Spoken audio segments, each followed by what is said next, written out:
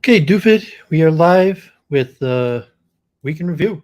So a lot to cover tonight. Been an exciting week, a lot of research, and excited to start Week in Review. A lot of interesting things to share. Hopefully a few people tune in to find it interesting. So let me jump right in with screen share and show some links. Most what I have this week is related to monism, some really interesting things, but just to clear my desktop off quickly, just jump straight into screen share. We'll see if any guests want to come on later. I'll put the link in. Let me just so this was a little bit interesting. The last few weeks I've been talking about the history of science. I'm going to return to that. So here was an article on the history and theology of thermodynamics. And let me just read the abstract here. The first and second laws of thermodynamics, stating respectively the conservation of the dissipation of energy, are considered by many writers to be the two most fundamental laws of the universe. Both laws are held to be empirically derived, yet upon reflection, it does not seem possible to state from the limited empiric evidence available either proposition as a universal law. A further element appears to be involved in such statement: philosophical and religious belief. In this paper, the conservation law is traced to its origins in Greek philosophy. The second law is traced to its origins in the traditional Christian outlook. Traditional Christian concepts appear to have deeply influenced many of the scientists who stated and developed the second law as a universal principle. To cite Lord Kelvin, William Thomson, one of the originators of the second law, the law meant that all motion except that of heat must have an end unless it pleased God to restore by an act of new creative power and dissipation of mechanical effects that always go on. The conceptual development of the second law is followed from the works of Newton through the treatment of Laplace, Whewell, Kelvin, Clausius, Maxwell, Tyndall, Stewart, and Tate, Clifford, Boltzmann, Planck, Jane, Eddington, Whitehead, and a number of other writers. The view of these writers on the objective truth or falsity of the second law as universal principles is found to vary less with empiric evidence than with philosophical or religious belief. From the thoughts of certain of these men, it is suggested that the physical evidence taken as supporting the second law, which states that entropy can remain constant or increase, but can never decrease, may, when considered with Newton's third law of motion, for every action there is an equal and opposite reaction, suggest the probable presence of generically different and counterbalancing phenomenon yet to be discovered. A full statement of the second law may turn out to be entropy symmetrical. This theoretical possibility holds strong implications for technology. For over 100 years, we have employed a dissipative technology of low efficiency, which embodies our understanding of the second law. We have, as a result, an ecological and energy crisis. If entropy changes turn out to be symmetrical for the universe as a whole, there may well be no ultimate barrier to the development of a technology which closely approaches unity in its efficiency. Re-examination of the second law with a view to obtaining higher technological efficiency is urged. The thoughts of many of the writers, particularly the physicists, appear seminal in this regard. So this was a PhD thesis. Just thought I'd share that. Okay, actually, I forgot to share it. So here are the religion and philosophy of entropy. Important subject. So there's another one, contemporary panpsychism, and let me just read this abstract real quick. And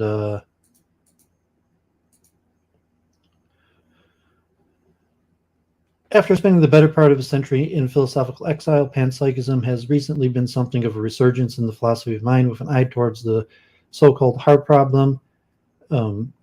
This is University of Texas, Austin, Keith Tarowski graduate program.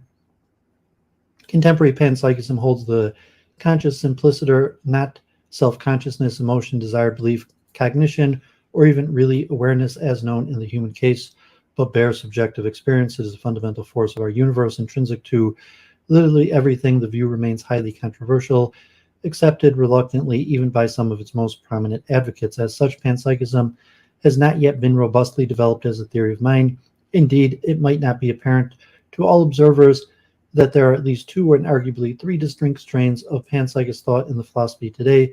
Some views hold that consciousness is inherent in matter as mass, while others as more restrictive, limiting subjective experience to either informational computation or biological systems.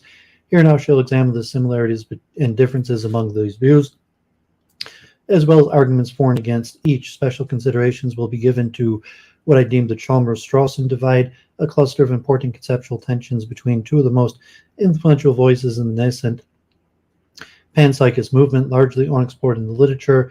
These tensions microcosmically reflect larger debates in the philosophy of mind and may pose a significant challenge to the project of establishing a consistent and viable theory of panpsychism.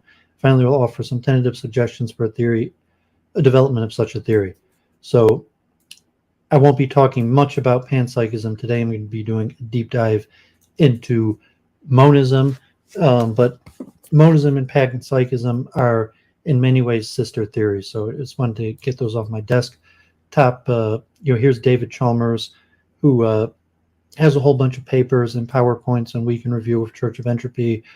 In the past, we have read through many of Chalmers' PowerPoints and gone through his slides. So just people more interested. So modern day debate starting in less than an hour has the Thorpes, Grace and Ben Thorpe, who I met a few months ago. Already 100 people waiting. Should be a lively program. So Ben and Grace finally got their big break. Grace got on the Destiny program and will be debating on Stephen Crowder, Innocent, Destiny Not So Erudite versus Grace Thorpe and Ben Thorpe. So Grace was on Destiny and then did a post show, and I was the first guest to congratulate her. And now you can see her subscribers went way up, and she got from like 900 subs to over 2,000 subs. And so people could sub to Grace and Ben Thorpe, new debaters on the scene. Ben Thorpe, also like in Rhode Island, Catholic, interesting character, 940 subs, almost at 1,000 also. So they will be concurrently on Modern Day Debate starting in a few minutes. I popped on Amy's open panel last night. I didn't prepare a presentation, but she had an open panel on, just random. John Wolfe was there. So we had an interesting conversation. We're talking about, like street life and some degeneracies and pickup culture and various topics. So it was a shorter program, just 2 hours. So I had Michael over for another Introduction to Jewish Prayer, Part 3, and we covered the blessings of the Kriya Shema and the Shema, and we did quite a bit of the Hebrew, some of the Sabbath, El Adon. I didn't have a chance to timestamp it yet. Hopefully I'll do that tomorrow. And this Thursday we will continue with Shmona Esrei, so the series is going well, thank God.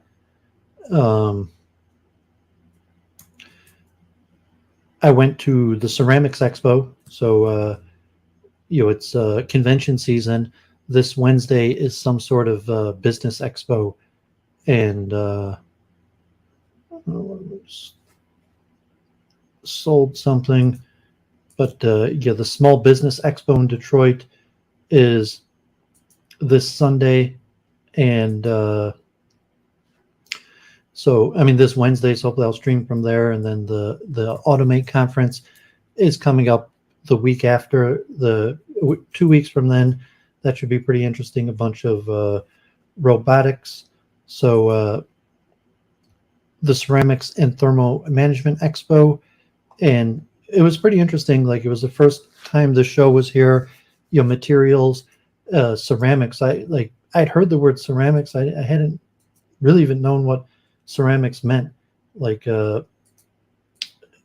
because I thought it just meant like pottery or the type things where you buy like ceramics, but I guess ceramics has a technical definition as any various hard, brittle, heat resistance, and corrosion resistant materials made by shaping and then firing an inorganic, non-metallic material such as clay at a higher temperature. So this was industrial ceramics, and they had the thermal management, and so manufacturing processes, material refinement. So you had an interesting ramble. Also a lot of Koreans, so notice I think I mentioned that last week, and so this show also a lot of Koreans. So it's an interesting shift there's been quite a few Koreans, but I guess a decline in Chinese and an increase in Koreans due to global politics. Duvid is now on Rumble, and I don't have any subs. I'm my only sub. So if anyone is on Rumble, you could sub to Duvid. And I'm trying to put over my videos, and you can see I have it could be they're going to allow me to upload all of my videos to Rumble. I did it a few days ago, and they've only done one so far. So maybe if I get a few more subs, that will go quicker. So if anyone's on Rumble, please sub to Duvid, and maybe I'll figure out to the simulcast. But I figure with all the potential censorship, just backup video, free backup of my videos, I will put myself onto Rumble. So we'll see how long it takes for the videos to upload, or see if I get any subs. Odyssey. I'm on Odyssey now also. The weekend reviews don't go to Odyssey because they have a maximum of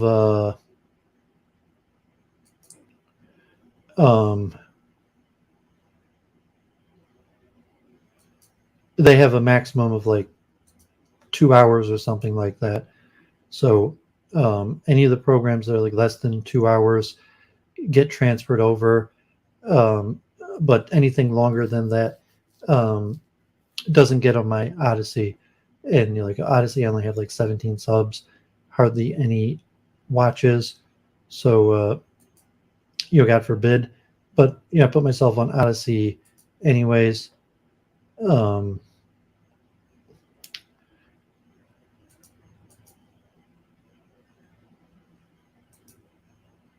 I was looking at this today, foliation. This is mathematical. I was looking into the physics of time and space, and so it's more complicated mathematics. So I don't have Church of Entropy anymore. We'll see what happens if she gets her Sundays back. But just something I was looking into, foliation. It's more complicated mathematical concept.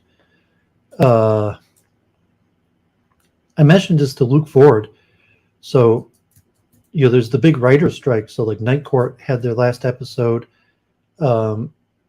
Just Frank, how's it going? So, Hollywood, the writer's strike, and a lot of these shows are going straight to repeat. The night shows, Jimmy Fallon, Night Court, a lot of the sitcoms. And I didn't realize how dependent they were on screenwriters. You think nighttime television, even comedy, that maybe people write this stuff themselves or would be capable, but the writer's strike causing most of these shows just to shut down. So I thought that was interesting. I mentioned it to Luke Ford in Hollywood. I'm not sure if you mentioned that, but we'll see what happens with the writer's strike. There's financial problems with competition from TV and streaming and, YouTube, independent sources.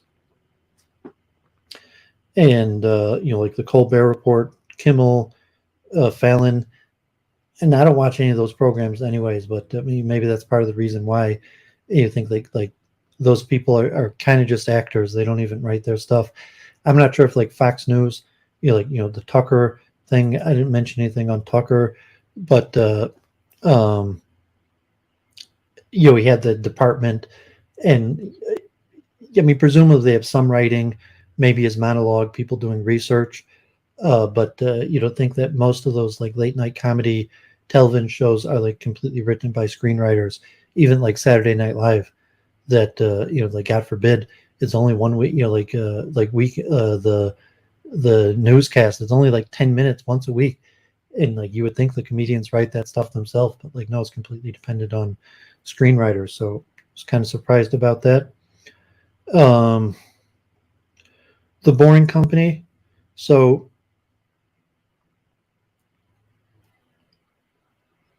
yeah, I mean, I'm not saying they deserve, like, I mean, I favor the screenwriters or whatever. I was just surprised that they actually had to shut down all these shows because of the strike. Like, you would think like Saturday Night Live, like their weekend update or something like that. It's only like 10 minutes that the comedians or something could do it themselves, but they're completely dependent on screenwriters. I was kind of shocked, but maybe it makes sense. I don't even watch that anyway, so like God forbid. So yeah, the Tesla Space. I'm a regular viewer of this new YouTube channel, the Tesla Space, and they had an update on the Boring Company, and the Boring Company in Las Vegas, and they've actually bored quite a bit. They bored like 60 miles, and they might have something ready, like subways or something in Las Vegas coming soon. And then like Elon Musk, like Workers City in Texas for his workers. So interesting updates. I've been watching basically all the videos that come out of this YouTube channel, like the Tesla Space, and related to the Society of Automotive Manufacturing. Tesla's been a big disruptor, game changer in manufacture in general. So and they're not necessarily present at the mainstream conventions in Detroit. That they appear to have alternative methods and means than the classical engineering societies. I saw this new webpage, Ground, a news source, and it looked a little bit interesting because they collected together all of the various. So I mean, God forbid, God forbid there was a shooting. People probably heard of that, and gunman in Texas mall shooting may have had neo-Nazi beliefs. Marcinio Garcia's a local resident, probably Hispanic. And then you could, so this webpage that collects together the various news stories and rates it from far left to far right, and you could see the bias distribution in terms like CNN, MSNBC, CBS, The Independent, Los Angeles Times, Daily Beast, to on the right, the Gateway Pundit, the Toronto Sun, Red State, Fox News, Washington Examiner. And so on all these various issues, they are comparing how the news is covered. So some sort of statistical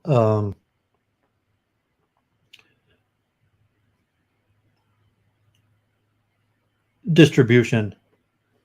So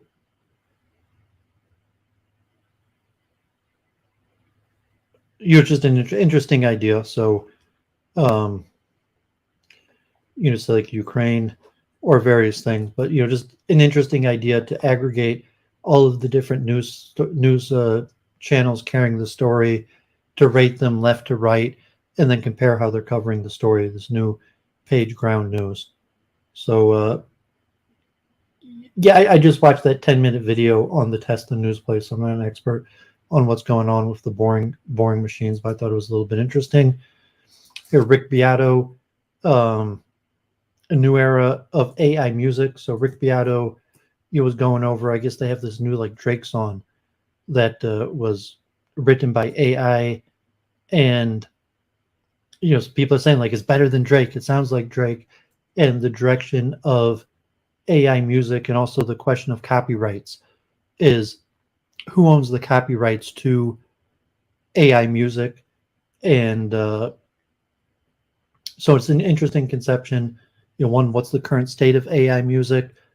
how accurately could they represent voices, that stuff, like Paul McCartney, to using like a younger Paul McCartney versus the current now boomer Paul McCartney's voice, or adding John Lennon into to splice John Lennon onto Paul McCartney's new songs.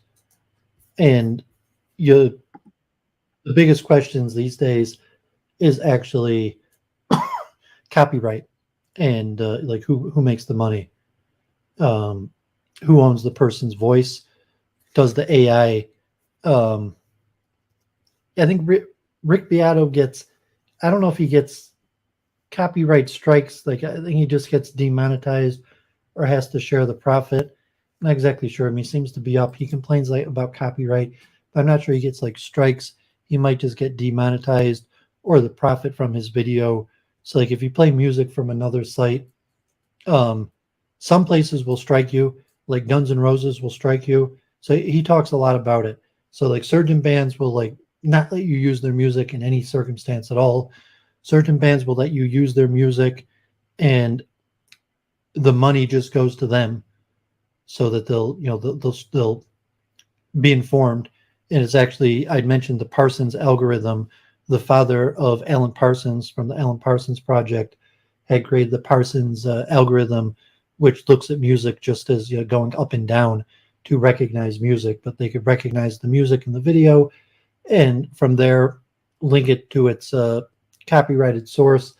And then the money from the Rick Beato video, instead of going to him, would go to the owner of the copyright, although he sells his Beato book or other forms so even if his he doesn't make the money from the YouTube advertisements, he still probably gets super chats and sales of his book or whatever. But so I believe that some people let them use the music, and some people will just take the copyright, and some people will strike you.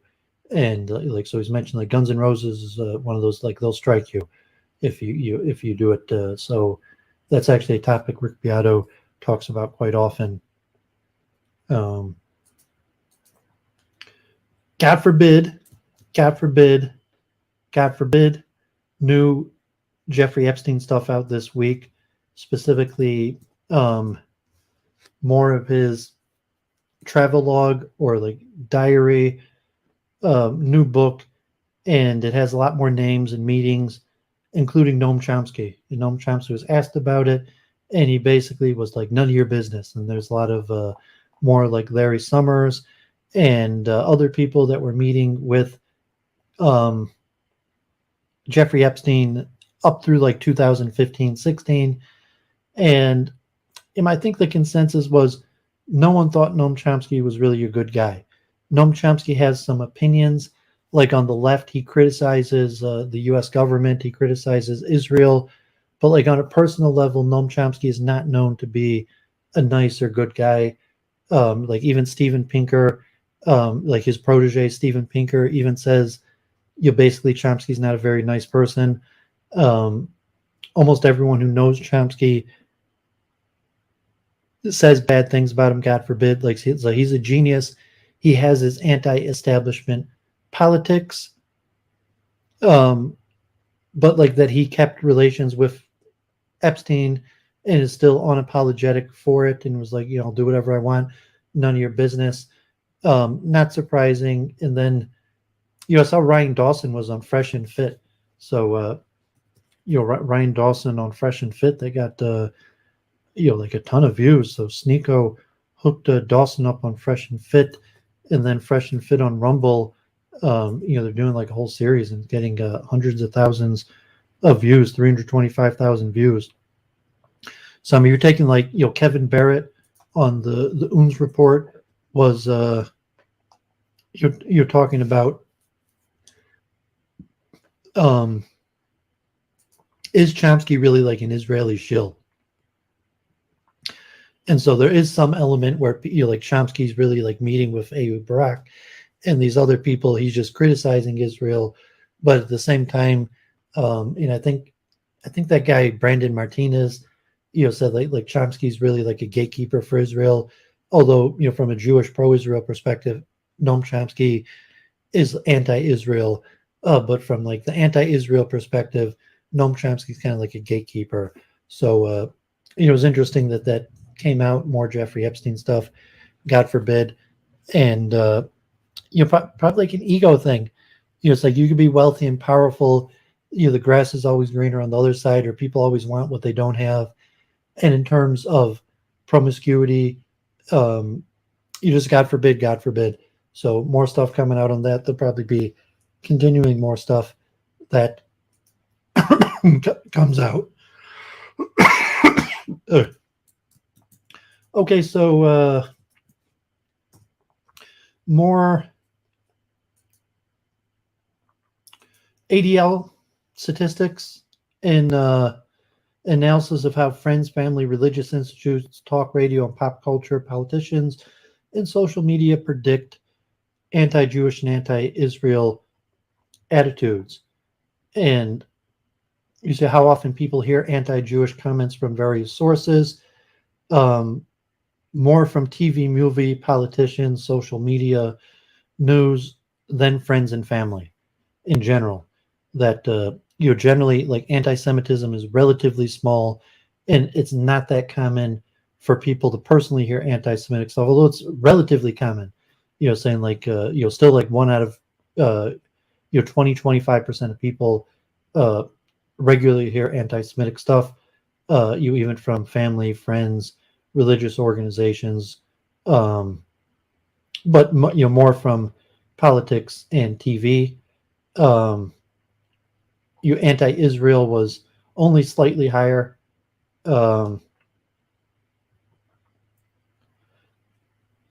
But here was the key thing of the relations. Like, if you hear things from closer people, you're more likely to believe in more anti-Semitic tropes. Like, so for their measure of how anti-Semitic people are by, so how many of the tropes do people believe in? And so if you hear regularly anti-Semitic things from your friends and family, you're significantly more likely to fall into anti-Semitism yourself than just seeing anti-Semitic stuff in like TV, media, social media, the news. Talk radio has the biggest influence, religious organizations, but most specifically friends and family. That hearing anti-Semitic things from friends and family has a huge influence on people. But you can see philo-Semitism. Percent of respondents that have at least family member or friend that likes Jews. 70% of the people polled had, representative of Americans in general, have a philo-Semitic friend or family. Only 20% have anti-Semitic friends or family. So it's substantial that 1 out of 5 Americans has a family member or a friend that actively dislikes Jews, God forbid. However, 3.5 times more have a family member or friend that likes Jews. Although only half of Americans actually have interaction with Jews. And 40% of Americans have a Jewish family member or friend. And then, the effect of that in terms of believing anti-Semitic tropes. So just the latest ADL survey. So their conclusion, researchers found that one's relationship with family and friends seems to play a highly significant role in driving one's attitudes. So like relatively obvious that media, social media, public sentiment, if you know Jews, if you know people who like Jews, you're not likely to be anti-Semitic. If you know people that dislike Jews, you're substantially more likely to be anti-Semitic. And things like media, social media, politics does not actually have as big an effect as personal relationships. Science of Consciousness conference coming up in 2 weeks. So God forbid, Duvid did not get to the Science of Consciousness conference. It was part of the breakdown of Week in Review, and it was a direction I was trying to move towards that was unsuccessful towards. Jennifer had less interest in it. Last year, we paid to go online. It didn't seem that much benefit to be online in like the chat, and they put out the videos a few months later. So I will not be paying for online again this year, but they have released the schedule and the complete booklet. So here is the schedule. Monday workshops. Tuesday they have 9 planetariums and only 2 keynotes. So I have to look at David Chalmers and the posters and coherence and various things. So the panels on quantum brain biology, phenomenal experience, neuroscience, hallucinations, AI and consciousness, intentionality, consciousness and evolution, electromagnetism and resonance theories, and free will with Sir Roger Penrose. Their keynote, I guess the first keynote maybe they had backed out if it was supposed to be Christopher Koch. I forget who their keynote, they said there was going to be. There's a trip to the Etna mountain on Saturday. So I had kind of wanted to go to it, but didn't work out. And but I will look forward to seeing the program afterwards. So I guess Roger Penrose was supposed to be a keynote. Maybe he won't be. And some interesting names. So I've been following this for a few years now. Know quite a few of the names. I would have been interesting to go and meet the people and network, make connections, stream. But it was expensive, and I didn't have it together to do it. And you could see the the various things. So here, their booklet is a full 300 pages. So I will probably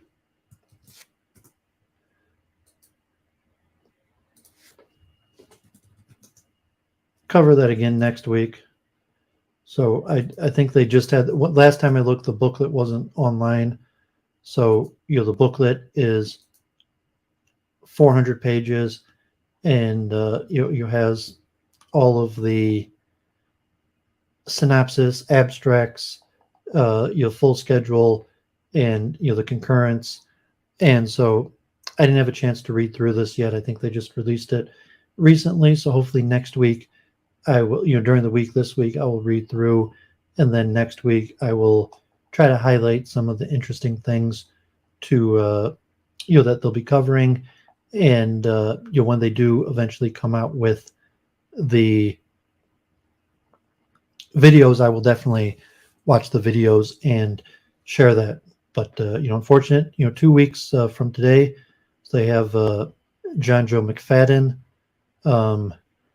Anirban Bandyopadhyay, spoke last year, and Michael Silberstein. I have a paper from Michael Silberstein that I might be reading today from Elizabethtown, Pennsylvania, on dual aspect neutral monism, panpsychism. So a lot of the names in monism that I'll be mentioning today in my research part of the program are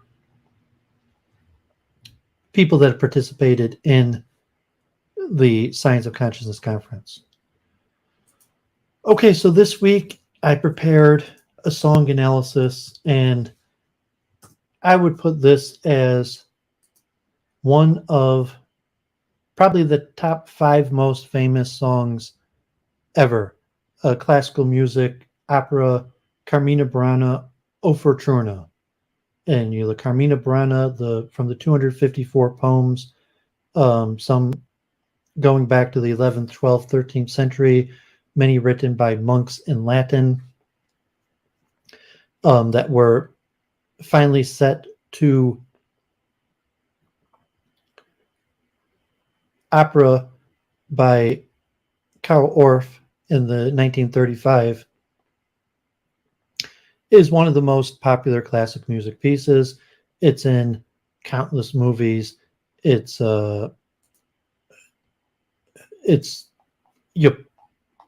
very often recorded. Background. It's Gothic. It's in Latin. A lot of the Carmina Burana poems are actually like about drinking and degenerate things. However, it was written by monks. So when I was in high school, I took Latin, and we translated Carmina Burana o Fortuna. And that was a long time ago. I was just looking at it this week, and so I thought I would examine it. So it has a musical accompaniment to a full symphony and opera, and has the timpani and the big drums pounding, and so it. Duvid will do my best to chant it singularly. It's a relatively simple chant, although it goes high. So the high part, God forbid, I may not be able to chant that well. And although it was written by monks, it more mirrors like Roman poetry, talking about like fate, and than a clear Christian message. And it starts out operatic and then goes into a low-level chant. So the first two stanzas, the first three verses of the first stanzas in a high, and maybe people will recognize it.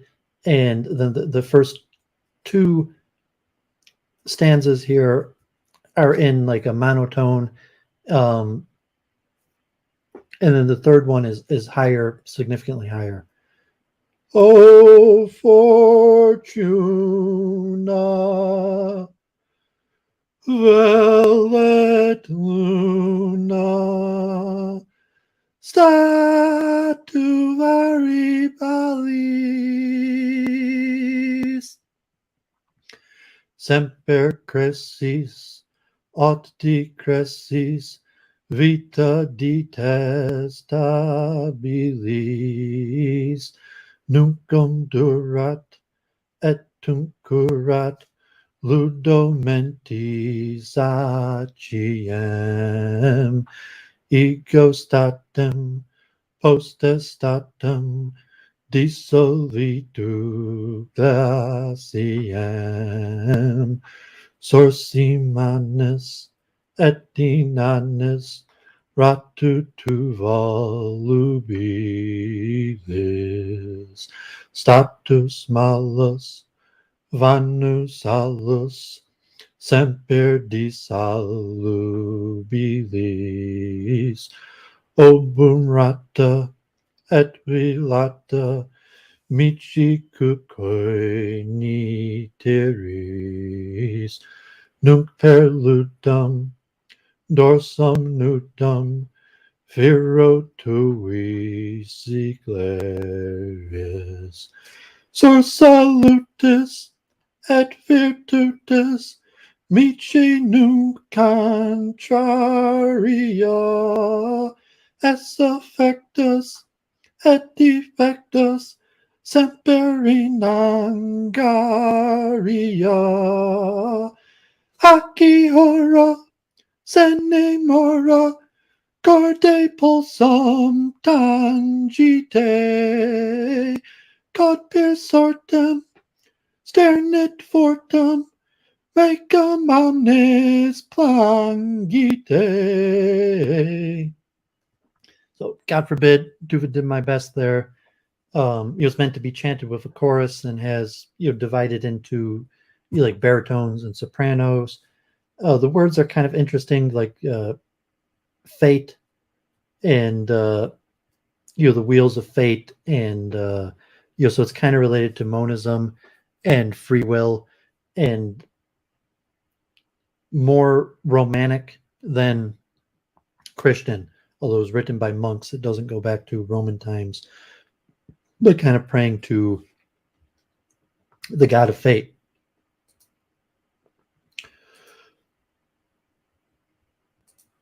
Okay, so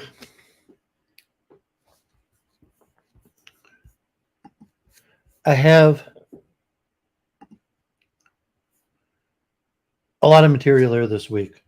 So I'll put the link in the chat.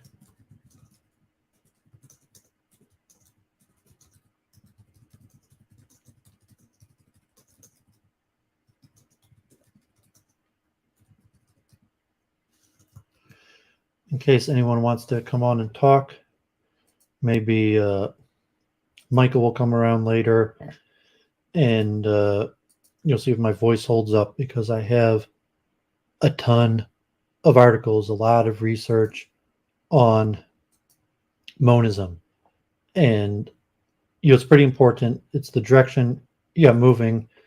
So week in review, God forbid, week viewership here.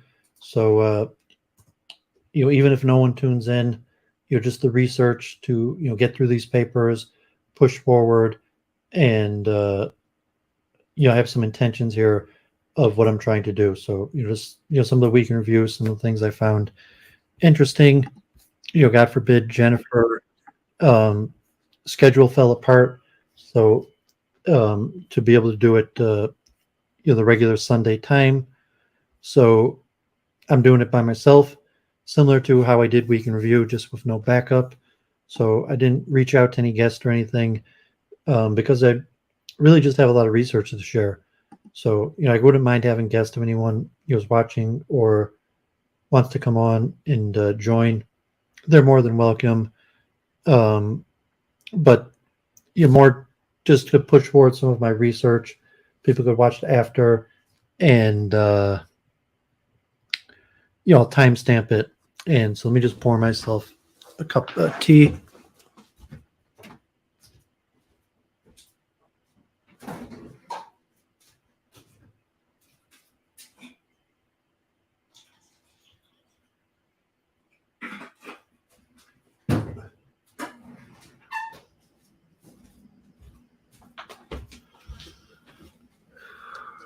Okay, so let's look quickly at some of the last few weeks of week in review. So this is the 4th week since I've gone solo. The first week I had Claire on, and I talked about monism from my own paper that I had written, and I still have that essay, what I'd read on monism. I haven't updated it. I have some books here I'm in the middle of reading on monism. So here's on Helmholtz. We're going to talk more about Helmholtz and Wittgenstein and his theory of perception, which relates to monism. You hear the Mach, James, and Russell, and Ernst Mach as one of the precursors to monism, to William James, to Bertrand Russell's formulations. And we're going to go over Bertrand Russell in depth. I'm still looking at this, The History of the Cognitive Revolution by Howard Gardner. I plan to write an essay and cover the cognitive revolution in depth. We talked about that in Week in Review with Church of Entropy quite a few times. Here's another book, Consciousness in the Physical World, Perspectives on Russellian Monism. And it's like a reader starting with Leibniz. So hopefully this week I will do quite a bit more research on monism. But I thought, this week I would go in depth into it. So, I did my philosophy of science series, the first 5 of what hopefully will be a 10-part series. maybe the week after this, I will try to put out more episodes in my philosophy of science, or it might wait a little bit just because I'm doing so much other research. So I talked about a lot about the conservation of energy, the history of the conservation of energy, and I'd mentioned biological theology in relation to my evolution debate. And in that sense, monism, I'm going to talk about Advaita this week also, like, Eastern philosophy, Hinduism, monistic philosophy that's religious in nature.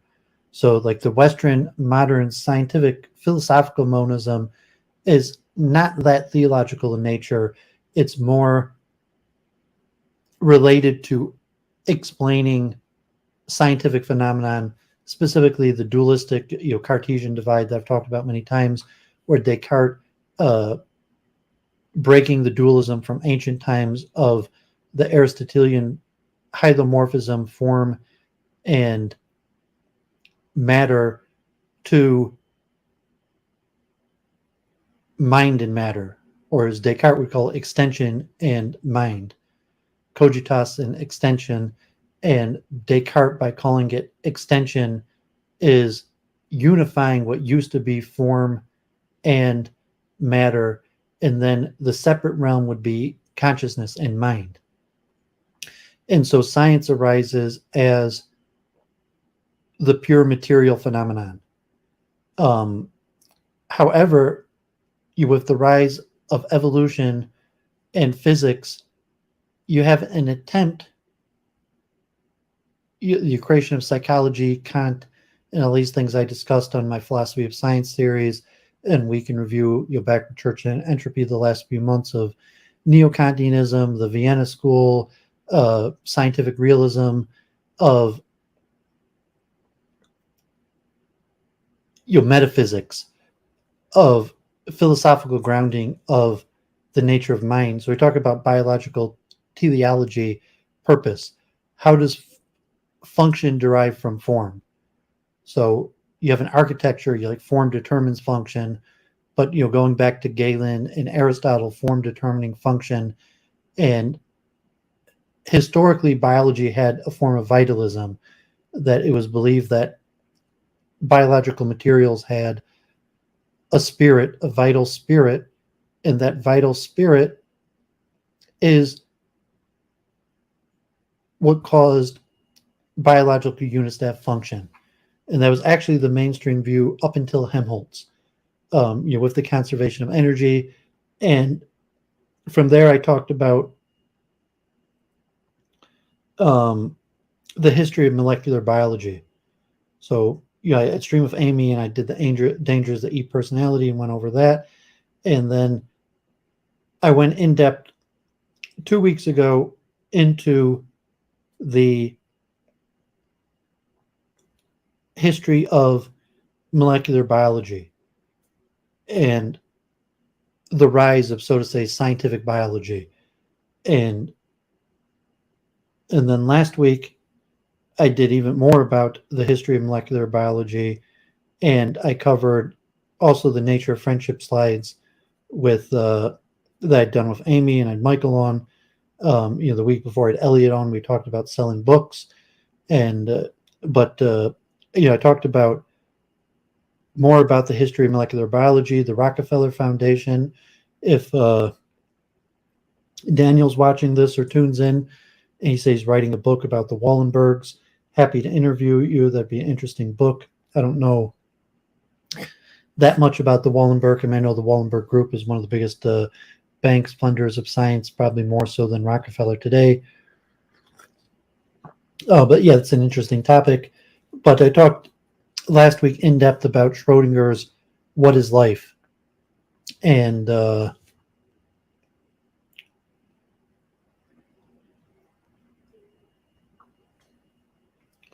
so I'm just trying to put this all together. So why I'm going in depth into monism and how it ties together. So Helmholtz was a monist. Helmholtz was also a neo-Kantian. And so I'd mentioned when I was talking about monism, what they call neutral aspect monism. Paul Shalom. And the concept, obviously materialism and the philosophy of science. I read through the whole Stanford encyclopedia on physicalism, and dualism in the Cartesian sense that there's a realm of mind and a realm of matter, and physicalism to say that matter is the only thing that exists.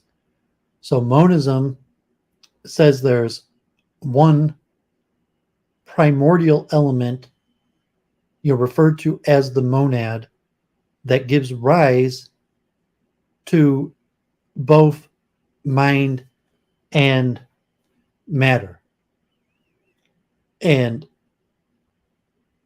so we're going to talk more about, there's like spiritual monism that's in relation to like religion and God, and saying like however scientific monism doesn't focus on God and spirituality.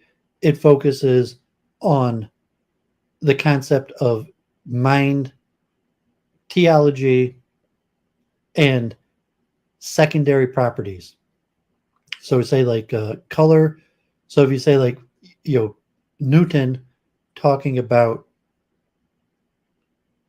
masses operating in space over time, mass is the primary, like mass and shape, temperature, the scientific quantities are the primary qualities.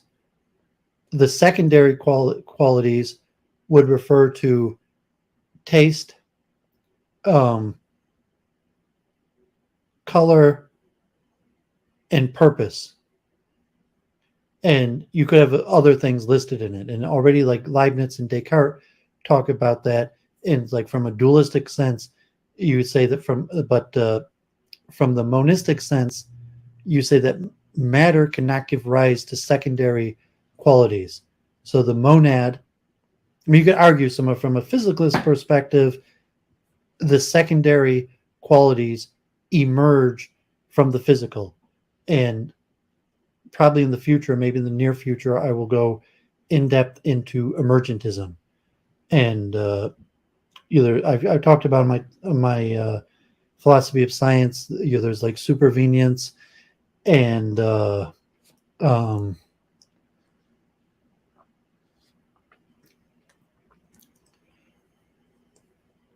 I'm forgetting the other terms, but there's a few theories like emergentism from a physical perspective that try to explain where these secondary qualities derive from a physical perspective.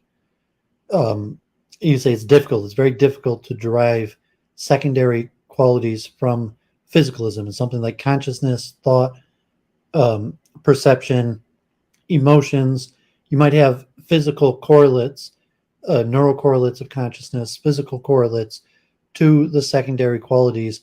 However, there's no direct way to show where they come from. And even, the concept of information in general.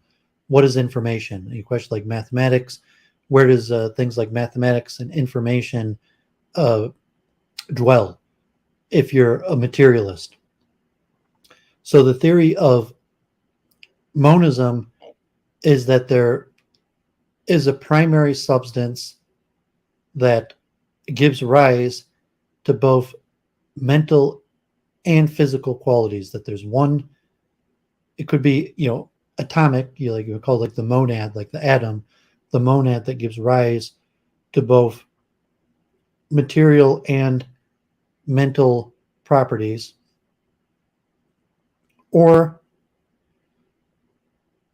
And from the schools of monism, you could be more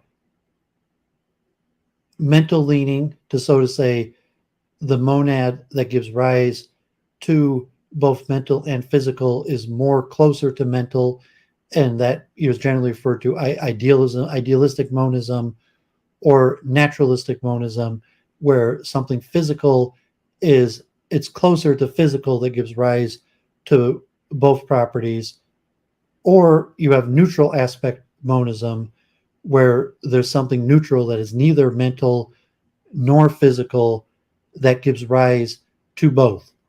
And so I mentioned 2 weeks ago that Helmholtz, William James, Ernst Mach, Bertrand Russell had ideas for what could this be? What could be this thing that gives rise to both the mental and the physical? And that's what's referred to as neutral aspect monism. So it's a big topic. There's a lot to cover. So there's a lot to read. So someone comes around and wants to talk, I'll take a break and we have a conversation. Other than that, I have over 10 papers I want to read good portions from. So let's jump right in. And you'll first look at, this was a conference, Quantum Physics Meets Philosophy of Mind, in 2013. And these are all theories of monism. So, I'm going to circle back. So I'm going to come back to the history of monism. Long articles on the history of monism. I mentioned some of that 2 weeks ago. So we're going to go in depth onto the origins of monism, and including the Eastern origins like Advaita philosophy and its comparison to we'll call Western monism. And then there's a whole bunch of schools of monism, and monism has sister theories of panpsychism and pantheism and panentheism. So hopefully we'll look also at some of those. So this first one is Bob Doyle from Harvard University Department of Astronomy talking about information as the possibility. So I have quite a few of these. Some of these I'm going to read through the majority of them and take a long time. So I'm just going to read through tiny parts. The problem of mental causation depends heavily on the idea of causal closure of the world under laws of nature. If everything that is caused has a physical cause, what room is there for mental causes? Must mental events be eliminated, reduced to physicalism at best, and epiphenomenalism at worst? The central question in the classic mind-body problem is how can an immaterial mind move a material body if the causal chains are limited to interactions between physical things? We propose a model or theory of an immaterial mind as the pure information in the biological information processing system that is the brain and central nervous system. We show how this model can support a non-reductive physicalism and an emergent dualism. Information is physical but immaterial. It is neither matter nor energy, although it needs matter for its temporary embodiment and energy for its communication, for example, to other minds, or for storage in the external environment. Indeterminism in quantum physics breaks the strict causal chains that have been used to reduce biological phenomenon to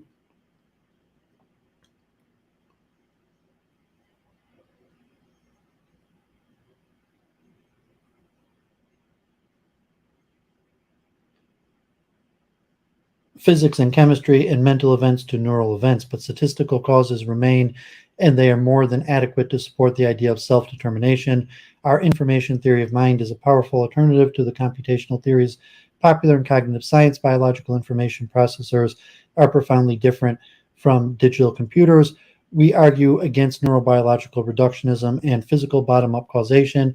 At the same time, we defend a supervenient statistical downward causation that allows free thoughts, mental events that are not predetermined by past events in the law of nature, to cause willed actions. Actions are ultimately statistical but adequately determined by our motives, reasons, intentions, desires, and feelings, in short, by our character. Our actions are thus determined for practical purposes, but self-determined, with at least some of the causes originating inside our minds. We defend an emergent dualism of mind and matter, subject and object, idealism and materialism. Monists might like the idea that information is a neutral quantity that can ground a triple aspect monism of matter, life, and mind. Information itself is an emergent that did not exist in the early universe. We will show that information structures emerge in three ways and in a temporal sequence corresponding respectively to matter, life, and mind. First is the emergence of order out of chaos that has given rise to complexity and chaos theories that try to explain life as a complex adaptive system. Ilya Prigogine won a Nobel Prize for far from equilibrium dissipated processes that produce information structures like Bernard convection cells. He called it order out of chaos. These complex systems have no internal information processing. They're dumb structures. They do, however, exert a gross downward causation over their physical parts. Second is the emergence of order out of chaos, order out of order. Erwin Schrödinger showed that all life feeds on stream of negative entropy from the sun. He called that order out of order. Biological processes rearrange this information in the negative entropy to create and maintain themselves. Their information processing systems, their downward causation is extremely fine, meaning they can exert causal control over component atoms and molecules individually. Third is the emergence of pure information of order. Abstract information is the stuff of thought. It is the lingua franca, the currency, the coin of the philosophical realm. Mental processes create and store abstract information in the brain hardware. At the neuron level, atoms and molecules are exquisitely controlled by neurobiology to enable nerve firings and to record information. The core of our information theory of mind is an experience recorder and reproducer. The experience recorder and reproducer stores information in our neural networks about all perceptual elements, sight, sound, touch, taste, and smell of an experience, along with our emotions during the experience. They are stored in whatever neurons fire together. Later, new perceptual elements that fire the same or nearby neurons can activate the neural network to replay the original experience, complete with its emotional content. The unconscious mind is a blooming, buzzing confusion, and of these reproduced experiences, some of which we focus our attention, we identify four evolutionary stages in the development of an experience recorder and reproducer that exhibits consciousness. So if you remember, Amy, good to see you. Thanks for tuning in. God bless. So if you remember last week, I read an article about Erwin Schrödinger's What is Life, and it was mentioning information theory, that Schrödinger hypothesized DNA before the discovery of DNA in terms of a biological mechanism that could store information. And, so this theory here is monistic in a sense where the key is information. And information having element of physical and mental, and it has some basics on quantum physics and the collapse of the wave equation and trying to reduce the collapse of the wave function to a form of information. And so information is a non-reductive physicalism. So here he's quoting Donald Davidson in his Anomalous Monism. Mental events such as perceiving, rememberings, decisions, and actions resist capture in the nomological net of physical theory. How can this fact be reconciled with the causal role of mental events in the physical world? Reconciling freedom with causal determinism is a special case of the problem. If we suppose the causal determinism entails captures in and freedom requires escape from the nomological net, but the broader issue can remain alive, even for someone who believes a correct analysis of free action reveals no conflict with determinism. Autonomy, freedom, self-rule may or may not clash with determinism. Anomaly is, it would seem, another matter. Davidson developed the following set of arguments. At least some mental events interact causally with physical events. Where there is causality, there must be a law. Events related as cause and effect fall under strict deterministic law. There are no strict deterministic laws on the basis of which mental events can be predicted and explained.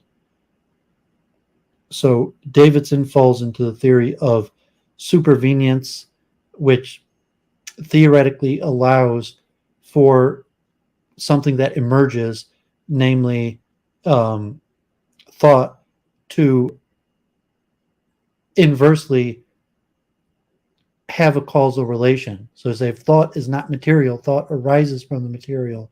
However, the thought can go back and affect the material. And I mentioned also the reverse anthropomorphization related to how computers work, and assuming that the human mind would work in a similar method to the way computers work. So this is interesting. It's something I'll return to in the future as we get more into the physics end. So your consciousness and the experiencer, recorder, reproducer. Consciousness can be defined in informational terms as an entity that reacts to information in its environment. In the context of information philosophy, we can define this as information consciousness. Thus, an animal in deep sleep is not conscious because it ignores changes in the environment, and robots may be conscious in our sense. Even the lowliest control system using negative feedback is in a minimal sense conscious of changes in the environment. The definition of consciousness fits with our model of mind as an experience recorder and reproducer. The ERR model is a major alternative to the popular cognitive science or computational model of the mind as a digital computer. No algorithms or stored programs are needed for the ERR model. The physical metaphor is a nonlinear random access data recorder where data is stored using content addressable memory, simpler than a computer with stored algorithms. A better technological metaphor might be a video and sound recorder enhanced with the ability to record smells, tastes, touches, and critically essential feelings. The biological model is neurons that wire together during an organism's experience in multiple sensory and limbic systems, such that the later firing or even in part of the wired neurons can stimulate firing of all or parts of the original complex. So this goes on, and let me just look here. The 4 levels of consciousness. You have instinctive consciousness by animals with little or no learning capability. Automatic reactions to environmental conditions are transmitted genetically. Information about past experiences by prior generations of the organism is only present implicitly in the inherited reactions. Learned consciousness for animals whose past experiences guide current choices. Conscious but mostly habitual reactions are developed through experience, including instruction by parents and peers. Predictive consciousness, the sequencer in the ERR system can play back beyond the current situation, allowing the organism to use imagination and foresight to evaluate the future consequences of its choices. And reflective normative consciousness, in which consciousness deliberation about values influences the choice of behavior. And the determinism itself is an emergent property. Determinism itself emerges as the universe evolves. Determinism did not exist in the early universe of pure radiation and subatomic particles, when all interaction of particles and matters were quantum mechanical and indeterministic. When small numbers of atoms and molecules interact, the motions and behavior are indeterministic, governed by the rules of quantum mechanics. However, when large numbers of microscopic particles get together in aggregates, the indeterminacy of the individual particles gets averaged over, and macroscopic adequacy deterministic laws emerge. This allows macroscopic systems to exert downward causal control on their indeterministic atomic and molecular components. Macroscopic systems, in making the transition from quantum to classical, effectively suppress the indeterminism. And so this also has a evolutionary perspective, a Big Bang perspective. So this is something I'm going to return to, and it's going to be extremely important when I get more into the hard problem of consciousness and the different theories of mind. So, just a little precursor there on some of the stuff that I will be getting more in depth into. So let's jump into now Advaita, Eastern philosophy. Monism has some precursor history in the West, in the ancient Greeks and the Kabbalists, but monism is most thoroughly developed in Eastern systems. And although Advaita literally means non-dualism, that many people understand Advaita as monism. So, yeah, John Williams, thanks for tuning in. God bless. Okay, so let's look at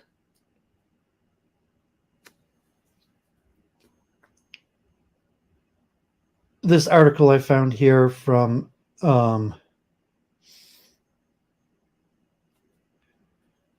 Shashikant Padalkar on monism, and it's from 2003. I was looking for some good material on the subject, and this one seemed reasonably comprehensive.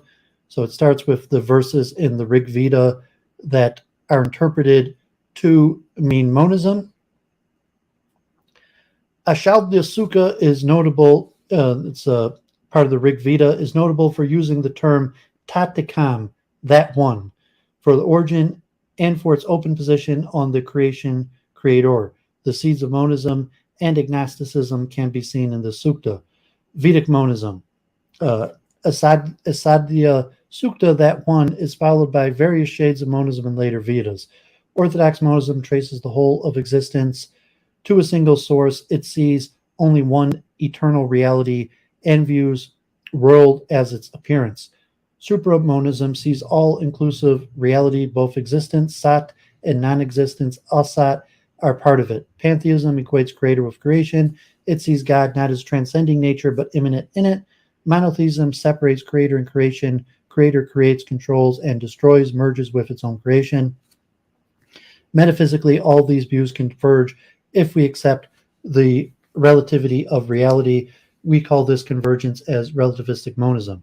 Vedic monism is based on the theme of Brahman and Atman. The word Brahman originates from the Sanskrit verb bria, similar to the Hebrew bore, like bracious, to create, which means to grow or to burst forth. Originally, Brahman was used to describe the mystical powers of mantras. It was later used in the Upanishads to describe the source of the universe or the one eternal reality. Atma in Rig Veda is mentioned as breath or life force. Gradually, it acquired the meaning of self or soul. Upanishad is together from the word sad, sit, near upa, and ni, devotedly. To sit near devotedly. Upanishad, to acquire knowledge from the guru. Upanishads are also known as Vedanta, meaning the end of Veda. Upanishadic Brahman is said to be one alone without a second. It is pure awareness. It is reality, knowledge, infinity, satyam. It is pure existence, consciousness, peace, Satchitananda. It is all-pervading. It is eternal, nitya. It is unalterable. It cannot be perceived by the senses. It is without any attributes, nirguna. It is the annulment of all phenomenon. It is indescribable, neti neti. It is the self within all. It is the self innermost, immortal. It is the witness consciousness. If it shines, all these shine. Through its radiance, all these become manifest. All this is verily Brahman. Upanishads describe a cosmic Brahman, which is attributeless and beyond space, time, and causality. Upanishads also describe cosmic Brahman, which is all-comprehending, all-pervading, and causal. The idea of Brahman has been propagated in Upanishads, multiple Upanishads. The main element of monism based on Brahman and Atman appear to be established by 5th century BC in the earlier Upanishads. Some later Upanishads are monotheistic, and by the 4th century AD restored the primacy of orthodox monism of the Upanishads. Brahma Sutras are extremely laconic, hence were interpreted by later seers, including Shankara, in their own ways. Thus gave Vedic monism the flexibility to be defended and developed through the unending advances of rational thinking. Advaita.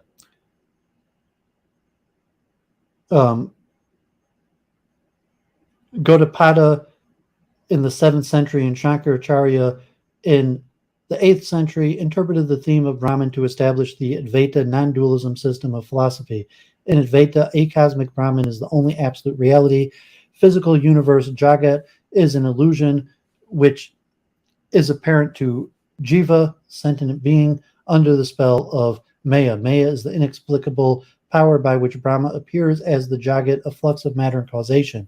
Jiva's innermost self, the Atman, is nothing but Brahman. Jiva cannot see the Brahman Atman unity due to ignorance, avidya, and limitation of body and mind, both being manifestations of Maya.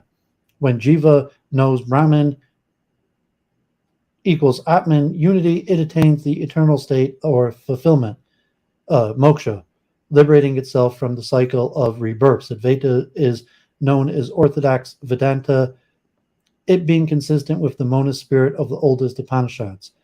Advaita, systematized by Shankaracharya, is known as the Kavel Advaita, the only Advaita.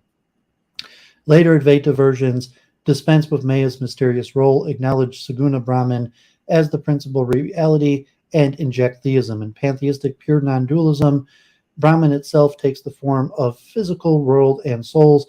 In the scheme of organic pantheism, qualified non-dualism, or Brahman souls and world are real and different from each other, but latter two are organically dependent on the Brahman-like body is dependent on the soul. In dualistic non-dualism, souls and world are one with the Brahman, but at the same time different from it, like a ray is one with and different from the sun. Dvaita is a supramonist theme where Brahman is assumed to be both cosmic and acosmic, suggesting that it has not exhausted itself in the creation of the universe. There is also a dualistic version of Advaita where Brahman, souls, and the world have independent existence, but latter two are subordinate to Brahman. In general, Indian philosophic mind has latched onto the idea of monism right from the days of Rig Veda till today for more than 3 millenniums. Western thought too arrived at similar ideas through Parmenides, Plotinus, and later Berkeley, Spinoza, and Haeckel. We can, however, safely say that the Orthodox monism is the indigenous and one of the main themes of Indian philosophy. Inverted and relativistic monism. Buddhism and Jainism are Indic schools which do not trace their origins in Vedas. Buddhism, however, can be seen as bringing to a logical conclusion certain Upanishadic speculations, while Jainism has some commonality with Orthodox Sankhya and Vaisheshika schools. Both these schools have common trait of separating philosophical content from theological. Gautama Buddha, founder of Buddhism, and Vardhamana Mahavira, protagonist of Jainism, were contemporaries in 6th century BC India. These two streams of heterodox philosophies, particularly Jainism, were present at the time of the oldest Upanishads in one form or the other. There are 4 major Buddhist schools which were established during the 2nd century BC to 2nd century AD. There's a new reality in the Vaibhashika. There's a new reality against every instant of time. The Satantika reality can only be guessed. Yogacara reality is nothing but is knowledge. And Madhyamaka, there's no absolute reality, as a corollary, only nothingness, sunya or void, is beyond this appearance of this world. Madhyamaka Buddhism is also known as Sunyavada or voidism. Sunya is much like Nirguna Brahman, but Madhyamaka does not acknowledge it is the substratum reality. This scheme can also be termed as inverted monism because only becoming or flux has been granted reality, while being has no reality. Being is equated with nothing or void. Jainism speculates 7 combinations of realities out of it is, asti, and nasti, not is, and unpredictable, avakyavyam. In this pluralistic realism, being, non-being, and probable can stand together to represent the composite reality of Syat. Satyavada holds that all knowledge is probabilistic and conditionally true. Syat's reality is mutable, contextual, and relative. Hence, Satyavada can also be termed as attributive monism or relativistic monism. Buddhism and Jainism are known as heterodox Indic schools as against orthodox Indic schools, namely Sankhya, Yoga, Jnana, Vaishika, Mimamsa, and Advaita. Except Advaita, no other Indic school shows clear monist absolutist non-dualistic tendency, though monotheistic tendencies are seen in Nyaya and Yoga schools. Indic schools other than Advaita, Nyaya, and Yoga are generally silent on God, while Advaita subordinates the God Ishvara by relegating it to the relative level. So this essay goes on, and you have some interesting things besides that, but you just want an overview on the origins of monism in Eastern thought. And I'd mentioned some of it in my essay on chess and the Ahimsa principle, also about the Jainism and the probabilistic truth related to the multiple truth hypothesis. So these are topics I'd like to return to, and there's many schools. Advaita is probably the most dominant school of Hinduism. However, like the Hare Krishnas are non-Advaitas or even anti-Advaitas, and there's many criticisms of Advaita philosophy. However, Advaita could generally be seen as simple monism, and so it's important to mention. So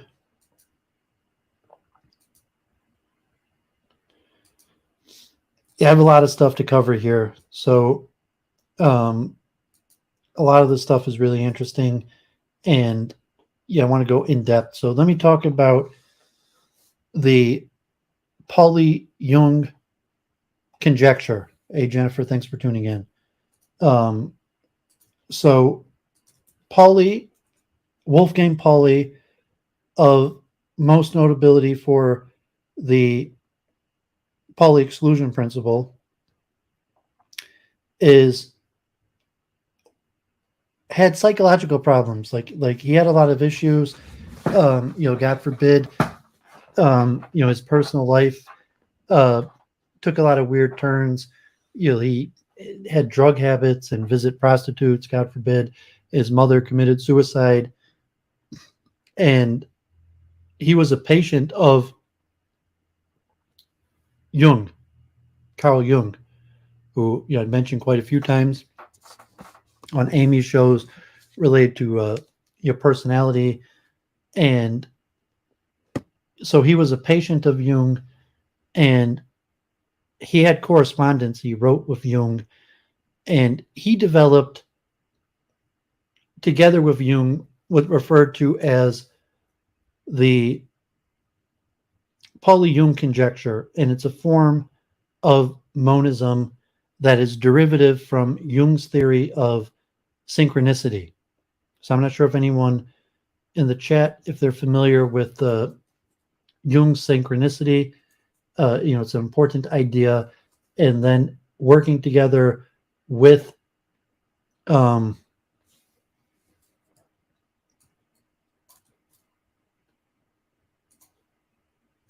Wolfgang Pauli, who was a psychological patient, they developed a monistic theory referred to as the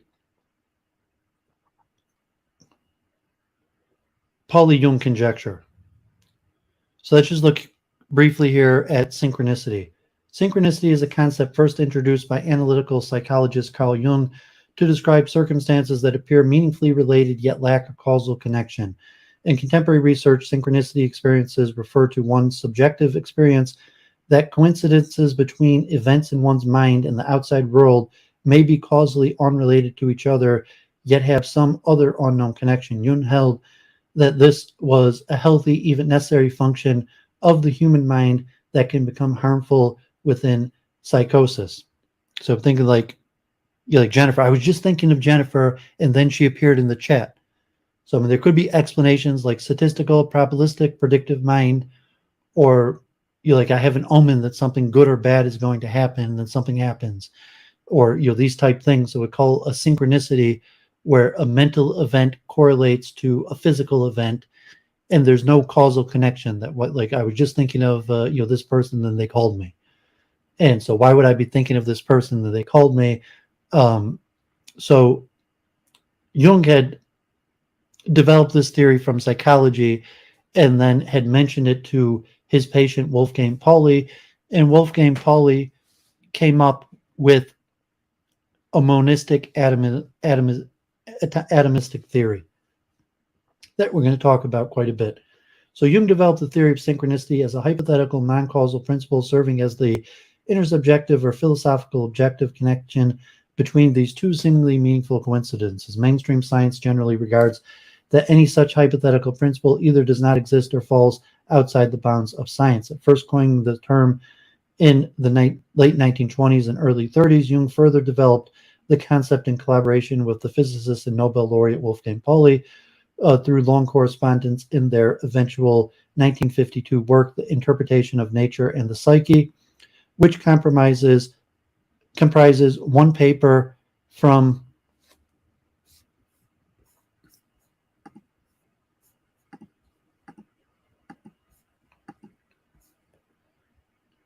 each of the two thinkers.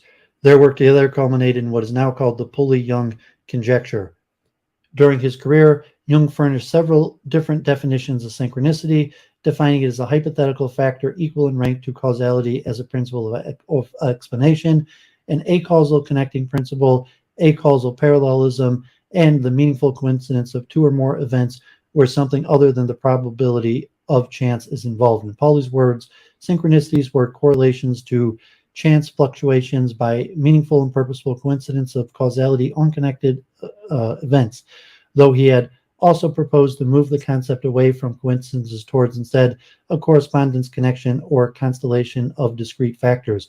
Jung and Pauli's view was that just as causal connections can provide a meaningful understanding of the psyche and the world, so too many acausal connections.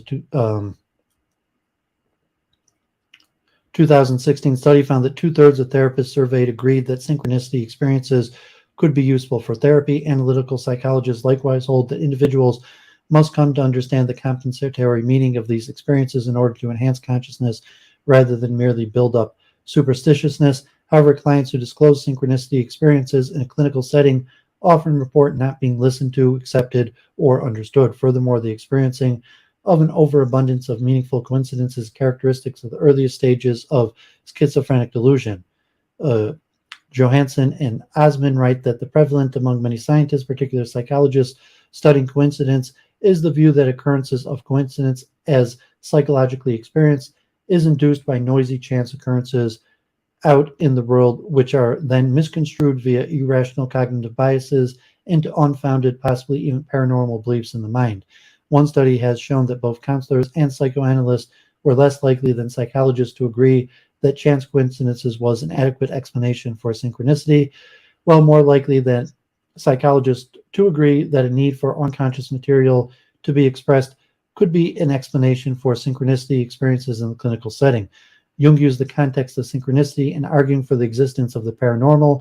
The idea was similarly explored by the writer Arthur Koestler in his 1972 root, The Work of Coincidence. Arthur Koestler, also known for The 13th Tribe, and 72 book, Introduction to Theories of Parapsychology, including extrasensory perception and psychokinesis.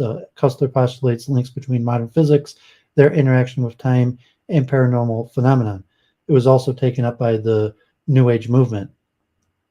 Unlike magical thinking, which believes causally unrelated events to have some paranormal causal connection, the synchronicity principle supposes that events may truly be causally unrelated, yet have some unknown non-causal connection. The objection from a scientific standpoint, however, is that this is neither testable nor falsifiable, and therefore does not fall within the realm of empirical study. Scientific skepticism regarded as pseudoscience. Jung stated that synchronicity events are nothing but chance occurrences from a statistical point of view, but are meaningful in that they may seem to validate paranormal ideas. However, no empirical studies of synchronicity experiences based on observable mental states and scientific data were conducted by Jung in order to draw his conclusions.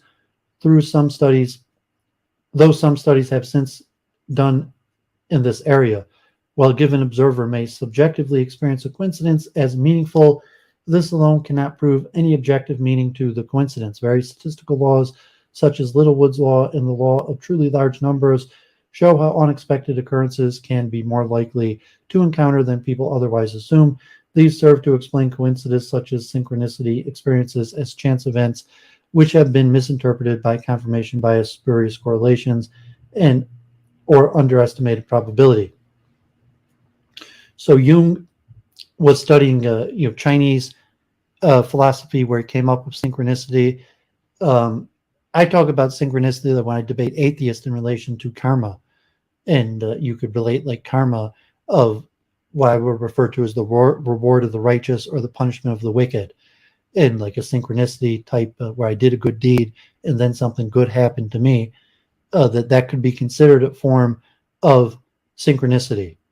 So Pauli, who was Jung's patient and developed into Jung's friend and eventually Jung's collaborator, together published a work together, which is called the Pauli-Jung Conjecture, which is a form of monism.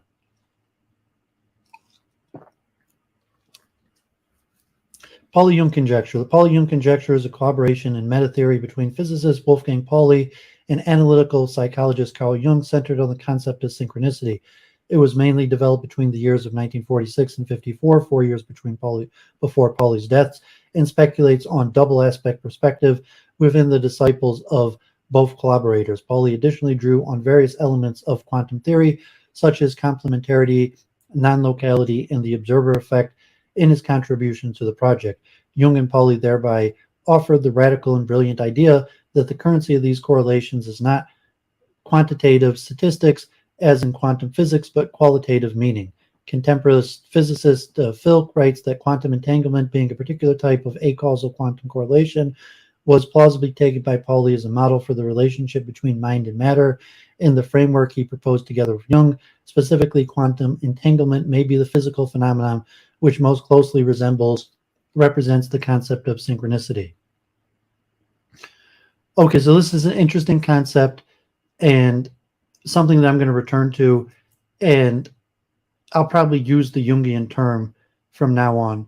Like I talk in karma, but I'll probably talk about synchronicity, because it's an important concept. So let's look more in depth. So Harald Atmanspacher is one of the main philosopher of mind monists today, dual aspect monists. And he was at the Science of Consciousness conference in 2020 with Roger Penrose. And yeah, Amy, it happens to everybody. The sense of, call it like call it deja vu, or you're just like, I was just thinking of Amy and then she called me. And you're saying, well, is it possible? I mean, I just hypothetically, but things like that happen all the time. I was just thinking of a person and then I bumped into him. And say, well, it's just coincidence. Like if I go out to the store, I'm likely to bump into somebody I know.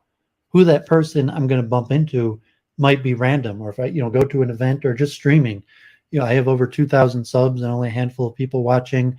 And so who's going to be in the chat? I have my regulars, but I had a feeling that so and so was going to be there, that I was going to bump into so and so.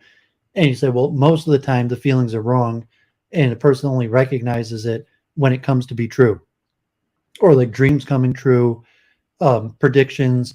You say one of the main theories models of mind is the predictive brain, that the mind is always making predictions, and that the vast majority of predictions are incorrect. So if I go to the store, that my brain is predicting scenarios where I could meet any of the people that I know. Amy, we covered the Dunbar's number, and it would say 1,500. If you estimate I know 1,500 people. So if I go to, let's say, the kosher store, there potentially could be 10,000 people that might be there. There might be 10,000 regular shoppers of the kosher store that I would have some sort of loose recognition if I saw them. And there might be 1,000 people that I've had interaction that I could be like, oh, I know this person from there. or versus like someone that I was in the middle of a conversation with that I could pick up and be like, oh, like last time we met we were talking about this, and could pick up the conversation. Or maybe someone I intimately know and like, oh, how's it going, how's your family, or we should really get together, thinking like a Dunbar's number. So in that sense, like, coincidences always happen, and so your mind is always making predictions. So from the physicalist point of view, it's impossible that there's causation, that the mentally, that if I was thinking like, oh, maybe if I said, oh, maybe Amy and Jennifer are going to be in my chat and John are going to be in my chat, and well, they're always in your chat, so that that's a reasonable prediction. So you predicted the people that were in your chat the last few weeks were going to be in your chat today. That coming true is like no big deal. That's obvious. As opposed to some kosher food tastes better. I mean, kosher food generally is a slightly higher quality than generic food, although like gourmet high quality food is usually higher than kosher. Like kosher has its limit, so like the best food is usually you can't get kosher, but kosher is like a notch up, like so it's a higher level than just average food. But you're just on the synchronicity that I'm a believer. So part of the reason I believe is because I don't believe in coincidence. I think everything is caused by God, by karma, by spiritual principles. So, if you just look at randomly, like you could bump into any various people and it's just coincidence, random. It's not some greater purpose caused by like God to put, certain people in front of you because of past karma. As a spiritual person, I believe that. And so from a materialist point of view, there's no mechanism for synchronicity. It has to be a coincidence. It has to just be a chance that occurred. And so you have a monistic theory. So the Pauli Jung conjecture, and although Jung could be considered a spiritualist as Pauli, the Pauli Jung conjecture is largely a philosophical, non-religious attempt to explain the phenomenon with, at the time in the 1950s, the most recent discoveries in quantum mechanics, of which Wolfgang Pauli is the Pauli exclusion principle, is a big name in physics. He's not quite like Einstein or Schrodinger, but he's probably like top 50. And even your average person who took a physics course in high school probably heard of Pauli and the Pauli exclusion principle. So let's look at this a little bit more in depth. This article, The Pauli Jung Conjecture and its Relatives, a Formally Augmented Outline, by Harald Atmanspacher, 2020. He's still around at the height of his research.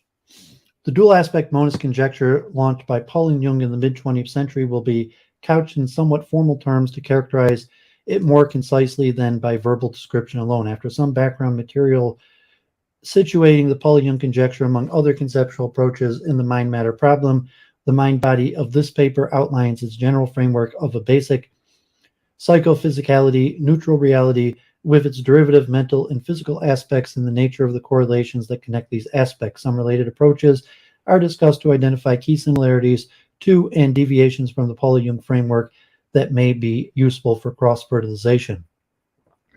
Background. The question of how the mental and physical are related to one another is likely as old as humans are pondering the human condition. Its advent in modern Western philosophy is usually appointed to the works of Descartes, who coined the terms res cognitans and res extensa to refer to the two fundamental substances. In contemporary terms, these substances are addressed as the mental and the physical. Of course, this dualistic stance does not characterize Descartes' thinking exhaustively, but a Cartesian dualist ontology has been eminently influential for the development that eventually led to science and engineering as we know it today.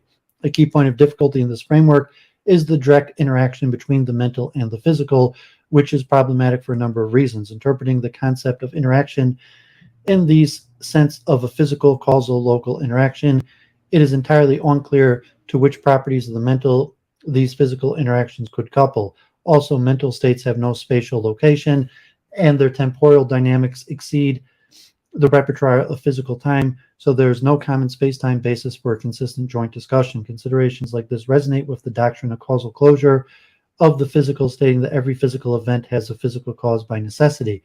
There are two immediate reactions to the Cartesian dualism, both trying to undercut the dualistic ontology by emphasizing one of Descartes' substances at the expense of the other. One of these is known as idealism, where some form of the mental is granted ontological primacy, while the physical is considered as derivative. The other is known as materialism or physicalism, where some form of the physical is granted ontological primacy, while the mental is considered as derivative. Both of them avoid the problem of interacting substances because only one substance is left as fundamental. However, the problem now that arises is how to describe the non-interactive relation between the primary substance and its derivative. In physicalism, the dominant view in current science and a large part of the philosophy of mind, there are two main projects to address this. One is reductive physicalism, claiming that the mental can be reduced to the physical so that ultimately all mental activity can be understood in terms of physical laws.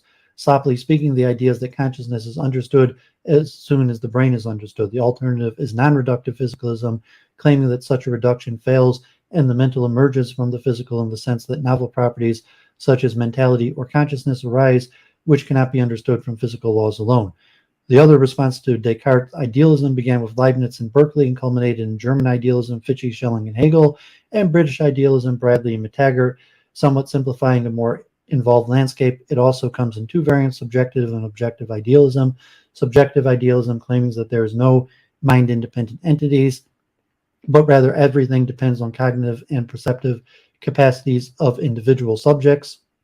Objective idealism maintains that there is a universal absolute cosmic mind of which individual minds are fragmented and impure offspring. A third alternative to Cartesian dualism was pioneered by Spinoza and gave rise to a number of so-called dual aspect approaches over the centuries. Dual aspect approaches consider the mental and physical domains of reality as aspects or manifestations of an underlying undivided reality in which the mental and physical do not exist as separate domains. In such a framework, the distinction between mind and matter results from an epistemic split that separates the aspects of the underlying reality. Consequently, the status of the psychophysically neutral domain is considered an ontic relative to mind-matter distinction. Two basic different classes of dual aspect thinking can be distinguished by the way in which the physically neutral domain gives rise to the mental and the physical. For Mach, James, and Russell, and the neo-Russellians, also subsumed as neutral monists, the compositional arrangement of psychophysically neutral elements decide about their mental or physical properties. In this picture of wholes constituted by parts following classical systems theory, the mental and the physical are reducible to the neutral domain. The other class of dual aspect thinking is decompositional rather than compositional.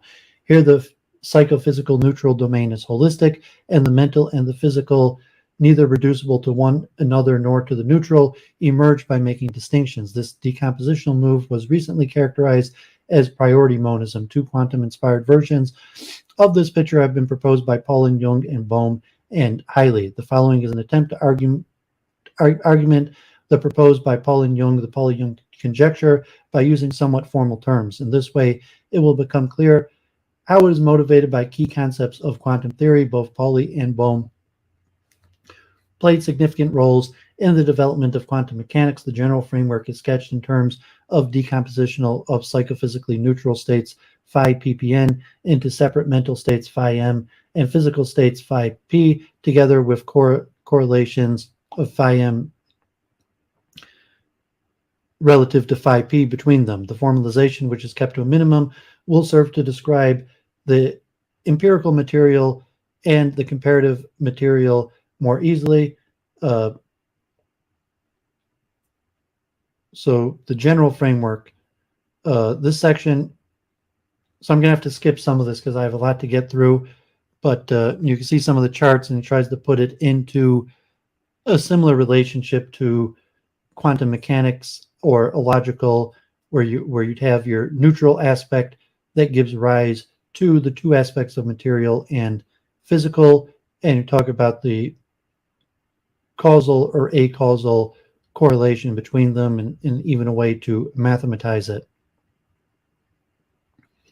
So encourage people to read through this, but I will skip the math part. The Pauli-Jung conjecture is not only conceptually appealing, but it also has wide-ranging empirical consequences, a promising feature that makes it particularly outstanding among several related approaches to mind-matter research. As indicated above, induced correlations can appear as coincidence phenomenon and dissociated phenomenon above and below ordinary baseline correlation. Coincidence phenomenon exhibit excess correlation above ordinary baseline correlation. They include meaningful coincidences, synchronicities, and Jung's parlance that connect M and P more than ordinarily. Conversely, dissociated phenomena exhibit deficit correlations where ordinary baseline correlations are disconnected in out-of-body experiences, sleep paralysis based on the Pauli-Jung conjecture. Atmanspacher and Fock proposed a taxonomy in which coincidence and dissociated phenomena form two of four fundamental types of exceptional experience based on induced correlations. As of today, about 3,000 cases of spontaneously occurring exceptional experiences have been systematically collected and evaluated by the Institute of Frontier Areas of Psychology. As a result of various factor analysis, cluster analysis, item analysis, and scale analysis, the taxonomy predicted by the Pauli-Jung conjecture turned out to be the most robust and best generalizable model for all analyzed samples. The fact that all patterns occur not only in subjects seeking help, but also, although less often in the general population, shows that exceptional experiences are widespread and continuously distributed in their intensity and frequency. One of the general population samples was compiled in cooperation with the Psychiatric University Clinic Zurich. After the standard questionnaire-based procedure of identifying individuals according to the taxonomy, their behavior in psychophysical settings known as Mooney task was analyzed. With such tasks, the disposition of subjects to project meaningful objects into random distributions of pixels can be studied. Weiss found that among the four basic types of exceptional experiences, only subjects inclined towards coincidence phenomenon showed a significant rate of false positives in the task. These subjects perceived meaningful excess correlations in situations that are random by construction. Impressive support for the taxonomy of phenomenon, not only for spontaneous occurrence, but even in controlled experiments. Moreover, applying the framework of the Pauli-Jung conjecture to the psychodynamics of situations in which subjects report exceptional experiences yields new and fascinating insights. Fock showed this in the interplay of bonding and autonomy for adolescents exhibiting exceptional experiences in their family context, in addition to a better understanding of the nature of mind-matter correlation in general. Such psychodynamic study offers specific intervention strategies with distinct therapeutic potential for subjects suffering from exceptional experiences. However, far from all subjects reporting exceptional experiences suffer from them or even receive psychotic diagnosis. To avoid a premature and unjustified identification of exceptional experience exclusive as mental disorders, the constructed questionnaires assess their phenomenology only, disregarding issues of veridicality or even psychopathology. The question of veridicality or truthfulness is delicate because it bears critical on assumptions about ontology. From a physicalist perspective, the veridicality of the experience requires that it must not contradict the laws of physics. If it does, the experience will likely be ditched as a psychopathological impairment or hallucination, which, however, is still veridical from a phenomenological standpoint. From a dual aspect perspective, correlative experiences are subject to neither physics alone nor psychology alone. To dismiss them as hallucinations because they do not follow the laws of physics would be an obvious category mistake. The existing empirical material shows plausibly that the self-rated perceived intensities of induced exceptional experiences decreases as a function of increasing frequency. Subjects may report low-intensity, hardly meaningful experiences fairly often, while once-in-a-lifetime experiences of almost existential numinous qualities are rare. Low-level intensity experiences exhibit a small difference from the baseline of no experience meaning at all. This suggests the heuristic picture of a monotonic increase of the intensity of meaning experience with increasing, rather than treating singular events of high intensity as statistical outliers.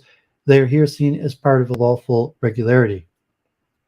In a similar vein, the empirical material also shown that the structural baseline correlation of with psychosomatic or psychoneural correlations are stable and reproducible as standard scientific methodology demands. So this goes on. I can't read all of this, but you say it has somewhat been tested and correlated, and material has been gathered. Elliot, thanks for tuning in. God bless. Arguably, the closest relative of the Pauli-Jung conjecture is Bohm's proposal that consider the mental and the physical as decomposed explications of holistic implicate orders, whose most fundamental form he calls hollow movement, resembling the unus mundus of Pauli-Jung.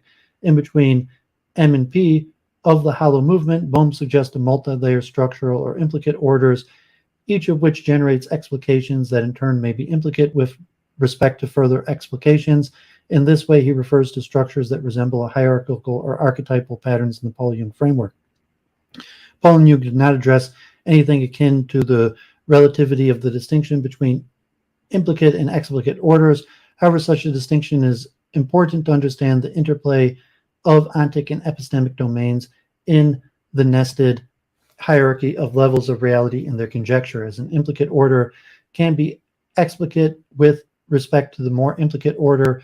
An ontic level of reality can be epistemic with respect to a more ontic level. A more detailed discussion of such a relative onticity adapted from Quine's ontological relativity would exceed the scope of this paper. Manifestations of the implicate orders in the separate states of the material and physical are called unfolding in Bohm's framework, and back reactions from the material and physical to their underlying implicate order are called enfolding. While in the Pauli-Jung conjecture, archetypal activity is always psychophysically neutral, archetypes are neither mental nor physical. Bohm refers to implicate orders that are both mental and physical, suggesting a distinction between the material and physical within such implicate orders. The both and figure, as innocent as it may look, marks a grave deviation from the neither nor of the Pauli-Jung conjecture. Taking it at face value, it points to a representation of implicate order states as product states of an implicate order in which both mental and physical properties are already separate would characterize a version of panpsychism, the view that mentality is fundamental and ubiquitous in the naturalist world. In this view, the index, the psychophysically neutral, would be illegitimate for such states. Rather, one might want to speak of the product state for panpsychism. It is not clear whether Bohm wants to stretch his panpsychism eventually to the hollow movement as the ultimate implicate order. If not, the hollow movement state would be the non-product state, as all archetype patterns in the Pauli-Jung conjecture are assumed to be. An important point common to Bohm and Pauli-Jung is their emphasis on the significance of meaning, which no other approach to mind-matter problems highlights so crucially.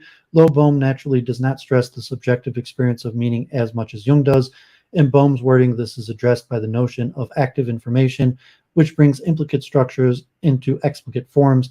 By doing so, not only separate states of the material and physical are generated as explicate orders from the underlying implicate order, but in addition, active information deriving from the implicate order substantiates mind-matter correlations as meaningful. The correlations arise as a consequence of the fact that both the material and physical unfold together from the same state of the same implicate order.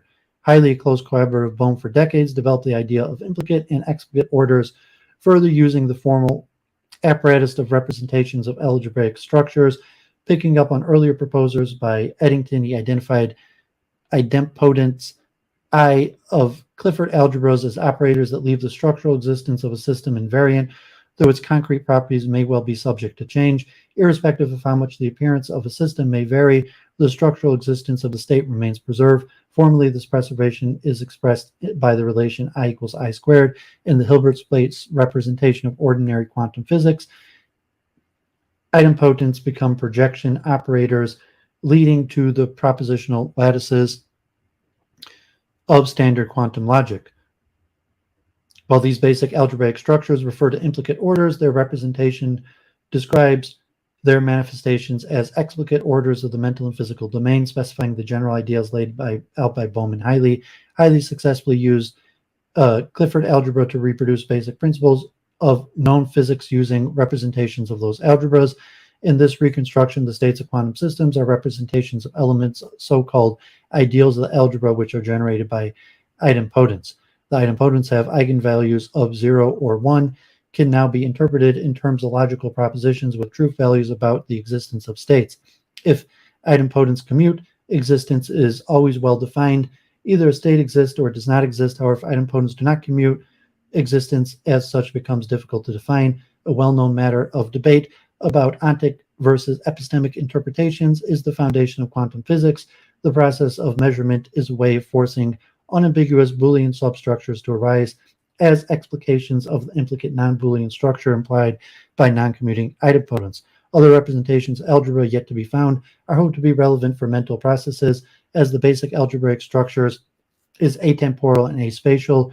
It is a promising candidate to characterize a pre-space and pre-time reality, implying that the hollow movement must not be mistaken as a movement in time or in position space. Eventually, both in the mental and the physical should be describable as manifestations or representations of the algebra. Since both representations derive from the same algebra, they are supposed to exhibit the mind-matter correlations. They're at the core of the mind-body problem. Paikanen related Bohm and Hiley's work to modern approaches in the philosophy of science, the philosophy of mind, and cognitive science. Another set of relatives to the Pauli-Jung conjecture can be found in the class of compositional dual aspect thinking. The notion of neutral monism has been coined for this class, as exposed by its main historical protagonists, Mach, James, and Russell.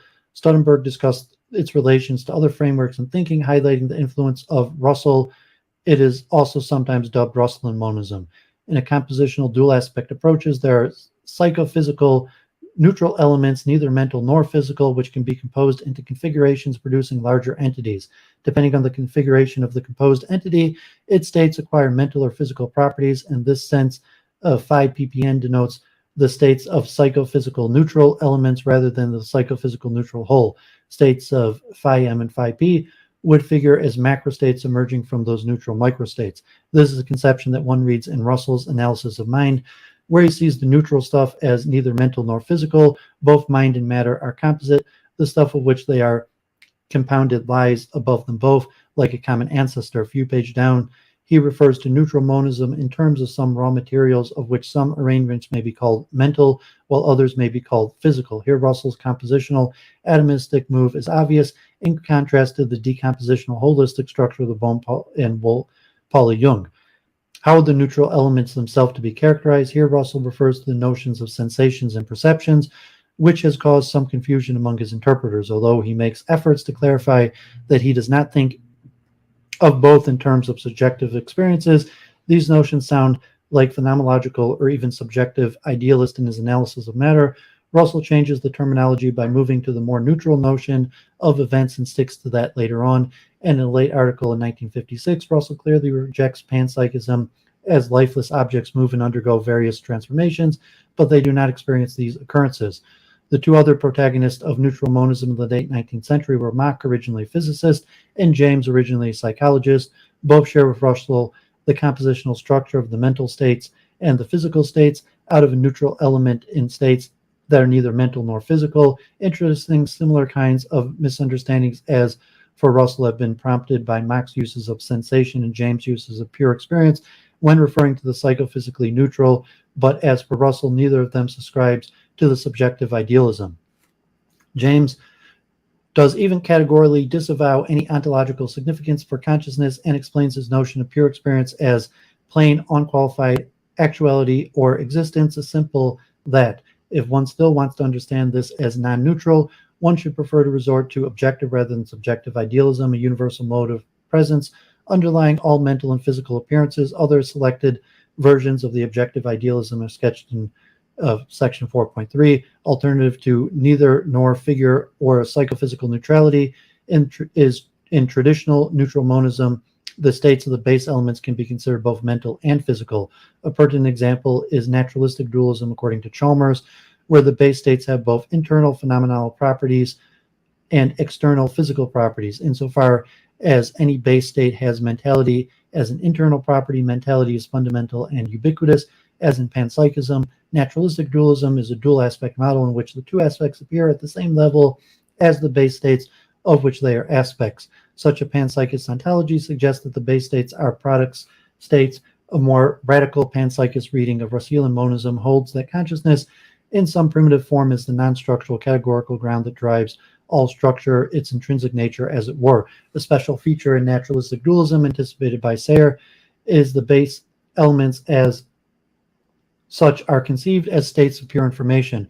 Pure here indicates that this information is conceived as purely syntactic in the sense of Shannon, and any reference to meaning is rejected. Such information states require distinctions in their state space, which are needed to define syntactic information. This in turn implies a context-independent primitive partition of that state space, perhaps with the one constraint that the mental and physical aspects of so defined information states match with each other in the right way. Objective idealism, another relative of the Pauli-Jung conjecture, sharing a number of features with it, is objective idealism. This position fell largely out of fashion with the rise of physicalism, though there are research programs in its spirit even today, such as Hoffman's compositional approach using conscious agents networks. Since it is impossible in this outline to sketch objective idealism anywhere close to its full comprehension, only a few exponents will be indicated from both Western and Eastern background. They are Schelling's philosophy at the turn of the 19th century and the much more ancient Indian systems of Advaita Vedanta and the Yuga Sutra of Pantenjala. Schelling, starting off as a follower of Fichte, was dedicatedly more concerned about the results of developing sciences than his teacher. He realized that Fichte's subjective idealism, with its emphasis on the ego, is too narrow and too one-sided. Turning back to Spinoza, he explored the idea that mind and matter, spirit and nature, are two sides of a primordial totality, a base reality conceived as a higher unity beyond the mind-matter distinction. Schelling's famous quote, "Nature should be made mind visible, mind the invisible nature," takes mind-nature dualism as a cognitive move for the sake of discursive thinking, but he rejects this as a metaphysical option. His next step was to posit the primordial reality without space and time as a dynamic, undifferentiated unity of the absolute ideal subjectivity and the absolute real objectivity in an internal act of absolute reason from which mind and nature are decomposed as separate forms. Reality as such is a dynamic self-organizing activity, indifferent with respect to even most fundamental oppositions of subject and object. That this indifference, later referred to as the unground in his freedom essay, points to states which are neither mental nor physical. The highest law of absolute reason at this level is the law of absolute identity, an identity whose only predicate is that it has no predicates. This is the cause of his objective idealism. Schelling's system of identity offers a delicate balance of the mental and physical as forms of manifestations. Its perfect symmetry is the same as the Pauli-Jung conjecture, although Schelling's system does not, at least explicitly, include a back reaction from mind and matter to their basis. This back reaction is crucial for Pauli and Jung, as it enables induced mind-matter correlations. Schelling does not explicitly address such correlations, but he talks about a transitive being that links mind and matter as predicates emerging from the indifferent unground, as he astonishingly clear about the necessary non-causal nature of this link. Rejecting the mind-like structure of Fichte's ego, Schelling downgrades the mental to a derivative aspect and insists on an ultimate reality as a tertium quid that is indifferent with respect to mind-matter distinction. On this hand, Schelling at times also seems to think about the base reality as both mental and physical, similar to the panpsychist attitude. With both versions, he departs from the basic tenets usually ascribed to German idealism, other than for Paul and Jung, who mostly reject epistemic access to the unus mundus. Schelling's ultimate and absolute reality can be apprehended by intellectual intuition, not to be conflated with intellect as a rational cognitive capacity. The late Schelling, in his struggle to achieve a better understanding of the absolute, resorted to Neoplatonic and mystic ideas, very much akin to what Jung did with his recourse to alchemy and the Hermetic tradition, which have their origin in the Near and Middle East. This makes it interesting to look at the objective idealism of Indian spiritual traditions and compare them with the Pauli-Jung conjecture. One of these traditions was recently investigated by Whitney in a thoughtful comparison with Jung's analytic psychology, Patanjali's Yoga Sutra, dating back to the 1st century. A key clarifying ingredient of Whitney's presentation of the Yoga Sutra is the distinction between two orientations of consciousness: consciousness in its true nature as orientation, and consciousness assuming the modifications of mind as orientation A and B. Other notations for orientation A are pure consciousness, pure subjectivity, or consciousness as such, Prusa, or cosmic consciousness. Consciousness in orientation A is unchanging, immutable, eternal, self-knowing, and non-dual. which is to say that it's free from distinctions. By contrast, consciousness in orientation B refers to states of the material of our everyday consciousness, perception, cognition, emotion, and other more or less subtle contexts of the discriminating mind consciousness, for us, prakti. This framework of thinking is kind of cosmic objective idealism, in which the cosmic mind orientation A is open to human experience if appropriate practices are conducted successfully. The difference between orientations A and B is created by avidya, ignorance, characterized by change, egoism, impurity, attraction, aversion, fear, suffering, and confusion. However, precisely since orientation B can change, it can in principle become aligned with the unchanging eternal orientation A. The striking similarity between Pentagula and Jung is the distinction of ego and self. In Pentagula's account, the former is a construct of the mind, and the latter a mode of pure consciousness, sometimes referred to as Atman. Although the ego is considered as one of the great afflictions within orientations B, it may nevertheless change so as to get aligned with orientation A and thus accomplish liberation. Note, however, that masquerading A with the tools of B is not the same as experience A directly. Likewise, Jung's notion of the ego and the conscious manifestation of an archetypal self, which is the goal of the process of individuation. Well, for Pentagula, it is Advaita that blocks the road from Prakti to the pure consciousness of Purusa. Analytical psychology proposes an increasing opacity of the unconscious as the obstacle precluding access to the ultimate ground of the undivided unus mundus. How could an opacity of the unconscious be interpreted in detail? In Jung's account, it is the loss of distinctions as tools for differentiation that is required for praktri. The law of distinction implies a loss of speakability and affability, a loss of discursive cognition. As soon as the ultimate distinction is dissolved, the resulting undivided reality does not leave any discursive option, non-duality par excellence. The neo-Kantian flavor of Jung and Pauli's approach did not permit them for a long time to think about this non-dual reality as being epistemically accessible. Only on the last pages of his final opus Mysterium, Jung took the possibility of such an access seriously, literally as an act of revelation. However, immanent experience like this, a notion adopted from Deleuze, cannot be subjective experiences in the ordinary profane sense. Along the lines in the Pauli Jung conjecture, one ought to think about them as experience of a neutral reality, neutral psychophysically and neutral with respect to other distinctions, including that of subject and object, thus avoiding the objective idealist notion of pure consciousness. One advantage of this move is the term pure consciousness makes it too easy to be mistaken as subjective, as in James' pure experience or Russell and Mach's sensations. This is avoided by less biased terms such as neutral reality. Another more important issue is that Pentagula analyzes the cosmic idealism of pure consciousness states in orientation A, primarily in relation to its mental manifestations.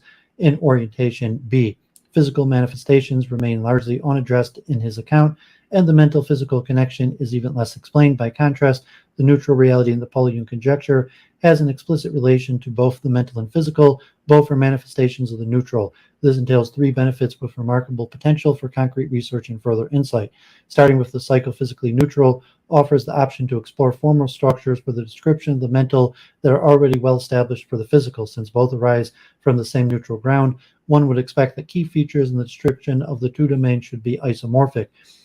One of these features is non-commutative structures. In physics and psychology, a novel research program that has been attracting even more scientists worldwide for the past 2 decades. The Pauli Jung conjecture and its ramifications provide a most natural and straightforward characterization of the correlations between the mental and physical.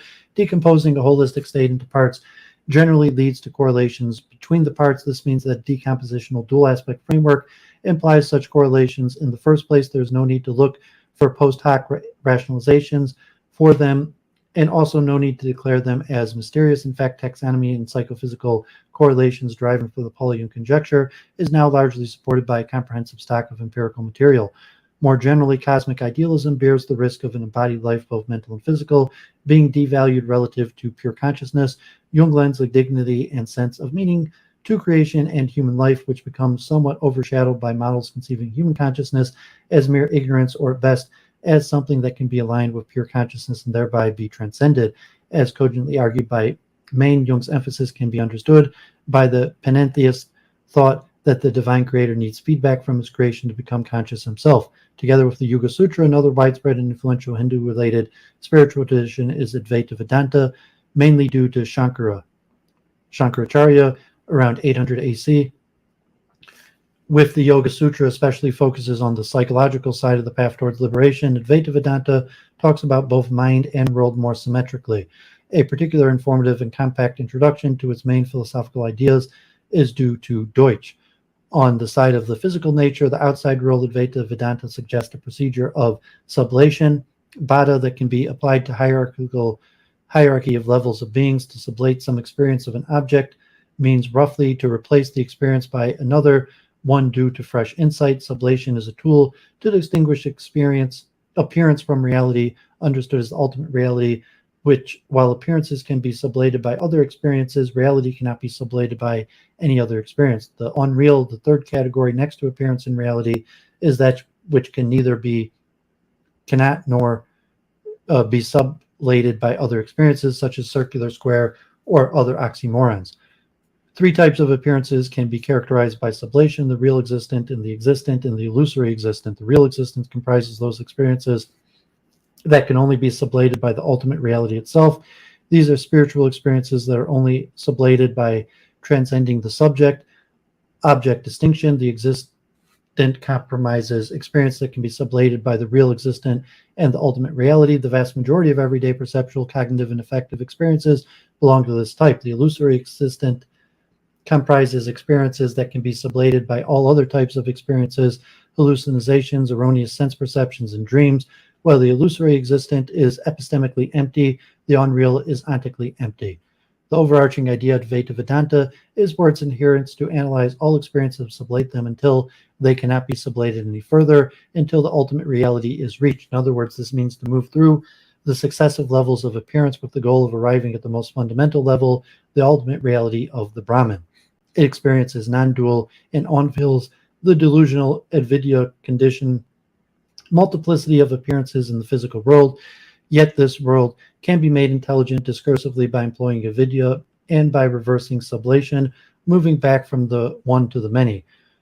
On the side of the mind, Advaita Vedanta distinguishes four classes of states of consciousness: the wake state of the ordinary conscious mind, the dream state, the state of deep sleep, the transcendental consciousness.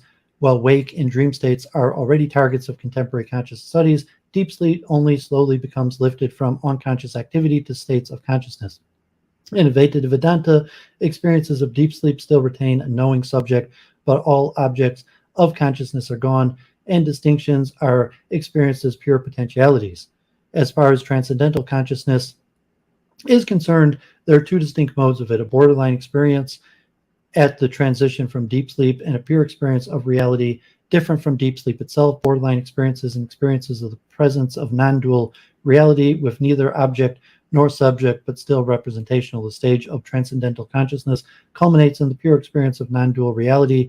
Directly, to put it succinctly, in borderline experience, there's awareness of non-dual reality. In pure experience, the non-dual reality is no longer an object of awareness. It just is.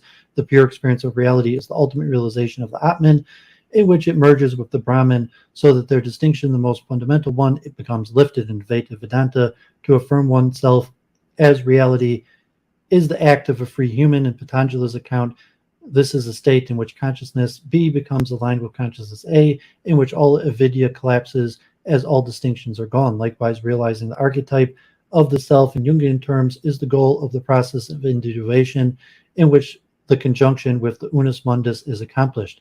As Advaita Vedanta can be phrased in terms of successive stages of consciousness, terminating in a state of cosmic consciousness, it is tempting to classify this state in terms of objective idealism. This is consolidated by the fact that even on the physical side, the targets of discussions are not physical objects and their relations, but experience of those objects and relations. However, insofar as the experience of non-dual reality is explicitly beyond the mind-matter and subject-object distinction, Advaita Vedanta also shares an essential feature of a psychophysically neutral reality, or at least one might submit that more than traces of the psychophysical neutral stand out. Some conclusions. Common basic characteristic in all approaches discussed in this outline is the assumption of a kind of underlying reality in relation to which the mental and the physical are subordinate aspects, perspective, manifestations, explications, and appearances. The precise nature of the underlying reality comes in essentially three variants: psychophysical neutrality, panpsychism, or objective idealism with cosmic consciousness, including ambiguities among them. A psychophysically neutral reality is neither mental nor physical, void of the mind-matter distinction. The Pauli-Jung conjecture is clearly of this kind, and the Bohm-Hailey holo movement seems to express the same idea, although implicate orders in general are typically described as both mental and physical, hence panpsychist. The compositional approaches of neutral monism also proclaim their neutral elements as neither mental nor physical. Interesting, neutral monists denote their neutral domain using concepts such as sensations or pure experience, whose connotations are leaning towards objective idealism. The notion of a cosmic consciousness, as such in the Yoga Sutra, points towards an objective mind as an objective idealism, as opposed to the conscious of individual subjective minds. Advaita Vedanta too proposes a number of features that fall into this class, especially the experiences are central, also beyond the mental, but one may also see it as expressing psychophysical neutrality in the ultimate reality. Schelling's philosophy, though standardly counted as objective idealism, also seems to oscillate between panpsychism and psychophysical neutrality. From a formal point of view, the closest relative to the Pauli-Jung conjecture is no doubt the approach by Bohm and Hailey. One reason is that both approaches have been strikingly influenced by concepts of quantum theory, suitably generalized to be applicable beyond the limitations of physics. In the corresponding work after Paul and Jung had passed away around 1960, Bohm and Hailey proposed algebraic structures that are abstract enough to underlie both the mental and physical without presupposing a distinction between them. Appropriate representation of these algebraic structures have been exploited to successfully describe concrete situations in physics and psychology. By now, a key element of these applications is non-commutativity of operations, something that Pauli, Bohr, and others had anticipated long ago. Contemporary developments in the Pauli-Jung conjecture offer great potential to be vindicated by the study of psychophysical correlations in exceptional experiences. This can be seen closely related to the Yoga Sutra and Advaita Vedanta, which have a lot to say about practical techniques to induce such experiences in order to facilitate the path towards non-dual awareness. However, exceptional experiences can also cause digressions to be left aside along the way, depending on specific traditions. They are sometimes referred to as epiphenomena, and it's recommended not to devote much attention to them in order to keep the process of liberation in flow. On the other hand, tantric systems such as Hatha Yoga, Kashmiri Shaivism, and others concentrate more on them, as they assume that a substantially developing mind goes hand in hand with certain physical, especially bodily phenomena. The metaphysics of the Pauli-Jung conjecture is close to Spinoza's philosophy, albeit mostly formulated in a theological deplete fashion. It has been a matter of debate whether Spinoza's religious standpoint is pantheism or panentheism, whether the creator is regarded as identical with his creation, or whether the creator, in addition, transcends his creation. Schelling was arguably the first in the history of philosophy to use the notion of panentheism in his Freedom essay. With respect to the Pauli-Jung conjecture and Jung's major work on the psychology of religion, a panentheist perspective is highly informative for an appropriate understanding. In so doing, the undivided psychophysical neutrality in the Pauli-Jung conjecture can be interpreted as a placeholder for the divine, which transcends the multiplicity of profane phenomenon in the mental and physical. Yet panentheism also allows us to turn to the transcendence into immanence. If the archetypal origin, the meaningful coincidences, can become experientially accessible, revelatory experiences and epiphanies of great mystics point to this thesis, and Jung himself referred to them as ultimate insights into the unus mundus. The late Schelling went a similar route when he turned to Bohm's mysticism and to divine reality, obviously with a very different cultural background, is recognized in the Indian systems discussed. Hey, the last Australian, thanks for tuning in. Now, I've never read Emerson's Circles. I haven't read much of Emerson. I'm familiar. I've took the great courses on Emerson's work. So if anyone wants to hop on and talk a few minutes, just to give my voice a rest.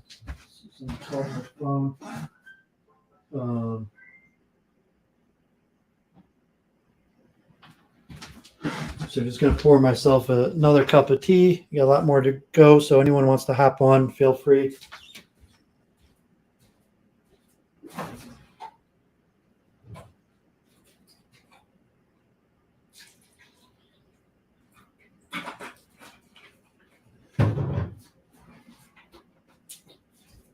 I have way more than I could possibly, read or cover. So, I mentioned Helmholtz. I went very in depth into this Pauli Jung conjecture and synchronicity.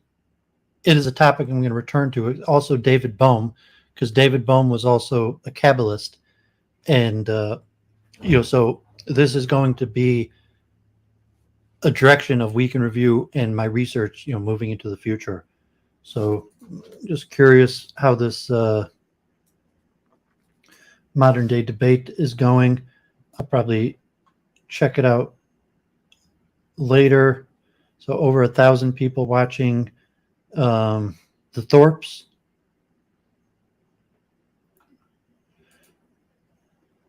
Okay, so I had thought, I had wanted to, these are just going to be way too long for me to read, but these were really good materials. If time was more, I would read through these, just to just because they're really important stuff. So I'd mentioned here's monism and meliorism, the philosophical origins of the open court. And I'd mentioned a few weeks ago the periodical called the Monist that had some of the biggest thinkers and writers in the late 1800s through the mid 1900s. And Hegler, who funded it, was an industrialist, and he recruited this man Carus from Europe to establish this journal. And so the Monist was like a quarterly journal for decades, and what's called the Monist. And so this was an interesting article on the history of the Monist magazine. It's like a deep dive into monism. And I mentioned Cosmos. In the 1850s, there was another magazine called Cosmos that was a precursor to monism. So monism was the ideological or philosophical ground for the Open Court Publishing Company. It served as a catalyst, bringing together Hegler and Carus as colleagues in a joint effort. But why monism? That is, what was significant about the philosophy over others? Moreover, what specific kind of monism did Hegler and Carus mutually subscribe? Carus's book, Monism and Meliorism, is an ideal source of arriving at understanding the monism of the open court.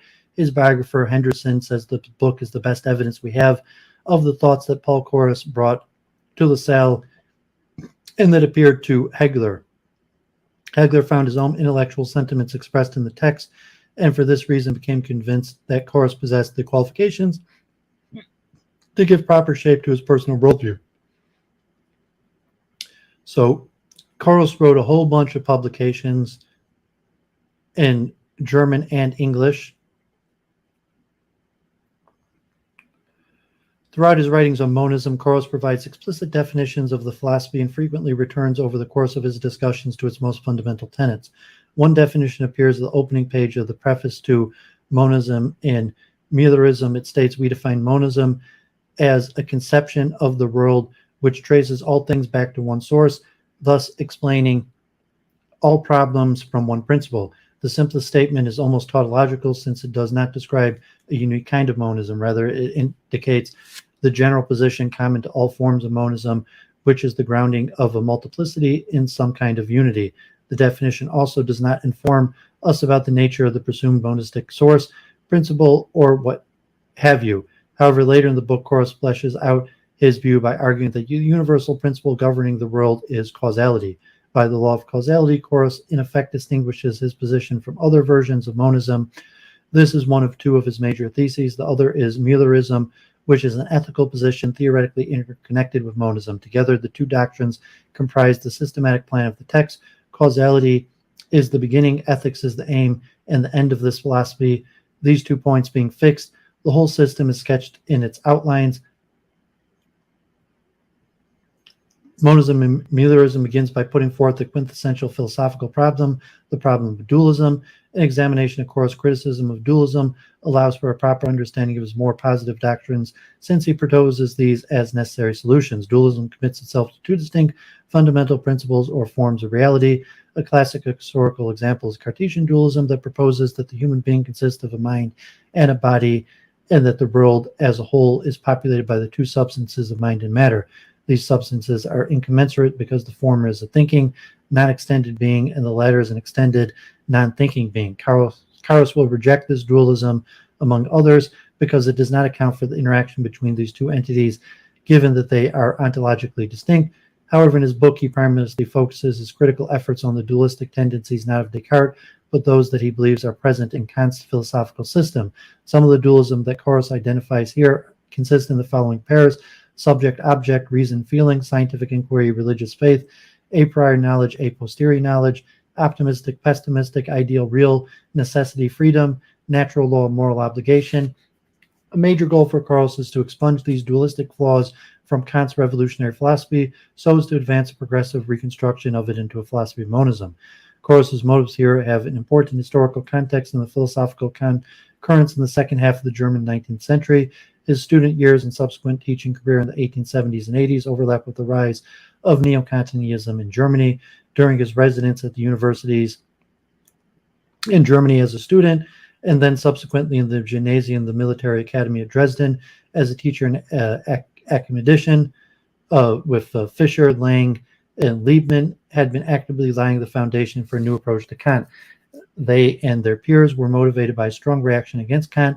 They and their peers were motivated by a strong reaction against two major ideological trends that had become popular following Kant. On the one hand, the speculative idealism of such thinkers as Fichte, Hegel, and Schelling, and on the other hand, the dogmatic scientific materialism figures such as Karl Vatt, Heinrich Solbe, and Ludwig Buchner. In light of the perceived failing of these developments, since Kant, Fischer, and Liebman advocated for return to the writings of the sage of Königsberg and a reassessment of their actual doctrines and critical methods. As a sign of the time, Liebman, in his book on Kant, ended each chapter with the empathetic refrain, "Thus we must go back to Kant." Following upon such impulse, by the 1890s, two schools of Neo-Kantianism would emerge, each advocating their own way of returning to Kant. The Marburg School, with its predecessors Lang and the main represented Hermann Cohn and Paul Natrup, of the Southwest or Baden School, with its predecessors Fischer and Hermann Lotz, and main representations of Wilhelm Windelbaum and Heinrich Rickert. From a historiographical perspective, albeit generalization, the two schools can be seen in opposition, whereby the former attempt to clarify Kant's views and adhere to his methodological practices, and the latter attempted to explore the wider implications of Kant's ideas to contemporary culture.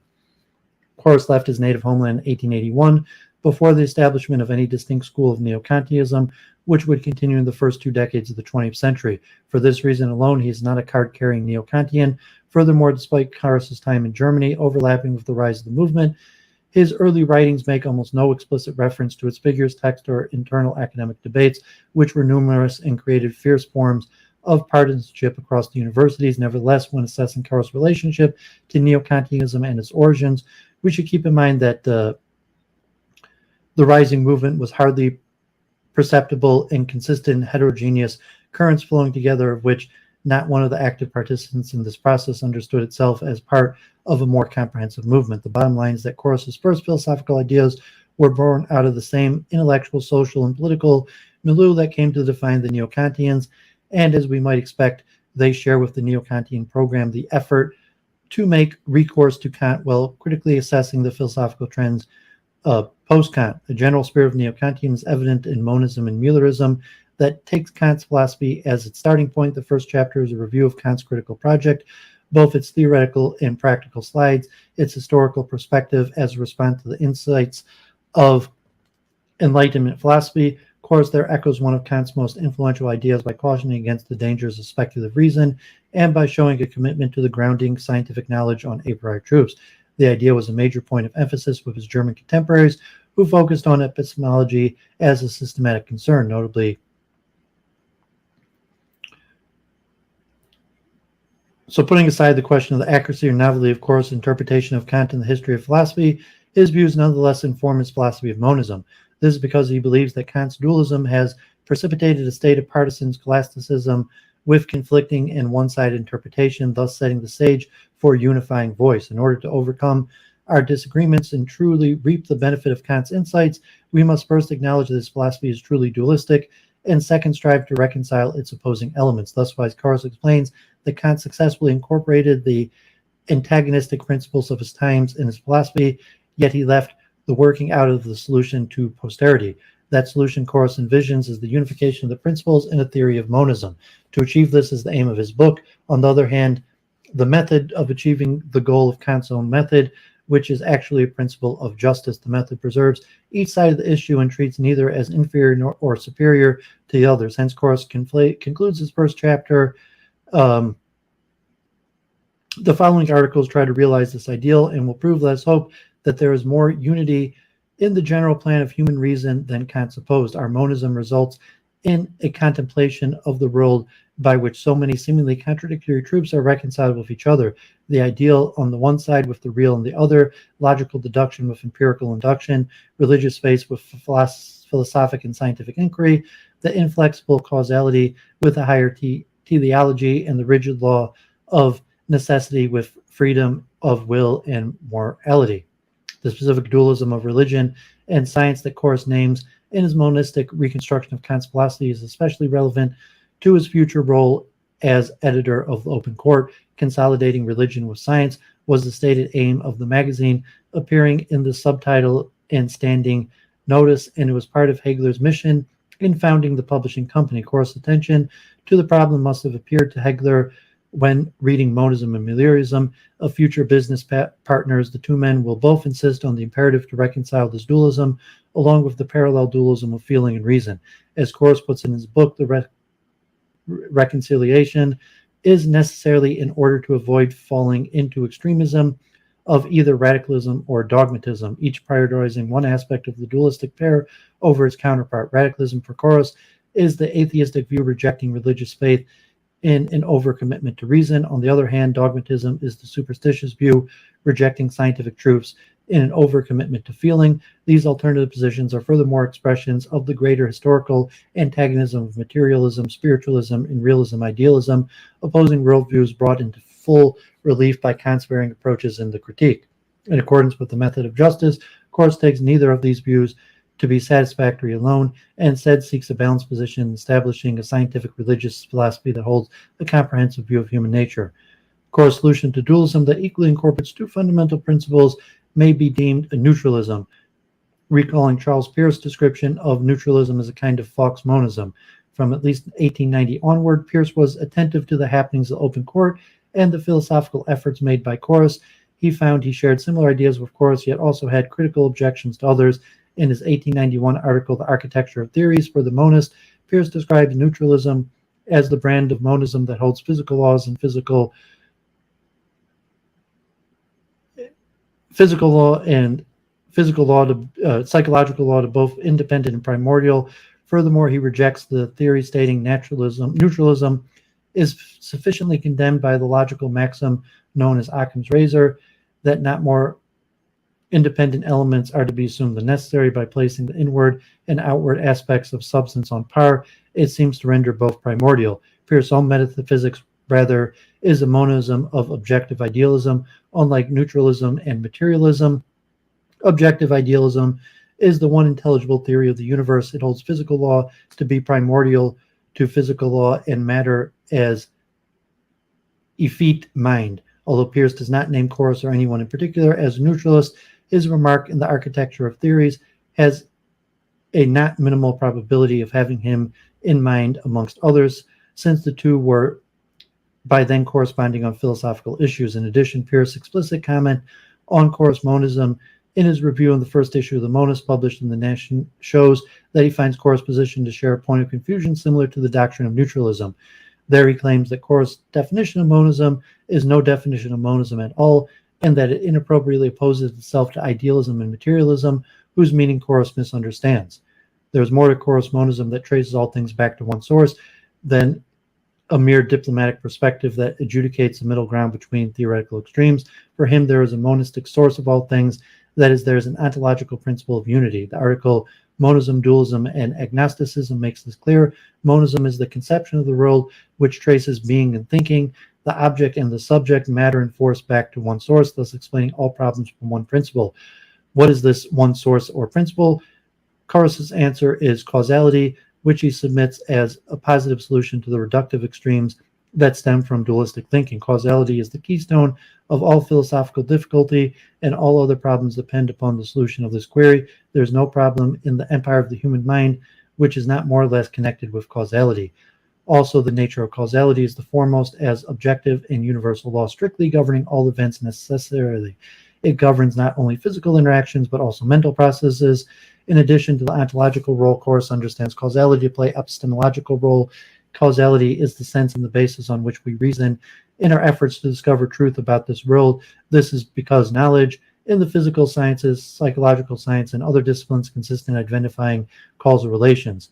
These two senses of causality appear in Carus's synopsis of the three essential doctrines of monism. The so-called Trinity of Monism states, monism means a unity of source to which it traces the origin, explanation of all things and phenomena both spiritual and material, a unity of principle animating the whole world, arranging the order of motion or the mechanics of causality, and the unity of its finis end. There's everywhere the same goal, whether the development of evolutionary trends. This trinity covers the scope of monism as a systematic enterprise, referring to its methods, metaphysics, and ethics respectively. The first aspect I've already discussed, and the third aspect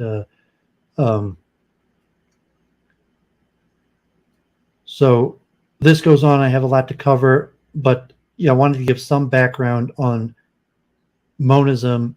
As there's a magazine, that Carus and Hegler found of, and Jennifer was mentioning Emerson, and Emerson was an author in the Monist. Pierce, William James, Dewey, Perkins, W.E. Du Bois, Martin Luther King, Cornel West. A lot of people have written in the Monist. So wanted to give a little background and to the monistic theory, and this was in America. Some European authors. So established in 1890 in America. And the other monistic theory, monistic journal, monistic society set up in Germany. So we have the Riddle of Monism, an introductory essay. This is actually like a book, Monism, Science, Philosophy, and the Religion and History of the Worldview. I think I read this book, and it has a more thorough background. And I mentioned Ernst Haeckel, who was the biggest popularizer of the term monism. He wrote a book that sold over 300,000 copies in Germany in the late 1800s, and they'd founded the Monist League. So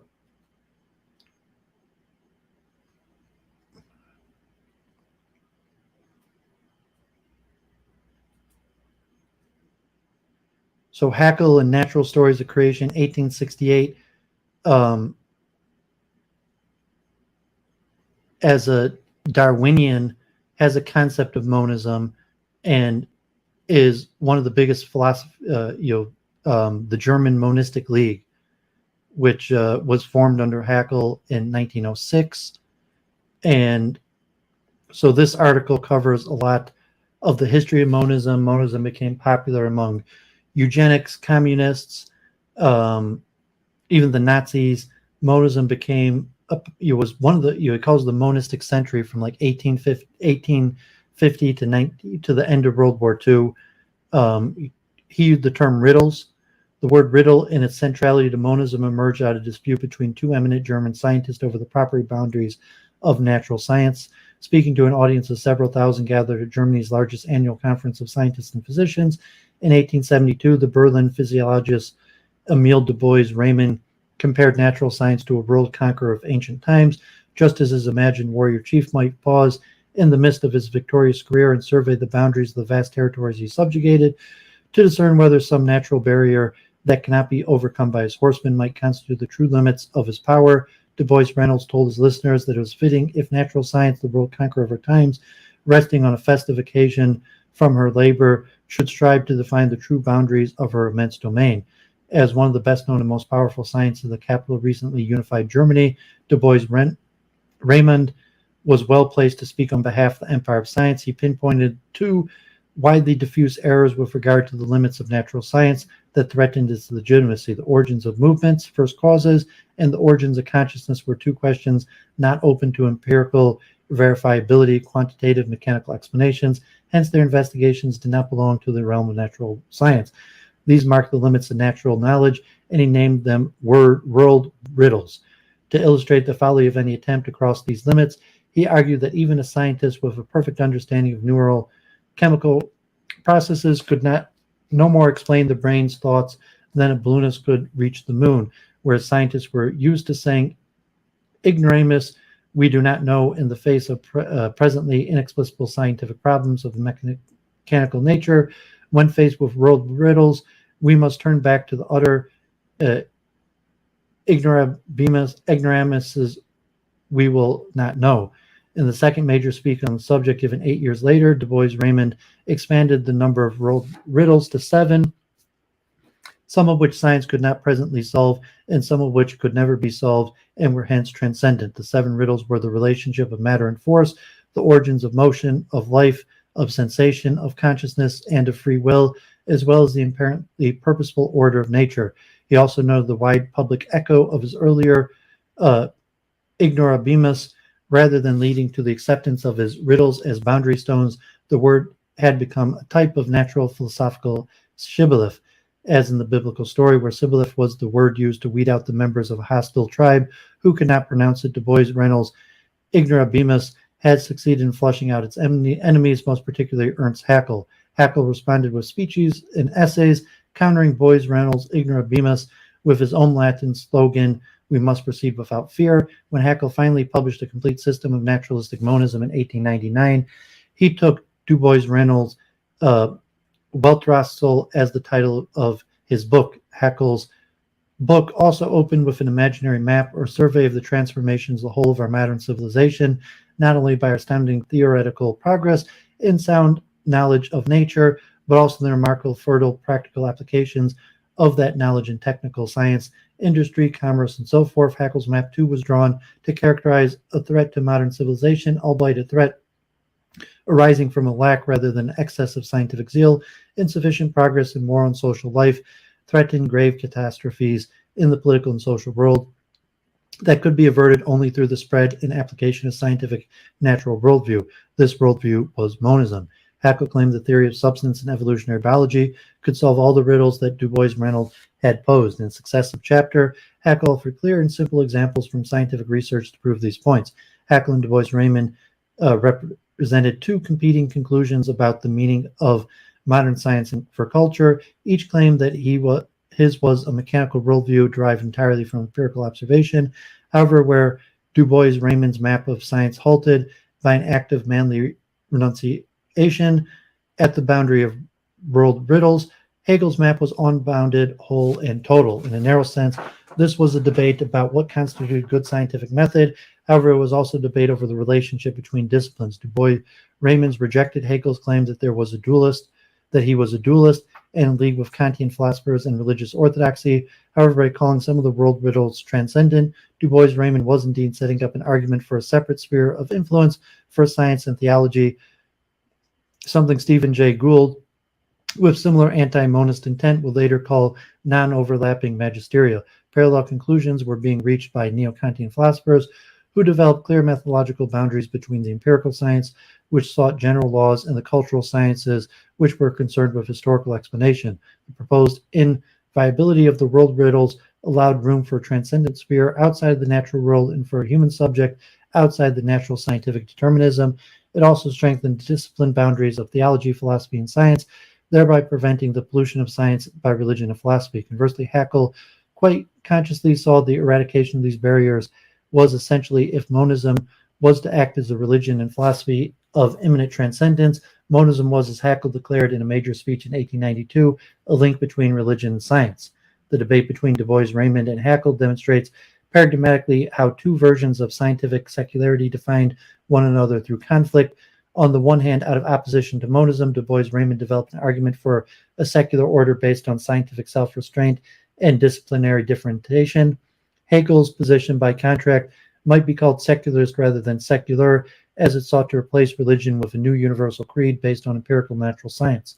The world riddles mark the key points of friction between monism and dualistic systems. They also form the epistemological and spiritual nodal points of the monist system. Thus, both a social formulation and philosophical system, the scientific, social, and religious struggles over these boundaries were what made monism operational. Exploration of the world riddles naturally formed a research agenda for monist scientists because monist philosophy posited that the universe was an interconnected and unitary order of being raised to self-consciousness through human culture, and crowned finally by monistic worldview. It fell to natural science to prove that the world riddles were merely points of transition and not boundaries between the domains of this order. Two of these points of transition stand out as key targets of monist science. The first was the transition from inorganic matter to organic life. So I have a lot to cover, so I would like to read through this whole thing, but encourage people that want to learn more about it to read the whole article. There's more important names and personalities: Feuerbach and Olsted, and different views of monism. And then he goes back to Goethe, Hegel, Schelling, Spinoza, Bruno. Wolff is one. Christian Wolff, 1721, is one of the first people to use the word monism. There was theological monism, earlier versions trying to connect science and spirituality. And then monism becomes big in various social movements because the world riddles, where monism is claiming to have a universal answer to these questions. So the Marxists, the eugenicists, the Nazis, the feminists, the homosexuals, aestheticists, all had various forms of monism that largely died out after World War II. So as where monism was somewhat the dominant philosophy in the late 1800s, leading up to World War II, monism fell out of favor. 1945, with the end of World War II, to possibly a re-rise in modern monism. So this is an important article. It's long, but I thought I'd mention it. So Helmholtz is also one of the most important monists. So I've been talking a lot about Helmholtz in relationship to the conservation of energy. And Helmholtz is a precursor to Mach and James and Russellian monism in this concept of perception. And so Helmholtz did a lot of research on vision. So let me just read the abstract here. This is a long, 60-page article. During the second half of the 19th century in the field of physiological optics, there was a strong controversy between Hermann von Helmholtz and Edwin Hering. The controversy has been usually characterized as empiricism versus nativism. In the field of physiologically invisible perception, several subjects demanded attention, among them color vision. Helmholtz and Hering suggested different theories from their physiological correlation of color sensation and different color spaces to give an account of the relationship between colors. In this article, I will argue that the controversy between the two authors could be understood as differences between the two styles of reasoning, and these different styles express different presuppositions. More specifically, I want to suggest that the disagreements could be likened to the discussions on how vital phenomena should be studied. And so Helmholtz questioning the nature of vision and the role of the physical and the mind. So just a little Helmholtz here. It may often be rather hard to say how much our apperceptions as derived from the sense of sight is due directly to sensations, or how much of them, on the other hand, is due to experience and training. The main point of the controversy between various investigators in this territory is connected also with the difficulty some are disposed to concede to the influence of experience as much scope as possible, and to derive from it especially all notions of space. This view may be called the empirical theory. Others, of course, are obliged to admit the influence of experience in the case of certain classes of perceptions, still with respect to certain elementary apperceptions that occur uniformly in the case of all observers. They believe it is necessary to assume a system of innate apperceptions that are not based on experience. In contradiction to the former view, this may be called the intuition theory of the sense perceptions. Thus, the empirical theory adopts the following methodological corollary: whatever, therefore, can be overcome by factors of experience, we must consider as being itself the product of experience and training. By observing this rule, we shall find it is merely the qualities of the sensation that are to be considered as real, pure sensations. So this is too much for me to get into detail. Like, I'm already almost at 3 hours and have a lot more I want to cover. So, just to mention Helmholtz and perceptions, as I mentioned, Helmholtz, when he was the main formulator of the conservation of energy, was skeptical about biological processes and how the conservation of energy would work in biological processes. Metabolism and molecular biology didn't come out till the 1950s.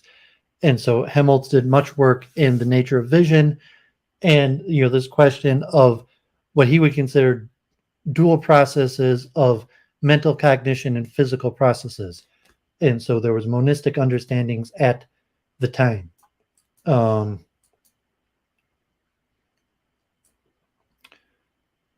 Here, so Michael Silberstein is one of the speakers at this year's Science of Consciousness conference. This is a good essay, but just time is short, so I'm only going to you look at a tiny bit of it. So the abstract: it is argued that when it comes to the hard problem of consciousness, neutral monism beats out the competition. It is further argued that neutral monism provides a unique route to a novel type of panentheism via Advaita Vedanta Hinduism. So this is Michael Silberstein, panentheism, neutral monism, and Advaita Vedanta. And he's a speaker at this year's Science of Consciousness conference coming up in Sicily in a few weeks. Why should we care about panentheism? Because it offers us an opportunity to think differently about the relationship between our conscious, experiential, and spiritual selves on the one hand, and human beings as conceived by their reigning paradigms in cognitive science and neuroscience on the other, the reigning paradigm being just an expression of methodological and metaphysical naturalism. As we will see, panentheism also allows us to think differently about a relationship to the universe as a whole. The reigning paradigm in cognitive science and neuroscience is mechanistic, as is computationalism or biological mechanism, what John Searle calls biological naturalism. He asserts that given biological naturalism, the scientific study of consciousness requires two steps. First, discover the neural correlates of consciousness of the entire field of conscious experience, and second, go from the neural correlates of consciousness to a discovery of the actual biological causal mechanisms that give rise to conscious experience. So he will point out that Searle's conception does not appear to be working. And through a process of elimination, Silberstein argues that the only two options really from the physicalist perspective are eliminativism or emergence. And they thought that there's soft emergence or radical emergentism. And at this point, most people are rejecting soft emergentism, believe that it has to be radical emergentism. It was just mentioning that it has to be a dual aspect where mind emerges from matter, and then this emergent function of mind could then have a causal effect back on the matter. And then the concept of panpsychism that. So here's a summary of his argument. Assume ontological and methodological naturalism are true, and therefore substance dualism, subjective idealism, and the like are non-goes. Conscious experiments cannot be simply reduced without remainder to biological or physical processes. Biological naturalism is a non-go as a distinct alternative because it entails radical emergence. So for all practical purposes, we're left with radical emergence or panpsychism. So then he goes on to argue against those points, and then will claim that the only reasonable theory left is monism. And then a comparison, both radical emergence and panpsychism agree above, and therefore both attempt to answer. And so he goes on to the justification for neutral monism. Mental and material features are real, but in some specified sense reducible to or constructible from a neural basis in a non-eliminative sense reduction. The neural basis is generally not conceived as substance. Mental and material features are not separable or merely correlated. They are non-dual. Indeed, they are not essentially different and distinct aspects. So then he brings some William James, one of the founders of monism. And so I apologize just for the synopsis of this article. So hopefully some of the people watching this will be able to read the article. This time is too short to cover this. So, if anyone's watching wants to hop on, John Wolf, you can see you. So yeah, a lot of reading there. So anyone wants to hop on and talk a few minutes. Otherwise, I have 4 more articles to cover. One of these I was hoping to read mostly through because it's pretty intense. Yeah, so my research still continues. Yeah, I mean, Jennifer, for schedule changes, she's always, you're welcome back, but the research has to go on. So here you're going to have Helmholtz and, this question of neutral monism. What is the neutral element? So Helmholtz, as a precursor to monism, talks about perceptions, and he has his psi theory of perceptions. Efforts to trace the influence of the end of the century neo-Kantianism of the early 20th century philosophy of science has led scholars to recognize the powerful influence of Morris Schlick of the Vienna School on Hermann von Helmholtz of the 19th century physics as a leader of the movement. But Michael Friedman thinks that Schlick misunderstood Helmholtz's signature philosophical doctrine, the sign theory of perception. Indeed, Friedman has argued that Schlick transformed Helmholtz's Kantian view of spatial intuition into an empiricist version of the causal theory of perception.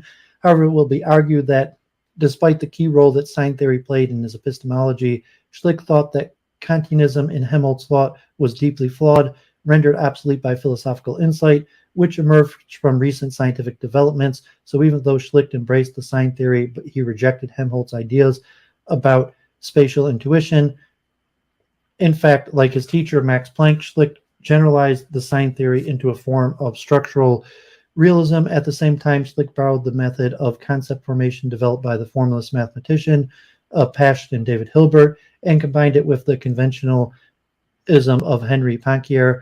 Then to link formally defined concepts with experience, Schlick introduced his method of coincidences, similar to the point coincidence featured in Einstein's physics. The result was an original scientific philosophy, which owed much of its contemporary scientific thinkers, but little to Kant or Kantianism. So this is by Thomas Oberdan of South Carolina. And so you see the important role of Kant. Even though Kant is generally viewed as a dualist, the neo-Kantians reformulated Kant into a monistic view, and it was mentioned that the Hegler and American Carus are somewhat neo-Kantians, although Carus comes to America before the neo-Kantians, that most of the monists are in the school of Neo-Kantians. So how to understand Kant is extremely important to monism. The influence of the end of the century Neo-Kantianism of the 20th century philosophy of science has become a focus of scholarly research since the appearance of Alberto Kafka's The Semantic Tradition from Kant to Carnot. By examining the formative views of the latter leaders of logical empiricism, Kafka argues that their Neo-Kantianism was transformed by the revolutionary scientific developments which marked the early 20th century. The confluence of these intellectual forces, Neo-Kantianism and the radical revision of space-time physics, resulted in the philosophical views which matured into logical empiricism. Evidence in Kafka's contention can be readily found in the training and early writings of Rudolf Carnap and Hans Reichenbach, and Kafka regarded Schlick as the intellectual heir of the Neo-Kantian tradition, originally conceived by Hermann von Helmholtz and fostered by Schlick's mentor and physicist Max Planck. Michael Friedman had questioned Schlick's fitness for the role of Neo-Kantian in the tradition of Helmholtz, arguing that much valuable insight was lost in the transformation of the 19th century Neo-Kantian thought into logical empiricism. In Helmholtz, in Schlick's works, Friedman contrasted the views of Hermann von Helmholtz of the late 19th century physics and the advocate of the Zurich zu Kant movement with Schlick's epistemology, as developed in his monumental general theory of knowledge. Schlick's epistemology could well be regarded as a systematic attempt to extend Helmholtz's signature doctrine, the so-called sign theory of perception, to the entire theory of knowledge. But Friedman argued that the sign theory migrated from the context of Helmholtz's thought to Schlick's early epistemology. It was transformed from a modified version of the Kantian concept of space as a subjective form of intuition into an empiricist version of the causal theory of perception. And this difference, Friedman argues, is due primarily to its radical divergences in the understanding of spatial intuitionism and the relationships to space in the philosophical thought of Helmholtz and Schlick. Instead of recognizing the source of spatial concepts in intuition, like Helmholtz, Schlick treats spatial concepts as implicitly defined by a Hilbertian axiomatic system, conceived independently of intuition until coordinated with their applications. Friedman appreciates Schlick's perspective, understanding of recent scientific developments, especially the philosophical implications of the axiomatic foundations of geometry explored by Moritz Pasch and David Hilbert, as well as Einstein's applications of non-Euclidean geometries to physical space. Yet Schlick embraced the deep separation of concepts and intuitions common at the time, which impedes any effort like Helmholtz to ground objective physical reality in the subjective space of intuition. Friedman thinks that this commitment impedes Schlick's grasp of a sign theory as Helmholtz originally conceived it, in turn causing him to misunderstand Helmholtz's view on geometry, failing to appreciate the significance of Helmholtz's grounding of geometric empiricism in his analysis of spatial intuition. In what follows below, it will be argued that what Friedman regards as Schlick's misunderstanding is rather a decisive attempt to expand upon Helmholtz's more valuable philosophical insights independently of his Neo-Kantianism. Specifically, Schlick extended Helmholtz's sign theory in order to develop an epistemologically incorporated philosophical ideas drawn from leading scientific figures, notably his teacher Max Planck, the French mathematician Henri Poincaré, and Einstein. Planck developed a structuralist epistemology by generalizing Helmholtz's sign theory and then destroying it in his critical polemic against the anti-realism of Ernst Mach. And one of the pillars of Schlick's early thought was a variety of conventionalism, which he adapted from Henri Poincaré's arguments against geometric empiricism. Finally, there was Schlick's method of coincidences, which links objective scientific concepts with sensory experience.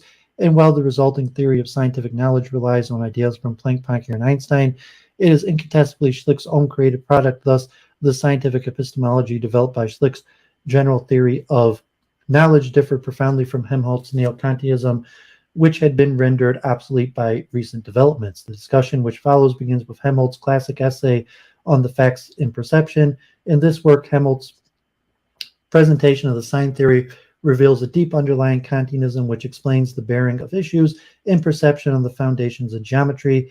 And in the centenary collection of Helmholtz epistemological writings, edited by Schlick and the physicist Paul Hertz in 1921, Schlick emphasizes his agreement with Helmholtz's view, as well as the importance of Helmholtz's insights for his own epistemological thought. In the subsequent section, focuses directed on Schlick's presentation of the sign theory, in which he describes it more as just a theory of perception, but the essence of all knowledge, implying that the sign theory provides the basis for a comprehensive epistemology, the generalization of sign theory into the view that all cognition consists of structural representations of what is known, is an idea borrowed from Planck's epistemological writings, especially his celebrated essay on the unity of the physical world picture. The result is an epistemological structuralism joined with Planck's own strident realism, which in turn formed the core of Schlick's epistemology.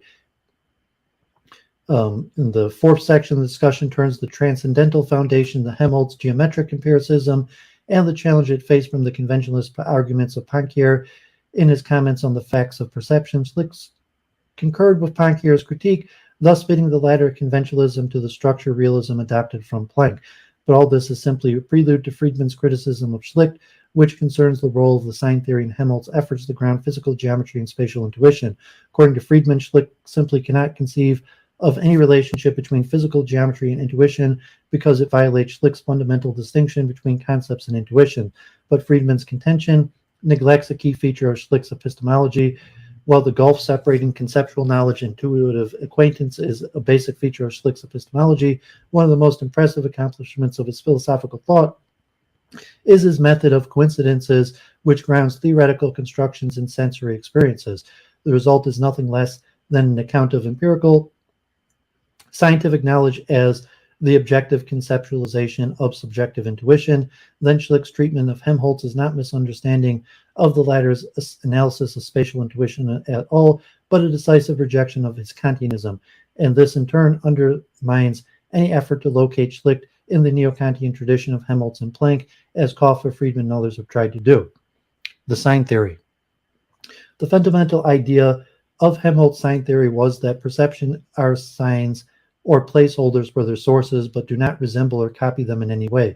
As Friedman has pointed out, Helmholtz assumed in his essay of 1855 that perceptions are the effects of the nervous system of objects in the external world. So perceptual experiences presupposes the operation of causality, and causality is therefore a fundamental law of our thought, which precedes all experience, just as Kant thought. Moreover, since sensations are signs of something external, the association among sensations represents corresponding regularities among their sources. The regular change or serial order of signs reflects the connections relating their origins. At this point, Helmholtz also concluded that the changes among sensations are the effects of alterations among their causes, which are the characteristic inference of the causal theory of perception, the inference to the unobservable causes of observable phenomenon. And this inference is correct, then if this inference is correct, then appearances are the effects of causes, which lie beyond the realm of appearances, in violation of Kant's restriction of causality to appearances. Nor was this passage the first time Helmholtz breached Kantian constraints on causality. In his 1847 memoir on the conservation of force, Helmholtz began with the idea that the very capacity to conceptualize nature depends on the ability to trace the series of causes from their effects in appearance back to those ultimate unalterable causes underlying all changes in nature. This line of reasoning, like the one from Das Sehen, affirms the classical causal theory of perception, contrary to Kant's understanding of causality. But in his later 1881 notes to his memoir on force, Helmholtz corrected himself, recalling that Kant's view on causality were limited to lawfulness among appearances, and the lawfulness obtaining among appearances did not warrant the inference to causal efficacious reality lying beyond the appearances. In the facts in perception, Helmholtz had concluded that all localization of objects in space are nothing more than the discovery of the lawfulness of the connections obtaining among our motions and our perceptions, and the differences between what is actually perceived and its metaphysical interpretations is just the differences between the regularities in our perceptions and the hypothesis of enduring substantial sources causing the perceived regularities. The conclusion signals an important shift in Helmholtz's thought from the causal theory of his earlier writings towards an increasing respect for the Kantian limits of causality. Thus, it seems that, as both Hatfield and Friedman recognize, Helmholtz was unclear about Kant's idea of causality in the early years of his career, but his sensitivity to the nuances of Kant's thought deepened over time. Still, the closest Helmholtz ever came to a Kantian orthodoxy was the conclusion that, in Hatfield's words, the law-like regularities manifest in the changes among sensational signs is constitutive of the real. Friedman says that Schlick was scandalized by Helmholtz's efforts to identify the external causes standing behind the play of our sensations with the law-like relations governing them. After all, Helmholtz had refined the law-like connections among sensations by identifying them with the power to produce sensations, thus identifying laws as causes, a move which Schlick regarded as truly inappropriate. In his memoir, The Conservation of Force, Helmholtz transformed the lawfulness of certain patterns of sensations into the concept of a law, identifying the objective power of the law with force, and thus reducing the reality of material bodies and scientific entities to a conceptual substitute. But concepts, according to Schlick, can never be real in the same sense in which the contents of consciousness or transcendent things in themselves are. Moreover, since Helmholtz's view denies the reality of the causes of sensation, Schlick included him among the eminent philosophers like John Stuart Mill, Ernst Mach, Petzold, and early Bertrand Russell. All these thinkers limit reality to the given, the realm of colors, taste, and smells, as well as other sensations. Thus, eminent philosophers acknowledge the reality of appearances, but deny the reality of their causes, which are essentially what later philosophers of science called theoretical or unobservable entities, in which Schlick called things in themselves. The reality of transcendent objects is expressly denied, thus abjuring the causal realism implicit in the everyday and scientific talk of objects which exist and endure beyond momentary sensations. But Schlick had a completely different attitude towards Helmholtz sign theory, which is evident from Schlick's comments on the facts and perception. Helmholtz introduced the sign theory in the facts after recalling that his teacher, Johannes Müller, argued that the effects of a stimulus depend on the type of nerve ending affected. Helmholtz immediately added that insomuch as the quality of our sensation gives us a report of what is particular to the external influence by which it is excited, it may count as a symbol of it, but not as an image. A sensation need not provide a resemblance of likeness of its source, nor need the sensation of the stimuli share any similarity of it, yet sensations remain critical sources of information, since like sensations will necessarily be associated with stimuli and unlike with unlike. From an image, one requires some kind of a likeness of form, but a sign need not have any kind of similarity at all with what is the sign of. The relationship between the two of them is restricted to the fact that like objects exerting an influence under like circumstances evoke like signs, and that therefore unlike signs always correspond to unlike influences. Schlick agreed that perceptions need not bear any resemblance to their signification, and that regularities among sensations ground law-like relations among what they signify. One of the two fundamental tenets of the sign theory, Schlick and Helmholtz were in complete agreement. Thus, Schlick wrote in its General Theory of Knowledge, Part 1, an attempt is made to show that forming such an image of what is law-like in the actual, with the help of a sign system, altogether constitutes the essence of all knowledge, and that therefore our cognitive systems can only in this way fulfill its task and need no other method for doing so. Schlick's use of Helmholtz terminology in his endorsement of the sign theory leaves no doubt that he understands and accepts the idea of the structural series of sign provides an image of what is law-like in reality, and Helmholtz further states that the sign theory in no way diminishes the value of sensations, since they will allow us to form an image of the lawfulness of the process of the actual world. Thus, it appears that Helmholtz and Schlick completely concur that causes of sensations are elements of the actual world, in Helmholtz's term, or reality in Schlick's.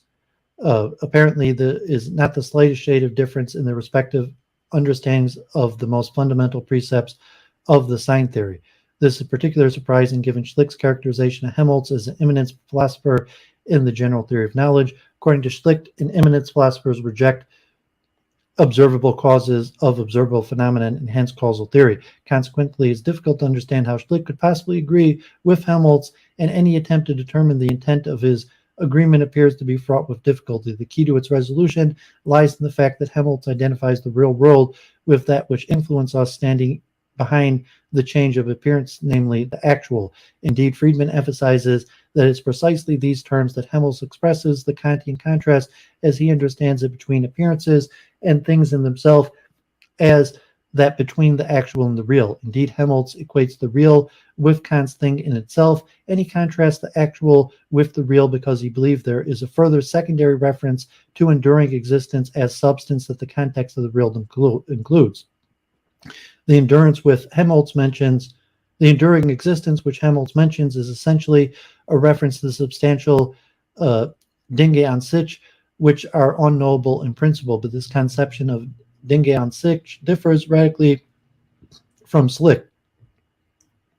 For one thing, Helmholtz Dinge an sich are not, on Friedman's telling, identical with causal reality, responsible for sensation, though that is precisely the function of things in themselves in Schlick's epistemology. Unlike Helmholtz, Schlick identifies things in themselves with whatever is real but not given, including the theoretical posits of the advanced sciences. As such, things in themselves are the causal sources of the given. Beyond the given and things in themselves, there is, for Schlick, simply no further category of the real. In short, Schlick would never have accepted the existence of enduring substantial entities other than the unperceived causes of sensations, which he called things in themselves. Structural realism. Schlick expresses endorsement of the sign theory as general claims that treating representations as signs constitutes the essence of all knowledge for a very good reason. He was emphasizing that not only perceptions, but other representations as well, signified by means of their relation to one another rather than by virtue of any iconic relation they bear to what they represent. The result is nothing less than the epistemic structuralism, according to which the relations among cognitive representations signify structures rather than, say, individual objects or their properties. This generalization of the sign theory is already evident in the writing of Schlick's mentor, Max Planck. Planck himself had been deeply impressed by Helmholtz, who was his own occasional teacher and his later his colleague, and whose influence is particularly evident in Planck's 1908 leading lecture on the unity of physical worldview. Of course, the aim of Planck's philosophical efforts was to discredit Ernst Mach's philosophical views. Mach regarded physical objects as unnecessary hypostatizations, implying that the mechanical view underlying physics was little more than an elaborate myth. In the science of mechanics and the analysis of sensations and the principles of theory of heat, he develops the idea that the phenomena are the basic constituents for which substantive objects of common sense and everyday objects are constructed. Like Planck, Mach conceived science structurally as the study of the structural relations among phenomenal elements. Thus, out of the sensory impression of colors, sounds, feelings, and smells, which build ordinary experience, those combinations, which are relatively more fixed and permanent, are most prominent, imprinting themselves on memory and requiring distinctive linguistic designations, in particular those complexes of impressions which are functionally connected in time and space, although they are by no means permanent, are christened with distinctive names and are called bodies. The body is the basis of the first and most naive notion of substance. These unnecessary postulated substances are merely the result of relating sensory elements to form the subject matter of the physical sciences. Ultimately, this is true of atoms as well, which Mach regarded as simply another instance of substantial entities hypothesized to account for what are at bottom relations among phenomena. It has been suggested that Mach's opposition to atomism was initially based on metaphysical misgivings rather than empirical concerns, as if atoms were transcendental rather than very small physical objects. Planck mistakenly attributed Mach's opposition to the metaphysical commitment to centralism, when in fact Mach's epistemological structuralism is closer to neutral monism, as even Bertrand Russell noted. Nonetheless, Planck thought his own radiation law of 1900, which relied on Boltzmann's statistical approach to thermodynamics, was proof of atomism, since Boltzmann had already subjected Ostwald's energetics, the principal challenge to atomism, to a scathing critique at the Lübeck conference in 1895. The only task remained for Planck was to demonstrate the bankruptcy of Mach's epistemology. Planck started from Helmholtz's belief that our perceptions provide not a representation of the external world, but merely furnish the physicist with a sign which he must interpret. In the earliest stages of physical inquiry, distinct fields were distinguished by the different sensory modalities associated with their origins, but with further development of any field, whether acoustics, thermodynamics, or optics, its origin and experience are soon abandoned. By mathematically abstracting the qualitative contents of perceptions, the anthropomorphism in representations is reduced, and distinct domains of inquiry, previously rooted in the different sensory modalities, may be unified. In other words, knowledge of the physical world advances by first abstraction the structure of perceptions from their sensory origins, and then subsequently extending the process of abstraction by further mathematical generalizations. In general, scientific advance requires the mathematical move from a given domain of elements to another in which the elements of the earlier stage are discarded and replaced with others. Thus, Planck envisions a successive of structural representations converging towards an accurate representation of reality. Planck's basic view is thus an early variety of epistemic structuralism, the idea that it is not the nature of objects which is known, but their structure is understood as the relationship to other objects. The operative understanding of structure is, of course, given by the mathematical representation of phenomenon, illustrated by Poincare in his characterization of evolution from Francel's wave optics to the electromagnetic theory of James Clerk Maxwell. The key difference between these earlier and later theories of light is that Frenzel conceived light as disturbances in a mechanical medium, the ether, and developed a series of equations describing the behavior of light as it passes through a medium of different optical densities. Subsequently, Maxwell treated light as a kind of electromagnetic radiation which presupposes no mechanical medium and hence no ether. Nonetheless, Frenzel's equations may be deduced from Maxwell's, implying that the structure of Frenzel's conception is subsumed in the structure of Maxwell. In Planck's thought, as well as Poincare, epistemic structuralism was but a prelude to structural realism, and Planck thought his own theoretical work had contributed to the unification of the world picture by grounding thermodynamic phenomenon in mechanical principles. And this understating is just the natural result of extending Helmholtz's sign theory of perception to include theoretical as well as perceptual representation. Thus, Planck's transformation of Helmholtz sign theory effectively collapses Helmholtz's categories of the actual and the real, but what Helmholtz called the real was distinguished by its reference to enduring substance, which has no role in structural epistemology. Planck's conclusion that the actual and the real are one and the same was celebrated by Schlick as an expression of Planck's sound and vibrant realism. For both Schlick and Planck, the collapse of the actual and the real is tantamount to the repudiation of the Kantian thing in of itself as a transcendental condition, but not a cause of appearances. In Schlick's general theory of knowledge, the new role for things in themselves is embedded in the structuralist theme that both everyday and scientific knowledge is relational. To know something is to know it as something else. Hence, knowing is strictly distinguished from being acquainted with, which is simply consciousness of an intuition. Of course, an intuition may still be brought under concepts and hence known as something else. The relational character of knowledge is complemented by Schlick's treatment of scientific concept formation. Scientific concepts are formed by means of implicit definitions which stipulate the relations of concepts to one another, just as the primitive concepts of a mathematical discipline are defined in terms of one another by the axioms of the discipline. An implicit definition such as a fully contained with no relations to intuitive experience and at no point does it rest on the ground of reality. The definitions of objective quantitative concepts by means of axioms is completely independent of empirical matters and is only when such concepts are linked to intuitions that they can be mobilized in the expressions of empirical knowledge. In Schlick's words, we concerned ourselves with the abstract only in order to apply it to the intuitive. Thus, Schlick's early thought, like Planck's, is a form of structural realism. In this respect, is not unlike the views of the turn of the century neo-Kantians like Ernst Cassirer, who also combined the rejection of Kant's things in themselves with epistemic structuralism. However, if these analogies suggest that Schlick is a neo-Kantian of some sort, the suggestion is readily disproved by his treatment of geometry. Conventions. In his 1868 essay on the facts underlying geometry, Helmholtz argued that the properties of spatial intuition are in fact learned through higher order cognitive processes. The title of Helmholtz's essay intentionally parodies Riemann's classical article in order to emphasize that unlike Riemann, Helmholtz was focused on the transcendental facts which distinguish three-dimensional space of experience from other continuous manifolds. In particular, Helmholtz focused on three-dimensional infinite spaces which satisfy the condition of free mobility.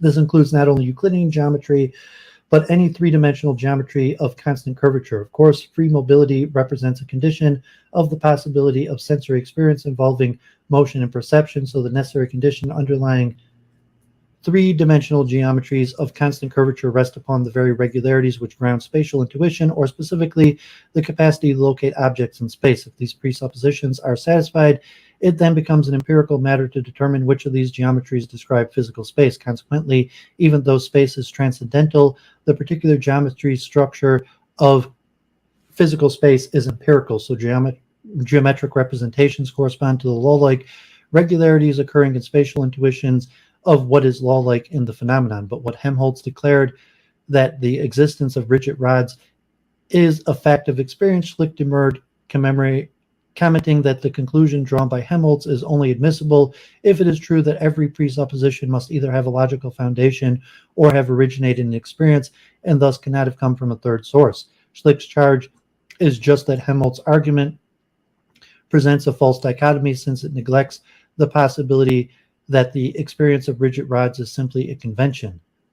This is implicit reference to Poincaré's reply in Science and Hypothesis to the related question, are the geometric axioms synthetic a priori propositions or empirical truth?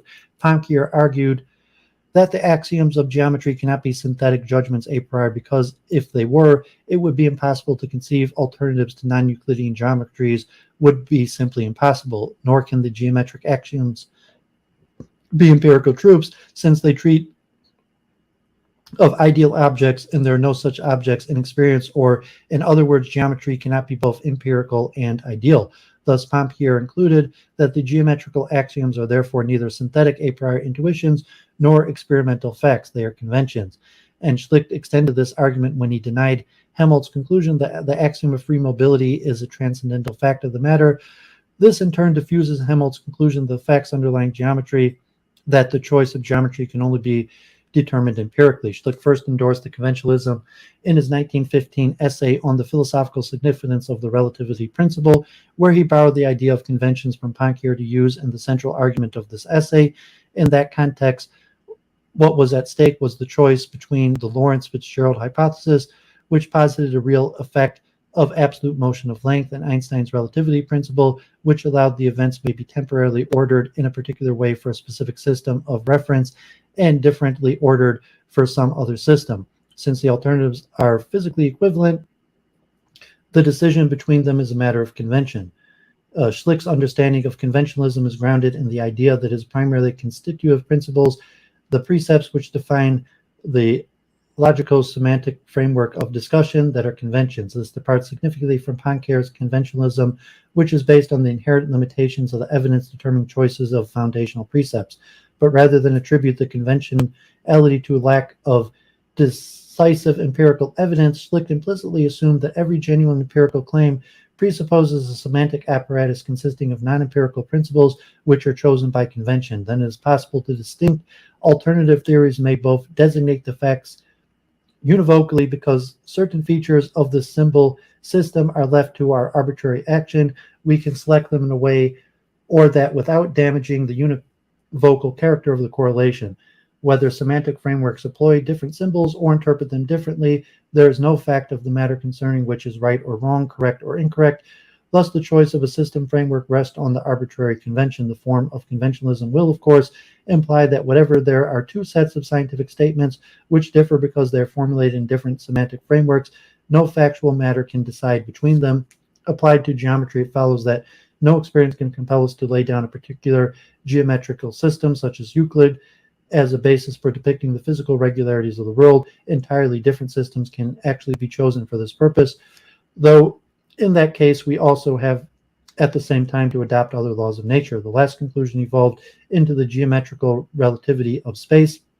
In Schlick's 1917 monograph on space-time and contemporary physics, eventually passing into positivistic lore as the relativity of geometry, the form it received in Hans Reichenbach's philosophy of space and time. If Schlick is right about Helmholtz's argument, then Friedman's contention that Helmholtz successfully grounds the foundation of geometry in his analysis of spatial intuition simply fails. That is because Helmholtz's presumptions that the principle of free mobility is rooted in the same law-like regularities which make spatial intuition possible, but rather than acknowledges that Schlick had identified an error in Helmholtz's argument, Friedman contends that Schlick's criticisms are essentially a defense of his own distinction between intuitive apprehension and conceptual thinking. Unfortunately, this distinction has nothing to do with the argument under discussion. Rather, the argument shows that Helmholtz's efforts to ground the principle of free mobility in spatial intuition fails, for the quantitative precision required to guarantee free mobility is simply not to be found in intuitive experiences. And so too, Friedman's counter to Schlick simply misses its mark, yet he tries the same approach to Schlick's further criticism of Helmholtz's claim that higher order cognitive processes, specifically deduction and induction, are necessarily ingredients of the identification of spatial locations of objects. Helmholtz adopted Mill's inventory of innate inferential mechanisms, which was essentially limited to the principles of syllogistic reasoning, and added inductive reasoning as well. This was because Helmholtz thought that the syllogisms involved in the spatial location of objects required universal major premises, which in turn can only be derived from experience by induction. Thus, the conclusions that a particular object can be found by innervating the nervous mechanisms in a certain way can only be deduced from a major premise based on the evidence concurrently available concerning the locations of objects in past experiences, and how the ocular muscles must be activated to locate them by means of an innate capacity to associate the premises of induction relating to the relevant features of the individual cases. The needed generalizations inferred in particular cases, the unconscious inferences may proceed syllogistically. Of course, Helmholtz's innovation violates Kant's ball plan of reason, of which higher order cognitive processes like induction and deduction never play a role in the identification and synthesis of sensory inputs. And that is because these processes involve complex cognitive functions belonging to the faculty of understanding rather than intuition, which is the passive faculty of receptivity. And that is no doubt why Helmholtz regarded his innovation as significant advance beyond Kant's architectonic. Friedman claimed that Helmholtz's discussion of unconscious inference is anathema to Schlick, since they challenge the distinction between intuition and conceptual thinking. However, Schlick's criticism of Helmholtz's theory does not mention this distinction at all, nor for that matter any philosophical issue. Rather, his criticism depends entirely on recent results in empirical psychology. It is noted that modern psychology energetically rejects Helmholtz's celebrated theory of unconscious inferences, since there are ample grounds for considering them to be nothing more than the process of association. But Friedman also worries that Schlick's distinction between intuition and concepts is incompatible with any relationship between special intuition and physical geometry, and that is because Schlick criticizes Helmholtz's efforts to relate the two. Of course, if Friedman is right, then it would be difficult to see how Schlick could possibly link the intuitions and concepts of his own epistemology, but the salient feature of Schlick's distinction between intuitions and concepts is that the former, but not the latter, can be objects of acquaintances, and acquaintance is a form of knowledge because it does not relate intuitions to anything else. And the principal theme of Schlick's epistemology is, after all, that to know something is to know it as something else. Then the difference between acquaintances and knowledge is used in section 12 of General Theory of Knowledge to critique ideas of intuitive knowledge like those of Husserl and Bergson. Since, however, intuitions can be subsumed under concepts, they can be known as something else. So Friedman's idea that Schlick criticism of Helmholtz are rooted in the distinction between intuitions and concepts is simply a distraction from the central issue. Indeed, Schlick never thought Helmholtz's efforts to uncover the foundation of geometry and spatial intuition was wrong-headed or misguided. Rather than Helmholtz's efforts simply failed, his own approach to the same problem incorporated the structural realism he learned from Planck, along with the formalism of an implicit definition and the conventionalism he adapted from Poincare. Finally, he introduced coordination to relate the abstract, formally defined concepts to intuition in order to ensure the empirical significance. And it is at this juncture that Schlick introduces his method of coincidences to provide a detailed account of coordinations. Coincidences. The most striking feature of Schlick's method of coincidences is its similarity to the basic ingredients of Einstein's point coincidence arguments in the latter's review essay on general relativity. In 1916, the year that Einstein wrote the essay, Schlick was writing what became the first edition of his General Theory of Knowledge. Soon he was residing in the environs of Berlin. Einstein also had various responsibilities in Berlin, and they may well have met to discuss their mutual interest in the epistemological significance of the new physics. After all, they had been in contact since 1915, when they corresponded about Schlick's essay on the philosophical significance of the principle of relativity, which Einstein praised for its clarity as well as mastery of the scientific details. By 1916, Einstein's thoughts had moved on to general theory, and he explained his ideas on covariance to Schlick, including the conclusion of the point coincidence argument that thereby time and space lose the last remnant of physical reality. Einstein's conclusion captured Schlick's imagination, who later explained that his monograph on space and time in contemporary physics was less a representation of the general theory itself than a thoroughgoing elucidation on the thesis that space and time have now forfeited all objectivity in physics. Given this background, it's hardly surprising that Schlick featured his method of coincidences in his General Theory of Knowledge, which he was writing at the time. In Schlick's epistemology, the method of coincidences functions as the mechanism which relates abstract, formally defines concepts with intuitive content. In geometry, for example, the method of coincidences constructs a bottom-up connection which relates qualitative spatial intuitions by means of coincidences, singularities, in which intuitions of different sensory modalities coincide at the same intuitive spatial temporal point. Then the resulting intuitions may be linked in a top-down fashion by the coordination of objective concepts and axiomatically defined geometries with intersubjective spatial ones. The bottom-up phase begins with intuitive images, which are inherently spatial since they exhibit relative locations as well as spatial extensions within each of the sense modalities, so that the topological orderings of smells as well as taste and so on is given in experience. The spatial frameworks of each of these sense modalities are then coordinated, organizing them in a single unified intuitive ordering. For instance, when a person sees a bruise spot on her leg and touches it with her forefinger, a singularity occurs, which involves both the visual and tactile fields. The coincidence of these two distinct types of sensory data, the sight of the bruise and the sensation of touch, contributes to the coordination of the spatial orders of the different sense modalities, thus creating an intersensory spatial order. This simple example of the kind of singularity by the point coincidence demonstrates why all of them can be brought under a single system of ordering, which by this very fact also becomes the type of ordering for transcendent things. Strictly speaking, another stage is necessary to coordinate point coincidences among distinct individuals so that the resulting point coincidences are generally intersubjective. If, for instance, an instructor wishes to draw attention to, say, the hypotenuse of a triangle on a blackboard at the front of a class by pointing to it, he effects the coincidence between the tip of his finger and the hypotenuse. Every witness to the demonstration observes the coincidence of the two visual points from their own distinct perspective.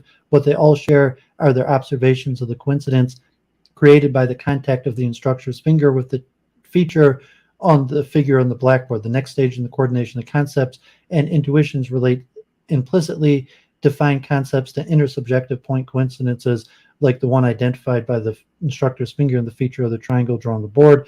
Of course, all measurements, all quantitative determinations of space and time as well, are based on just such coincidences, whether it is the coincidence of the ends of measuring stick with the edge of an object, or the hand of a clock coinciding with one of the numbers of the clock's face. Any two perceptual objects which coincide in the same sensory domain or distinct sensory fields may be correlated with transcendent things which share a point in the objective order to preserve uniqueness of designation. It is in this way that the method of coincidences affects the coordination of the objective geometry of transcendent things with the domain of the intuitive, but the linkage between the intuitive order and the objective spatial temporal one is neither an identity of the physical with the intuitive nor a definition of physical things in terms of intuitions. In space-time and contemporary physics, Schlick explained the limits of the method. The objects of the physics are therefore not the data of sense.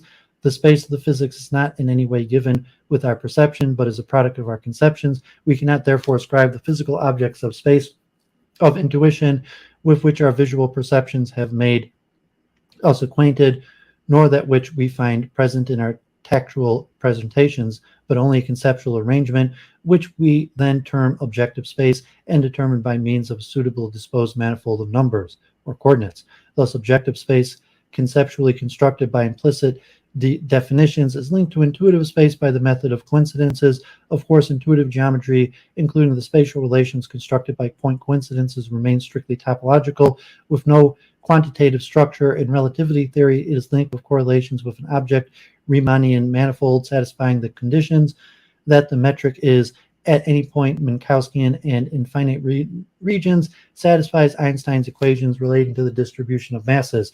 The success of the resulting physics depends on the recognition of the fact that the intrinsic structure of spatial intuition is insufficient to definitely ground or uniquely determine physical geometry. Conclusion. Schlick's method of coincidence clarifies his understanding of how concepts and intuitions are related, thus illuminating the difference which separate his understanding of the sign theory from Helmholtz's Neo-Kantian version.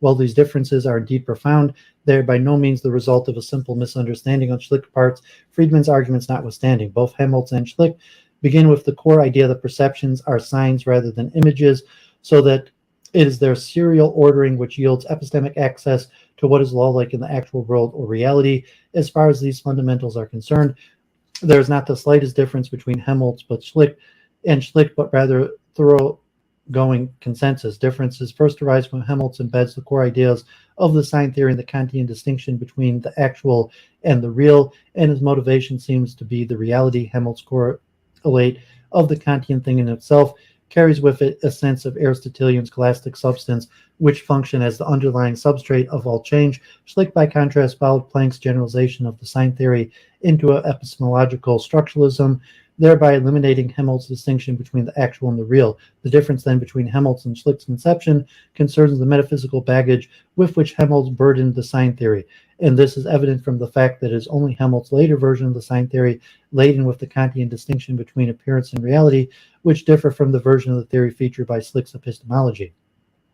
This much of the preceding argument shows that Schlick's epistemological structuralism led him to repudiate features of orthodox Kantianism, which had also been abandoned by many turn-of-the-century neo-Kantians. To Schlick, the obvious conclusion was structural realism, the legacy of his mentor Max Planck, but Schlick's decisive break with Kantianism in all its forms came with the adoption of Poincaré's conventionalism. In Schlick's philosophy, conventionalism concerned concept formulation and the coordinations linking concepts and intuitions, rendering Kantian efforts to ground geometric concepts and spatial intuitions pointless. Like Helmholtz, Schlick recognized that the intrinsic spatial relations among intuitions failed to provide the quantitative structure necessary to ground objective geometry. Helmholtz, of course, regarded this undetermination as transcendental fact underlying geometry, implying that the specifics of geometry must therefore be determined on empirical grounds.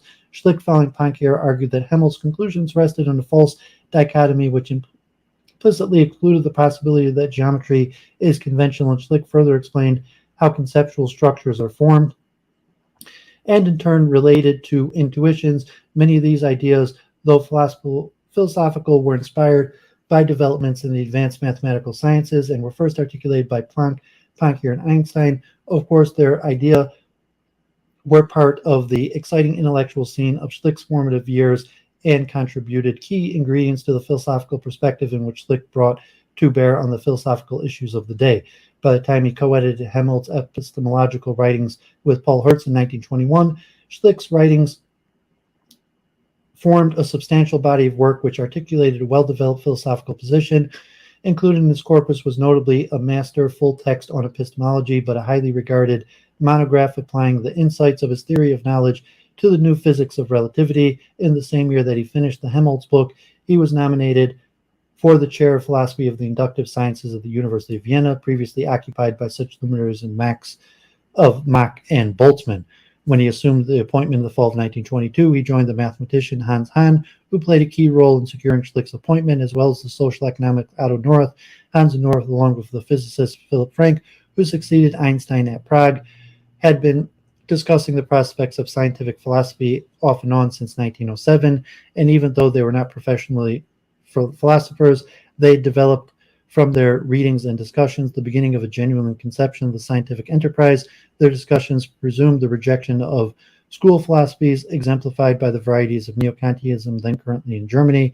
Instead, their vision married Poincaré's conventionalism to Mach's structural phenomenalism, tempered with Duhem's instrumentalism. Despite the fact that their view was not nearly as well formed as Schlick's, they shared a broad consensus, putting aside their differences and pushing new avenues of inquiry. Instead, soon they were calling themselves the Schlick Circle, drawing go in their group. Among them was Rudolf Carnap, and then there was Hans' new student, Kurt Gödel, who shared his interest in logic with Carnap. At about the same time, Schlick and his student Weissman began meeting regularly with Ludwig Wittgenstein, whose treatise had already been read and studied in the circle. Together, these thinkers explored the prospects of new conceptions, scientific enterprise, a generally original scientific philosophy. Okay, Oswald, Elliot, yeah, thanks for joining, being in the chat. If anyone wants to pop on a minute and chat, I had a few more articles. Get more tea for a second.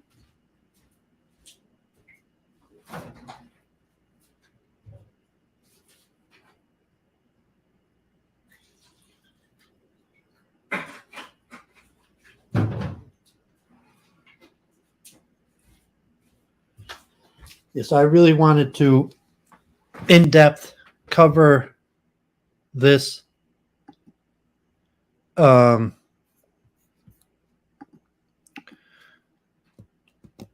monism. So it might be a pretty dry topic to a lot of people, and it's scientific to a large level also because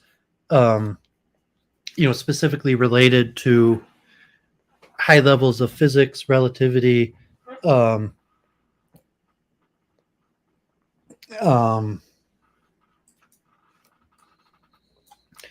so I talked in my philosophy of science series a lot about neo-Kantianism, Kant, the Vienna Circle, leading to scientific realism as the main schools of scientific philosophy.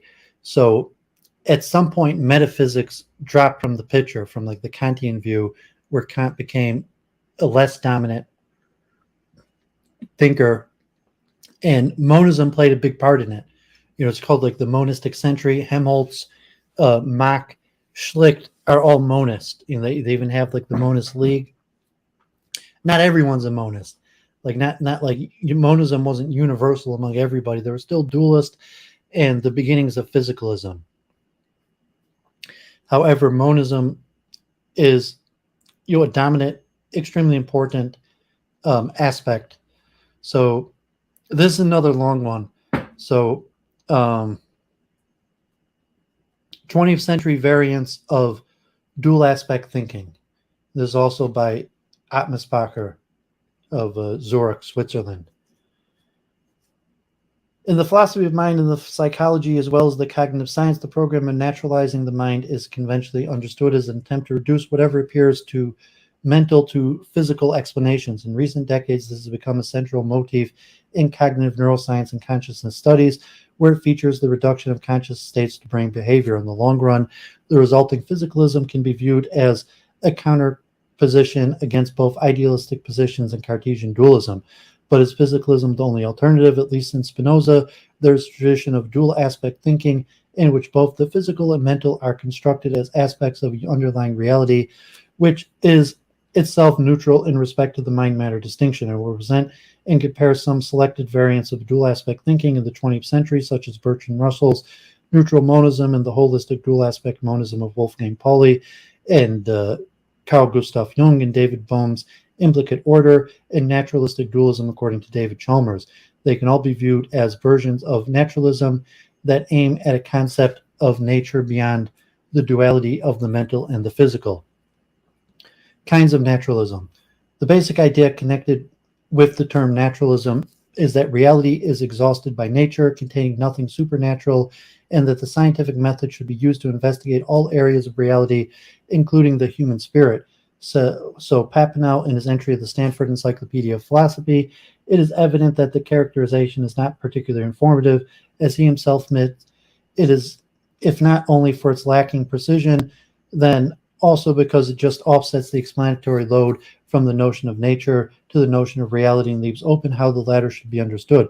Papineau's entry focuses on the understanding of nature, whose development began in the early 20th century and eventually led to the almost hegemonical pretense of what today is called physicalism. In a nutshell, physicalism pretends that nature is ultimately what physics is all about. Today, naturalism appears essentially construed as physicalism, and naturalizing the mind means to explain mental states and their behavior by brain states and their behavior. Most contemporary neuroscientists adhere, knowing whether or not to this physical program, but the notion of naturalism is neither historically nor systematically restricted to physicalism, as discussed by Hampe.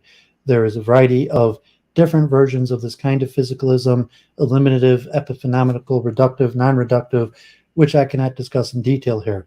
Our crucial assumption in all of them is the causal closure of the physical, meaning that every event in nature that has a cause has a physical cause. This assumption is widely held without discomfort, though a number of authors have recently expressed concerns about its unquestioned validity. But many of the great hopes, the promises that the enunciators of the so-called decade of the brain, 1990 to 1999, generated are still unfulfilled today. There is no doubt that the brain research yielded important insights, yet an understanding of the fundamental problem, the relationship between our mental lives and what our brains do, solely has become remained an open problem. The naive idea of one-to-one neural correlates of consciousness states had proven pure fantasy, and other physicalist-oriented ideas replacing it may turn out difficult to realize as well. At present, we can see that the lack of success of the physicalist approach towards one of the deepest questions in the history of humankind, the nature of the mind-matter correlation, entails the search for an alternative approaches. There is a touch of irony in the fact that a most prominent one among these alternatives is grounded in another long neglected kind of naturalism, which differs substantially from physicalism.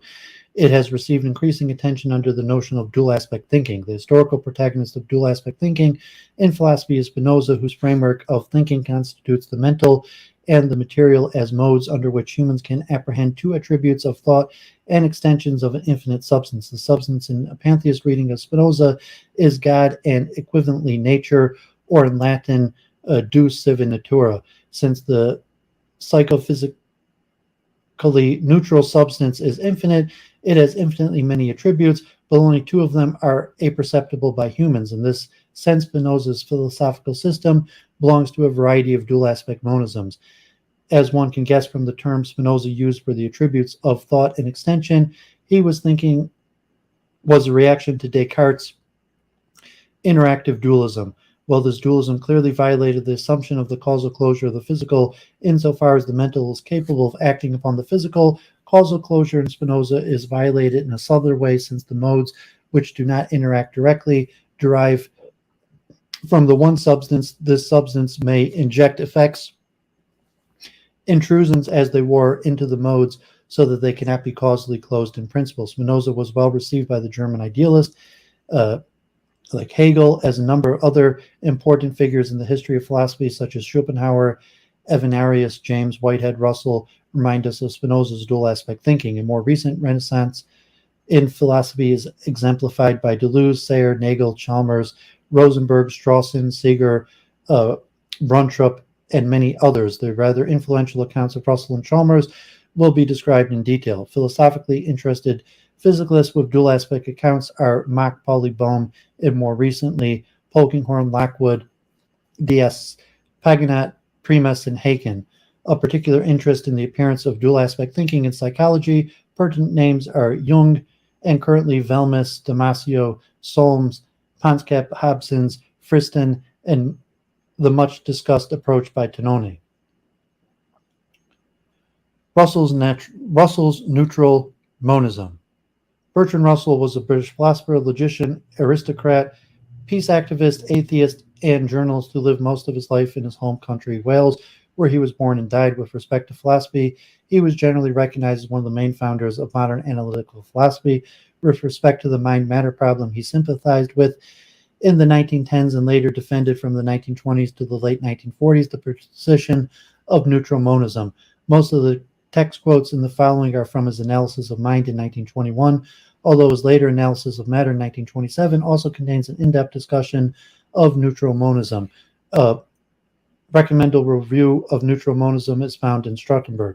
Russell picked up essential ideas for his neutral monism mainly from the dual aspect frameworks of thinking of Mach and James, but he is likely its most widely known advocate, so widely that the notion of Russellian monism was coined, and its current proponents are also called neo-Russellians. In the analysis of the mind, one of the works on the topic, Russell begins with a brief sketch of the situation between physics and psychology of his time. On the one hand, many psychologists, originally those of the behaviorist school, tend to adopt what is essentially a materialistic position as a matter of method, if not metaphysics. They make psychology increasingly dependent on physiology and external observation, and tend to think of matter as something much more solid and indebtable than mind. Meanwhile, the physicalists, especially Einstein and other exponents of the theory of relativity, have been making matter less and less material. Whoever reads, for example, Professor Eddington's Space-Time and Gravitation will see that old-fashioned materialism can receive no support from modern physics. Note that this quote refers to the development of the general relativity in the physics of the 1910s. As we will see, the rise of quantum theory after the mid-1920s contains material which makes Russell's thesis even more compelling. Anyways, with this prelude, he settles his standpoint about the mind-matter issue in the following words. The view that seems to me to reconcile the materialistic tendency of psychology with the anti-materialistic tendency of physics is the view of William James and the American New Realist, according to which the stuff of the world is neither mental nor material, but a neutral stuff out of which both are constructed. The stuff of which our experience is composed is, in my belief, neither mind nor matter, but something more primitive than either. Both mind and matter seem to be composite, and the stuff of which they are compound lies in a sense between the two, in a sense above them both, like a common ancestor. A cartoon-like schematic representation of the scheme can be seen in Figure 2. It shows the two aspects of the mental and material above the horizontal line and the psychophysically neutral domain below it. I will use the same scheme for the other dual aspect frameworks discussed in this paper to facilitate their comparability. Figure 2, dual aspects in Russell's neutral monism, also often addressed as the distinction of subject and object. As Mach did previously, Russell referred to psychophysically neutral stuff in terms of sensation. The mental domain is subject, material domain object. As a notable distinction from other kinds of dual aspect thinking, Russell, along with James, conceives of the psychophysically neutral stuff as consisting of elements whose composition give rise to the mental physical appearances.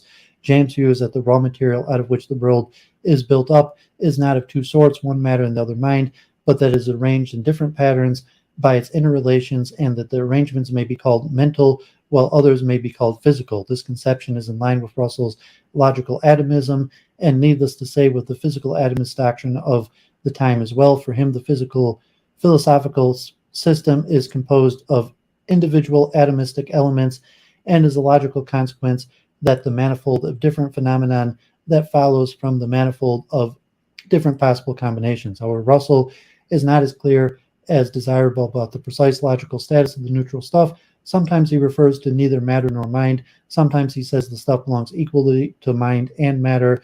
Yet in another phrase, he uses the intersection of mind and matter. Strictly speaking, these are three characterizations describe three different scenarios.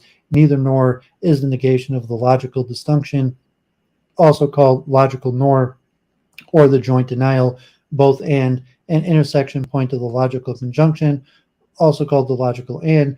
We will later see that these different versions play an important role in comparison to other dual aspect variants. Another important point in Russell's insistent that the neutral stuff can be apprehended, namely by sensations. Again, referring to the paper in which James introduced the concept of pure experience as the neutral stuff that is apprehensible, Russell writes, "My own belief is that James is right in rejecting consciousness as an entity, and that the American realists are partly right, though not wholly, in considering that both mind and matter are composed of a neutral stuff, which in isolation is neither mental nor material. I should admit that this view, as regards sensation, what is heard or seen belongs equally to psychological and to physics. As the term sensation suggests mental rather than psychophysical, neutral activity is somewhat infelicitously chosen. As a consequence, both Russell's sensation, Mach's used the same term, and James' pure experience have led to a considerable confusion about the actual systematic status. In his work in general, and in particular in his work about neutral monism, Russell was largely abstinent about the notion of causation. He argued correctly that causation requires temporal direction, and since the fundamental laws of physics are time reversal symmetric, causal relations cannot be part of a fundamental physical description of the world. As a consequence, the law of causality, I believe, like much that passes muster among philosophers, is a relic of a bygone age, surviving like the monarchy only because it is erroneously supposed to do no harm. In this context, he shared the Humean position that cause and effect relations are always matters of interpreting observed correlations. All contemporary empirical sciences ascribe causal dependencies to correlations only on the basis of established theoretical models with broken time reversal symmetry. We will see an alternative to interpreting correlations by causations is an interpretation in terms of meaning, a speculative move that is entirely outside any current scientific thinking, though. In his earlier work, Russell referred to meaning basically as a reference between subjective states and their objective reference. This is very much in the spirit of Brentano's concept of intentionality, as usually construed by a two-place reference relation between a mental phenomenon and its content. But now Russell strives for overcoming the duality of subject and object, and dissolves it by the psychophysically neutral acts of sensation.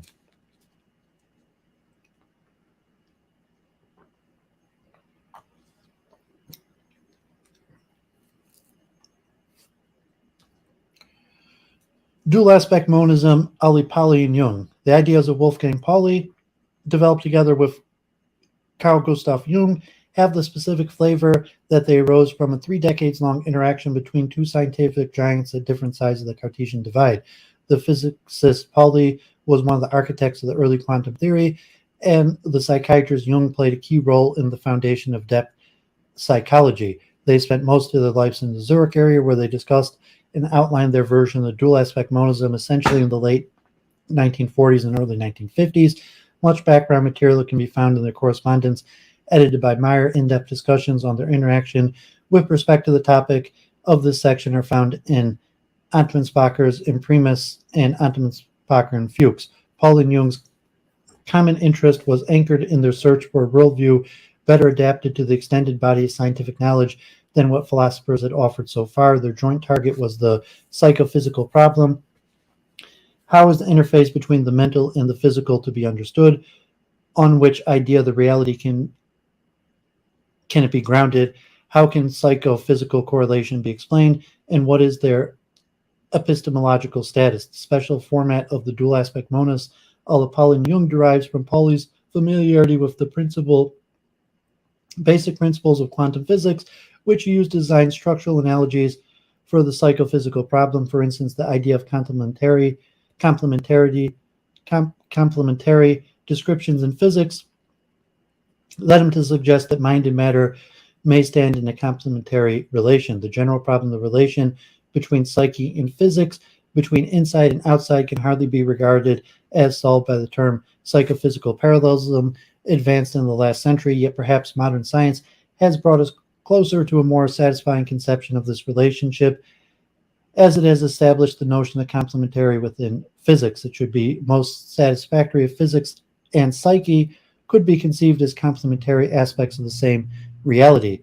Complementary in this sense is not just a colloquial way to superficially dissolve conflict, but has a strict meaning. Two or more descriptions of a phenomenon are complementary if they mutually exclude one another and yet are together necessary to describe the phenomenon exhaustively.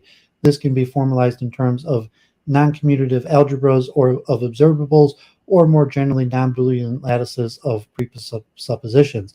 At least as important as complementary, however, Pauli regarded the analogy from quantum holism or quantum non-locality, which matched perfectly with Jung's conception of a basic reality that does not consist of parts but is unfragmented whole, the unus mundus. Starting from this holistic, psychophysically neutral reality, aspects such as the mental and material are generated by decomposition of the whole.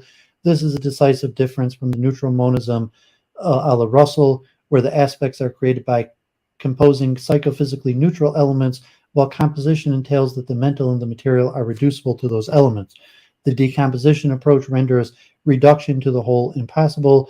The fact that the primordial whole cannot be derived from its parts raises the bar for an intuitively accessible reconstruction of the psychophysically neutral domain in Paul and Jung's scheme. The broken holism leads to the mental and material aspects, produces mind-matter correlations for free.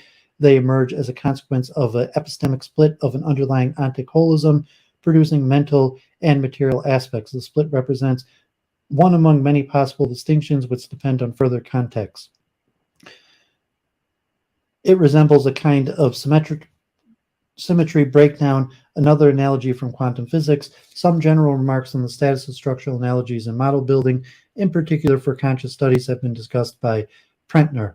And our reconstruction of the Pauli-Jung scheme from the correspondence of the some scattered publications on the topic, we found that it implies two basically very different types of psychophysical correlation. They imply interesting conceptual conjectures and empirical predictions, some of which have been implemented in innovative research projects with first concrete results. In the dual aspect monism, according to Pauli and Jung, the mental and the material are manifestations of an underlying psychophysical neutral holistic reality called unus mundus, whose symmetry must be broken to yield dual complementary aspects. From the mental, the neutral reality is approached via Jung's collective unconscious. From the material, it is approached via quantum non-locality. The two types of mind-matter correlations are indicated in a letter from Pauli to Jung, which itself is lost, but fortunately we know large parts of it through their extensive quotation in the appendix to Jung's essay on the nature of psyche. On the one hand, the unconscious can be made accessible in an indirect way by its ordering influence on conscious content. On the other hand, every observation of the unconscious, every attempt to make unconscious content conscious, has a prima facie uncontrollable reaction back onto these unconscious contents themselves. As is well known, this precludes that the unconscious can be exhaustively brought to consciousness. The physicist will, per analogy, conclude that precisely this uncontrollable backlash of the observing subject onto the unconscious limits of the objective character of its reality, and at the same time provides it with some subjectivity.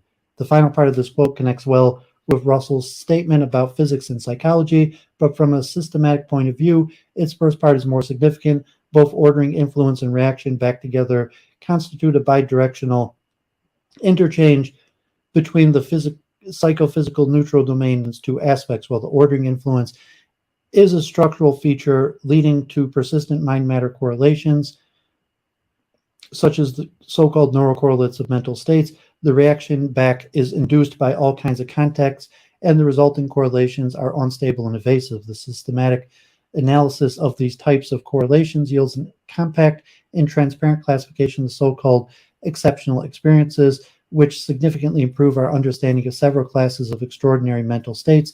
Since this is not the place where more details interest, readers should consult the recent paper by Atmanspacher and Fock, as well as commentaries and replies to it. The concept of synchronicity finds a natural place in the category of coincidence phenomenon within this classification. Crucial criteria for synchronicities between mental and material events are their connection by common meaning and the absence of a direct causal interaction. With respect to Pauli, gave a succinct characterization which clearly alludes to the induced type of mind-matter correlations mentioned above.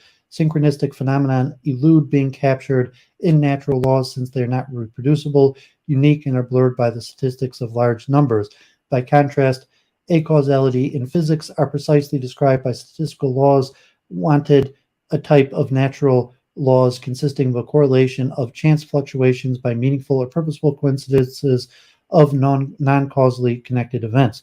With respect to Jung, illustrated how he concretely conceived the induction of synchronistic events indirectly via unconscious activity. When unconscious content trespasses into consciousness, its synchronistic manifestation ceases, and conversely, synchronistic phenomenon can be elicited by putting a subject into an unconscious state of trance.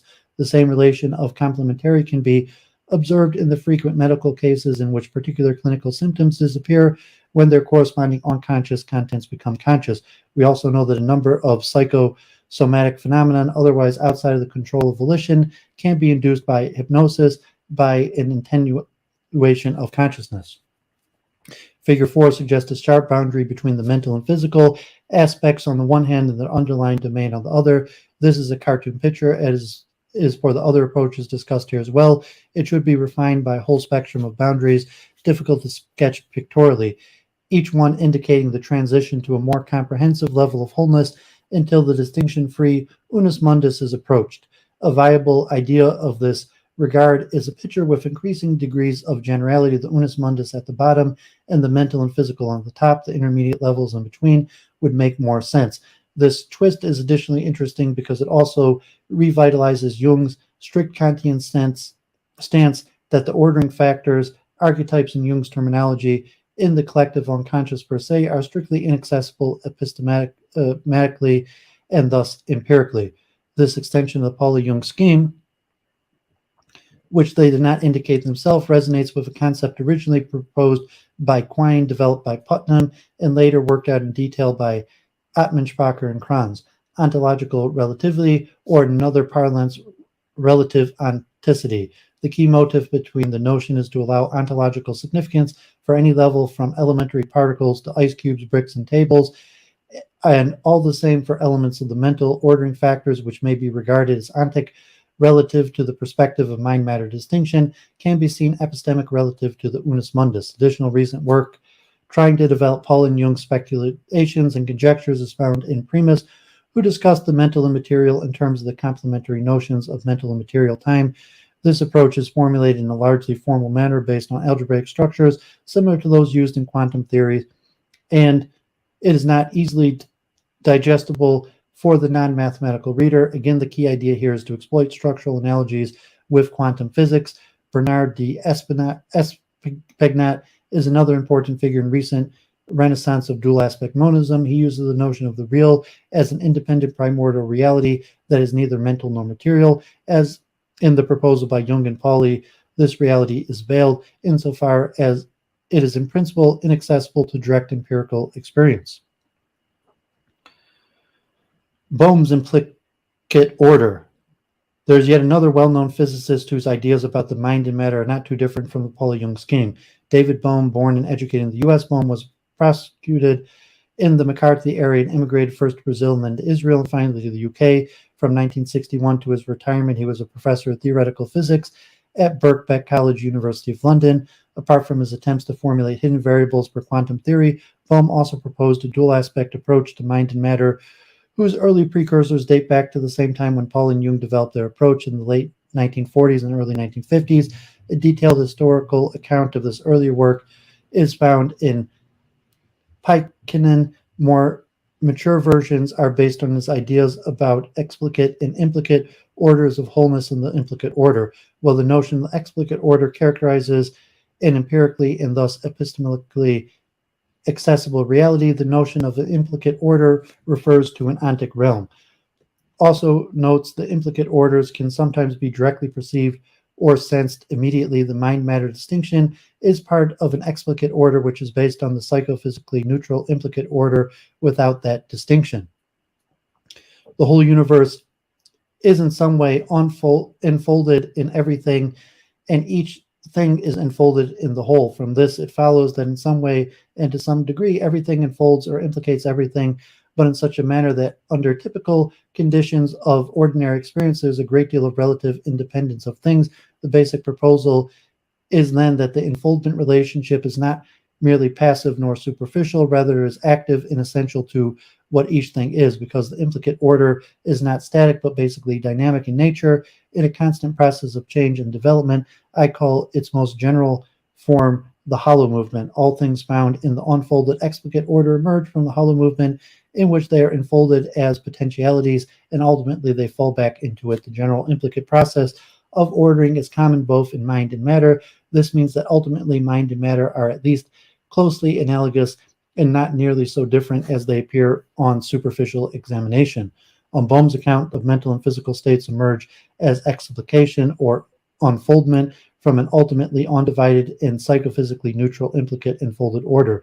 This order is called hollow movement because it is not static but rather dynamic. Just as Whitehead's process philosophy, this means that Bohm's aspect monism is not only holistic, as is the Pauli-Jung scheme, it is also fundamentally based on process rather than substance.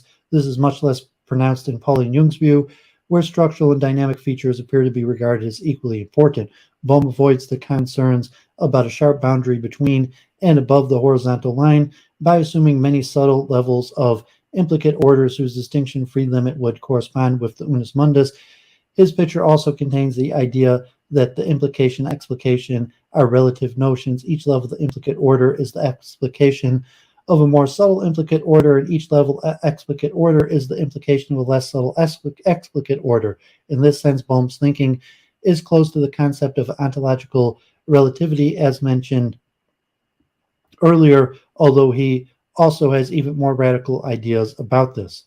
So in Bohm's aspect monism, the mental and the material are unfolded explications of an enfolded implicate order with many subtle levels. These levels are increasingly holistic, and they are not static but dynamic. Hence, Bohm coined the term hollow movement to characterize them. This move allows him to hold a subtle intermediate position between Russell and Pauli-Jung as far as experiential access to the psychophysically neutral is concerned. If a particular level of implicate order is not yet explicated, it is experientially inaccessible, but every level of implicate order can in principle be explicated, and if this happens, it becomes accessible. Along these lines, Bohm proposed novel forms of dialogue facilitating insight into deeper implicate holistic levels of nature. Psychophysical connections are governed by something Bohm calls active information, not syntactic information, but literally meaning to bring something implicate into explicate form, both mentally and material. There's a kind of active information that is simultaneously physical and mental in nature.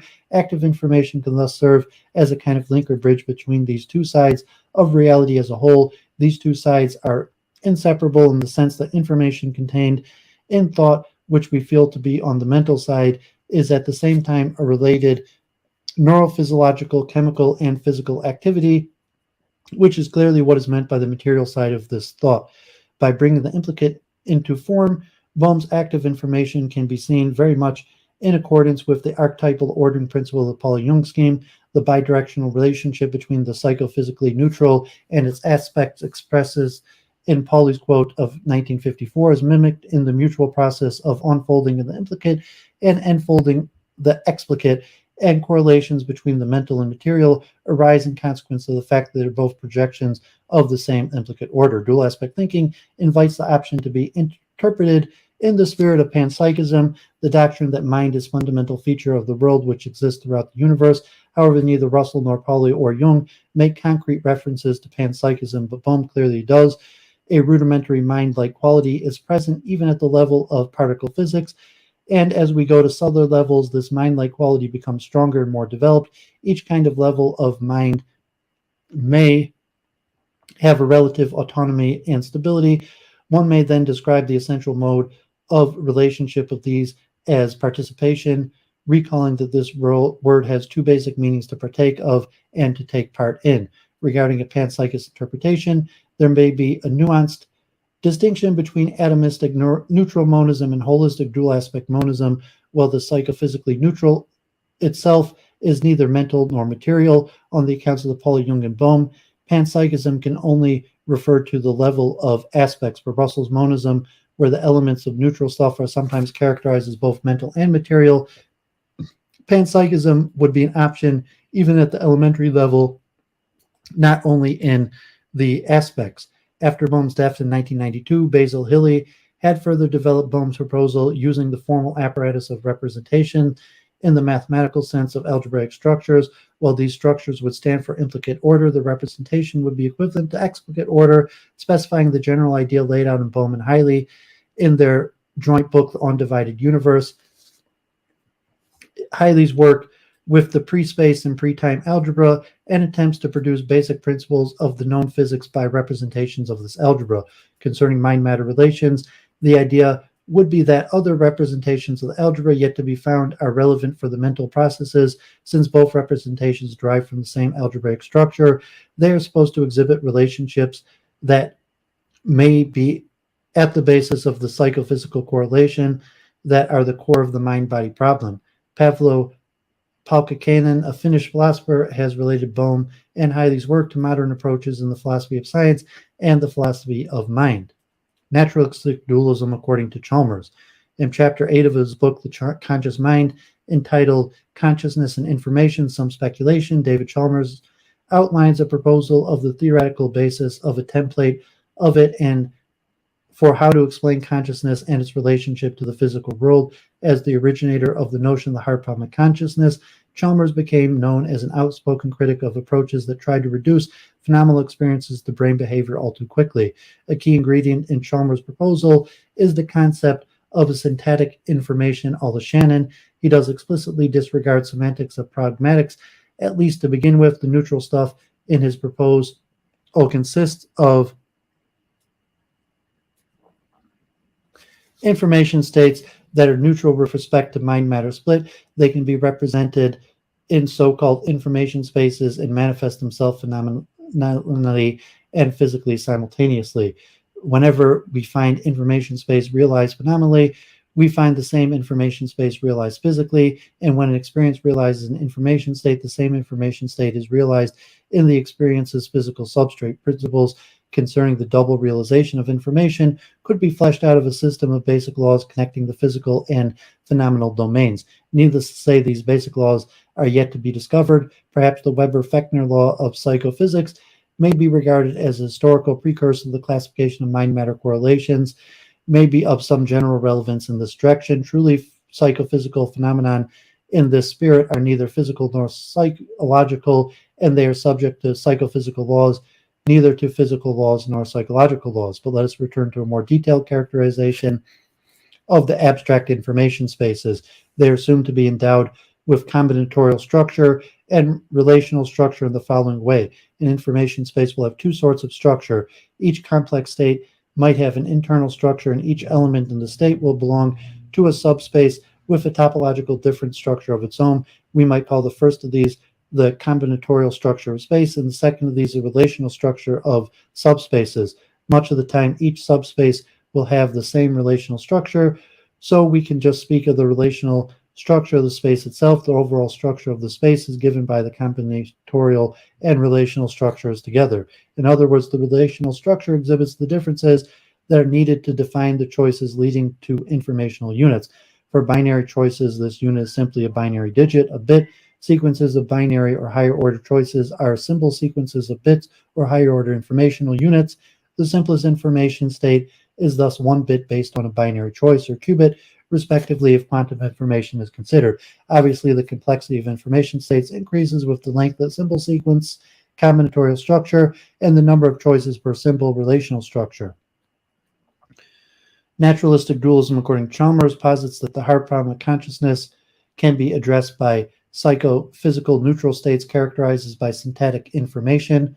These states are represented in abstract information spaces and are endowed with a combinatorial and relational structure at the level of the mental and material that are realized in terms of phenomenal and physical states. Starting around 2000, Tononi and collaborators have developed and refined a theory of integrated information that can be seen as a concrete implementation of many features of Chalmers' proposal. Tononi's theoretical framework assigns a different level of phenomenal experience to a system depending on the measure of integrated information characterizing the system, and Baldozzi and Tononi even proposed a way to construct structures in so-called qualia space which represent qualia by their shape. Because phenomenal and physical realizations of information states always go hand in hand, panpsychism is straightforwardly entailed by naturalistic dualism. The integrated information approach predicts that simple and purely reactive systems like photodiodes or thermostats have non-vanishing, though not terribly interesting, phenomenal consciousness. In recent works, it has been shown that very complex networks simulated as feed-forward systems can provide a high degree of functionality and yet have zero zombie consciousness. This and many other interesting results of Tononi's work were recently published by Oizumi.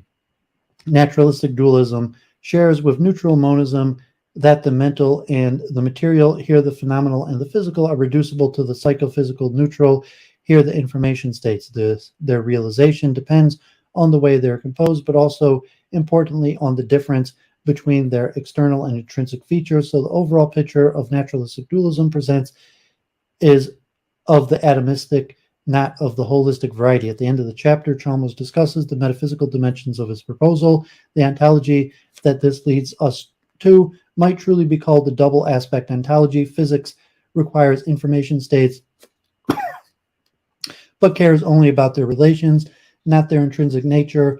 Phenomenological requires information states, but cares only about their intrinsic nature. This view postulates a single basic set of information states unifying the two. We might say that internal aspects of these states are phenomenal and the external aspects are physical, or as a slogan, experience is information from the inside, physics is information from the outside.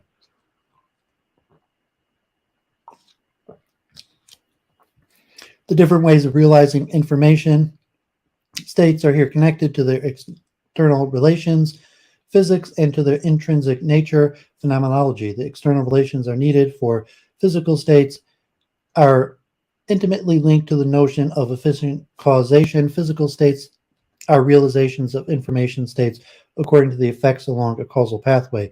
Phenomenal states are not based on such pathways. From causal to effects, they are realizations of the intrinsic structure of information states, not of external relations. Since physical states are solely based on external relations, the property of the physical world that we usually conceive of as intrinsic may thus actually be projections grounded in intrinsic phenomenal properties. This hypothesis, again, requires a variety of outrageous panpsychism, but is conceptually elegant is hard to deny indeed. As Chalmers points out, his proposal matches exactly the ontology of property dualism based on the ontically conceived notion of information. The purported observer-independent ontic status of information is at variance with the standard understanding of information as knowledge relative to observers, hence epistemic. However, as we will see in the next quote, below the fundamental information space of Chalmers' approach are based on primitive differences. These differences are assumed to be primordial given as space partitions, so they need no observers. There is some tradition of corresponding ideas in modern physics as well, starting with Zeus in the 1960s and later employed by Fredkin, Cantor, or Wolfram in terms of classical information theory. Finkelstein and von Weizsäcker, also in the 1960s, pioneered the digital universe picture based on quantum information long before Lloyd, Bruckner, Zellinger, and others refined the framework in thinking. Is arguably most popular expression in Wheeler's illustrative phrase, "it from bit." Well, all this work has been restricted mainly to physics. Chalmers' approach is clearly more ambitious. It was designed on a basis for both the physical and the phenomenal. His view offers a picture of the world as a world of pure information. To each fundamental feature of the world there corresponds an information space, and whether physics takes these features to be instantiated and its information state from the relevant space is instantiated, as long as the information states have the right relations among them, then everything will be as it needs to be. On this picture of the world, there is nothing more to say. Information is all there is. This is how I understand it from bit conception of the world. It is a strangely beautiful conception, a picture of the world as pure informational flux without any further substance to it. The world is simply a world of primitive differences and of causal and dynamic relations among those differences. On this view, to try to say anything further about the world is a mistake. After the annotated presentation of selected variants of the 20th century dual aspect thinking in historical sequences, they are now to be compared in a systematic fashion with respect to their commonalities and disparities. For a hasty reader, the comparison is summarized in a synoptic overview in the figure. That the one feature that all four variants discuss have in common is that they regard the mental and physical as two aspects of one underlying reality that itself is neutral with respect to the mind-matter split.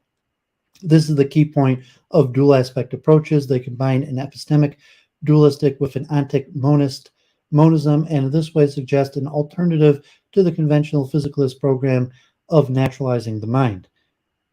In fact, dual aspect approaches consider both mind and matter to be naturalized by their underlying reality.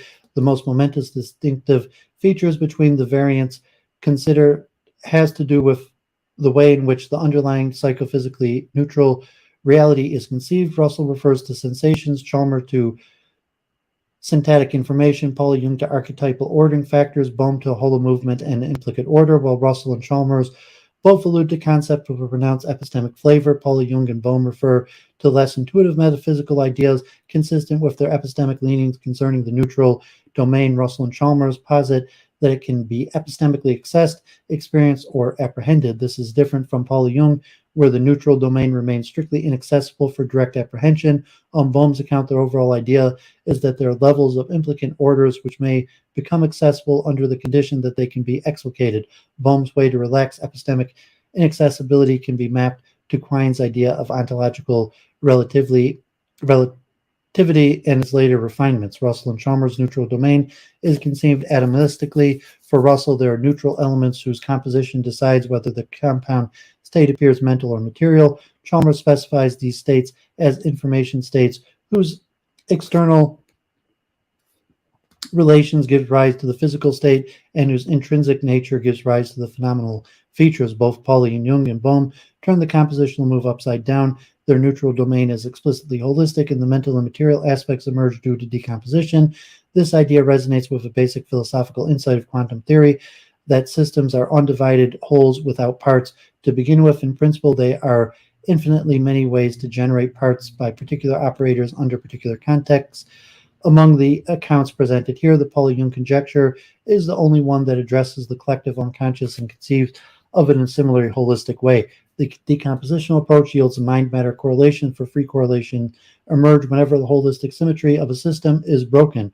For some remarks about how this can be formally addressed in the Pauli Jung scheme, see Atmanspacher, However, moreover, mental and material aspects are not reducible to neutral domain. It is not possible to uniquely reduce parts to the wholes when there are infinitely many ways to decompose wholes into parts. In virtue of these two features, I think that the holistic dual aspect accounts show an obvious conceptual advantage over their atomistic competitors. In order to explain mind-matter correlations, Chalmers introduces external and intrinsic features of the neutral information states that are assumed to be correlated by default, since external and intrinsic features manifest themselves in physical and phenomenal states. These inherit the default correlations, thinking that aspects of composition rather than decomposition provides the option to reduce mental and material aspects to the neutral elements out of which they are composed. Panpsychism can be related to all four approaches considered. If the neutral domain is conceived holistically, it is neither mental nor material, and panpsychism refers to the simultaneous appearance of both the mental and the material aspects. If the neutral domain is conceived atomistically, it is possible to regard it as both mental and material, so that panpsychism may even refer to the neutral domain itself, the so-called combination problem for panpsychism, how experiences of fundamental physical entities combine to yield experiences of higher-level physical entities, does not contaminate decompositional approaches. Of both holistic versions of dual aspect thinking, the notion of meaning plays a significant role, and it does so in two respects. First, the experience of meaning is constitutive and synchronistic correlations between mental and material events in the sense of Jung. On Bohm's account, experience meaning is due to correlation between mental and material states, which arise as the result of unfolding active information. Both ways to conceive meaning are based on the idea of an explicit two-place relation. Second, there is also an implicit, not yet explicated sense of meaning. In Bohm's approach, this implicit meaning is addressed by the notion of active information, which Bohm empathetically distinguishes from syntactic information. In the Pauli Jung scheme, it is enfolded in the symbolic content of unconscious archetypal ordering factors, and it unfolds when the retrospective archetype gets constellated, activated in a particular situation. As a consequence, the meaning experienced in a synchronistic event is not merely subjectively ascribed. The range of possible experience meaning is also objectively prescribed by the archetype. In Russell and Chalmers' framework, the thinking meaning does not feature prominently, and certainly not in the implicit sense. Russell mentions Bertano's concept of intentionality as a relationship between a mental state and what its content refers to, in a sense of the intentional content of a mental state expresses its meaning. But as we have seen, Russell proposed to override the duality of mental state and its physical referent, and introduces the term sensation for exactly this purpose. For the hard problem of consciousness, according to Chalmers, it is not the intentional content but the phenomenal experience of the mental state that matters crucially. This issue is what it is like to be in that state and how it relates to brain activity. Along this line, an experience of meaning over and above meaning is as intentional content should be phenomenal experience, just as that of pain, sound, dizziness, or whatever else. Since his dual aspect account is mainly concerned with syntactic information states, his sophisticated work on semantics is not discussed here. How far away are we from a concrete or even practical applications of dual aspect thinking? Among the four approaches presented, those of Pauli, Jung, and Chalmers did already initiate considerable empirical and applied research. A number of the first results and insights from the Pauli-Jung lineage, mainly in psychology and psychiatry, have been included in a collection of essays edited by Atmanspacher and Fuchs, and key ideas of Chalmers' approach have been utilized and developed in Tononi's integrated information theory, with many recent results reported by Ozumi. The central challenge of dual aspect thinking remains the problem of how consciousness, mind, and phenomenal experience are related to the brain and physical world in general. Mind-matter correlation are at the heart of this problem. The way in which panpsychism works out for inanimate systems, exceptional experience, apparently thinking, the mental and the physical, or the relation between physical time and mental time are only a few examples. No philosophical position in the mind-matter debate comes free of charge. The most costly issue of the dual aspect thinking is arguably the unclarified, some might say obscure nature of the psychophysically neutral domain underlying the mental and material aspect. Since current science is almost exclusively concerned with explorations of the two aspects, progress in understanding the neutral domain can be expected primarily through conceptual speculations and conjectures. At first glance, they may seem as outrageous as their creators need to be courageous.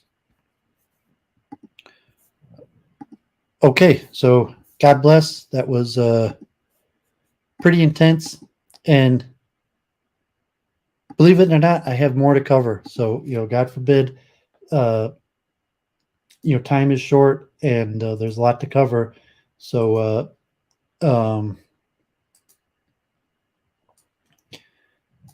let's keep it going. So, it's going to take a small drink. I'm going to do a little more on Advaita, and maybe I'll cover Carl Friston also, but I definitely want to cover this thing on Advaita.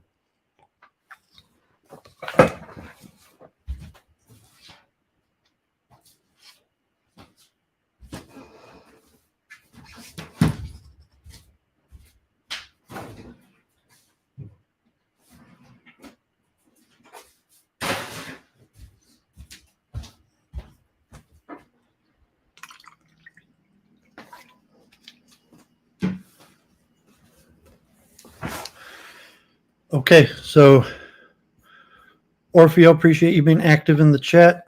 Oswald, sticking around, appreciate that. So I hope this is useful. This is extremely important for my research. People have been following me for a long time. See how the multiple truth hypothesis.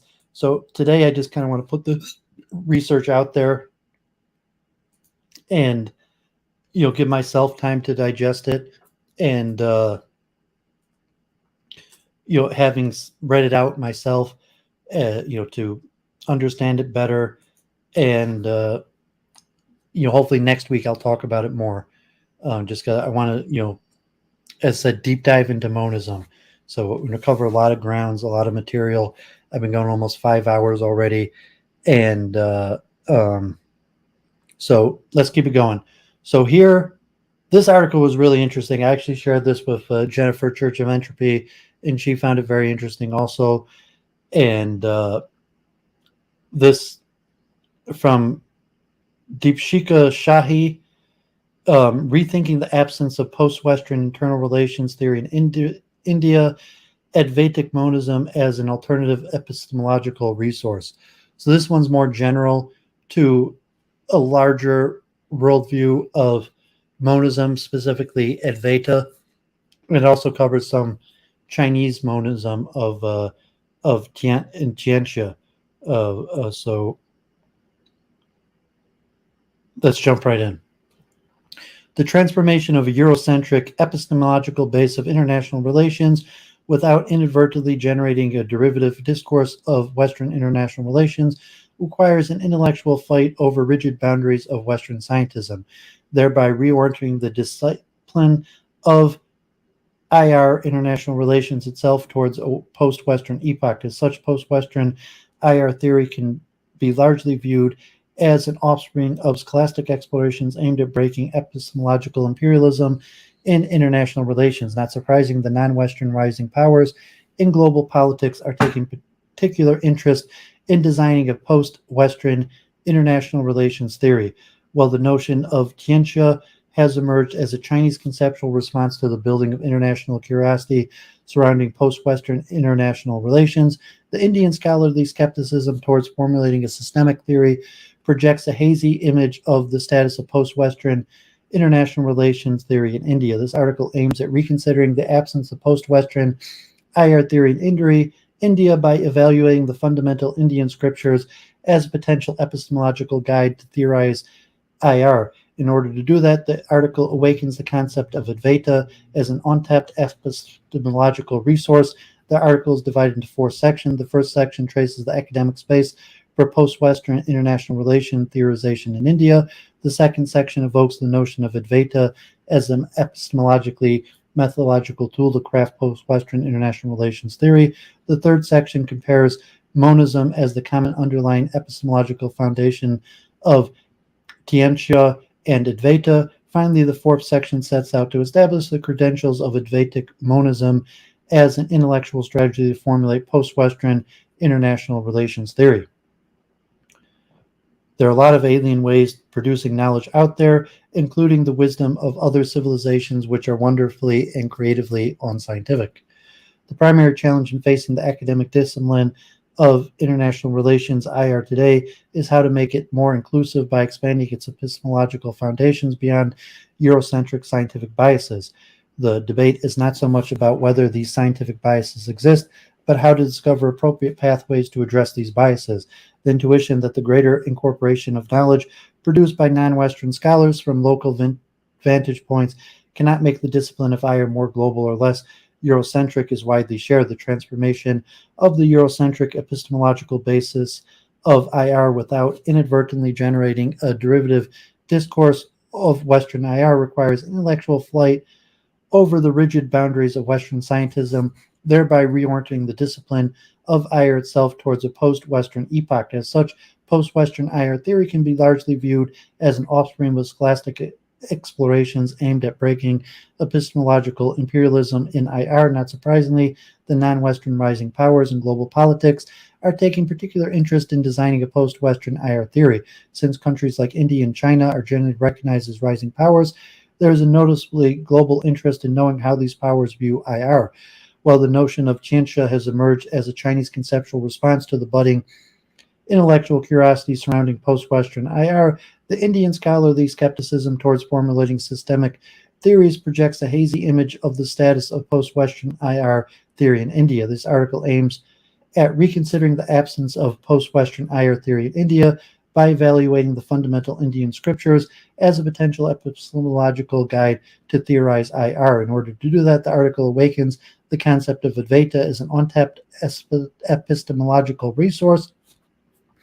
The concept of Advaita, literally meaning non-dualism or non-secondness, presupposes a monistic epistemology that, unlike the conventional epistemologies based on fundamental subject-object distinctions, ties the perceiver subject to the perceived object together with a globe marked with a single hidden connectedness of, or Brahman. The article employs this Vedic Monism, wherein the perpetually connected globe has no separate existence apart from Brahman, as the epistemologically ground for theorizing post-Western IR. This article is divided into 4 sections. The first section traces the academic space for post-Western IR theorization in India. The second section evokes the notion of Advaita as a philosophical lens to visualize contemporary world politics as an epistemologically methodological tool to craft post-Western IR theory. The third section compares monism as the common underlying epistemological foundation of Tianxia and Advaita, thereby highlighting the distinctiveness of Advaitic monism. Finally, the fourth section sets out to establish the credentials of Advaitic monism as an intellectual strategy to formulate a post-Western IR theory.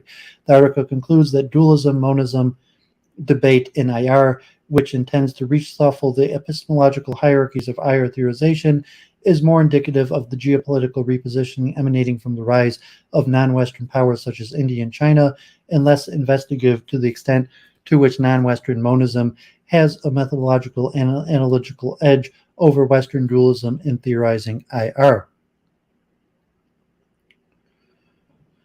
Post-Western IR theorization in India, tug-of-war between skepticism and adventurism. The academic debates on the prospects of post-Western IR theorization in India oscillate between skepticism and adventurism. The skeptics opine that IR theory remains a causality in India primarily because of the absence of familiarity with or an interest in theory. By contrast, the adventurists assert that Indian scholars have enormous potential to engage with IR theory, but their theoretical endeavors are either marred with the use of the West as a referential point or not acknowledged as fully fledged theory by Western scholars. Undoubtedly, the adventurists appear more enthusiastic than skeptics about formulating post-Western IR theory. Nevertheless, they chart varying parameters for such a theoretical venture and caution against specific pitfalls. In effort to chalk out an Indian roadmap for fashioning post-Western IR theory, Bahira calls for exploring alternative sites of knowledge construction, transgressing disciplinary boundaries of IR, incorporating everyday life experience in theory building, rereading Indian history and analyzing the political thought of various Indian philosophers, indigenizing the academic discourses in IR, and questioning the a priori assumptions, procedures, and values embedded in the positivist enterprise. However, Bahira is clearly against the nativist schemes of creating an indigenous Indian IR that presents a non-Western and Western IR theorization in a self-other binary mode. Amitav Acharya seems equally wary of the potential nativist undercurrents of post-Western IR theorization in India. He observed that there is much less interest in India in developing a school of IR of its own, because such a theoretical project underscores the potential self-centrism, a risk that was recognized by Bajpa before anyone took note of India's rise, when he warned that the efforts to develop IR theory out of India might carry the danger of lapsing into uncritical nativism and seeking some essentialist Indian vision. Nevertheless, Acharya is optimistic about the possibilities of borrowing from Indian cultural and spiritual knowledge while shaping post-Western IR theory. He enumerates the following alternative sources of IR theorizing that could create space for inclusion in non-Western voice and experiences: the genealogy of international systems, the question of the agency of the self, bringing the human dimension to IR, and the role of area studies, the study of regions and regionalism. However, he declares the most important source for post-Western IR theorization concerns the epistemology of IR knowledge, drawing inspiration from Jackson's critique of Western IR theories, wherein he makes a powerful case for pluralism in IR. So I'm going to skip a little of this. And since the concept of Advaita is located in the blurry junction between science and non-science, it most certainly crosses the linguistic barriers posed by Western scientism without juxtaposing the Western science and Eastern non-science as two incommensurable intellectual zones. Besides crossing the borders of Western scientism, Advaitic philosophical insights surmount the narrow confines of nativism, ethnocentrism, and other forms of ideological essentialism. The Indian scholars are apprehensive about the supposed nativist outlook of post-Western IR theorization in India because they fear that such theorization exercise is bound to generate a dualistic form of knowledge where an Indian IR theory could acquire an ethnocentric and essentialist overtone, an Indian or Hindu or Asian or Eastern theory of IR in opposition to the non-Indian or non-Hindu or non-Asian or non-Eastern theory of IR. However, the very possibility of looking at knowledge through a prism of Vedic Monism eliminates the likelihood of manufacturing a dualistic form of knowledge, distinguishing between dualistic degenerative nativism and monistic regenerative nativism. The monistic philosophy underpinning Advaitic, which makes allowance for a merger of the self and the others, qualifies as a non-nativist, non-ethnocentric, and non-essentialist epistemological resource for theorizing post-Western IR. The next section throws light on the abstract and non-representational epistemological and methodological contours of Advaita, which could then be employed for post-Western IR theorization. Advaita, mapping the monist epistemological and methodological contours. The concept of Advaita is part of an ancient Indian philosophy. Shankaracharya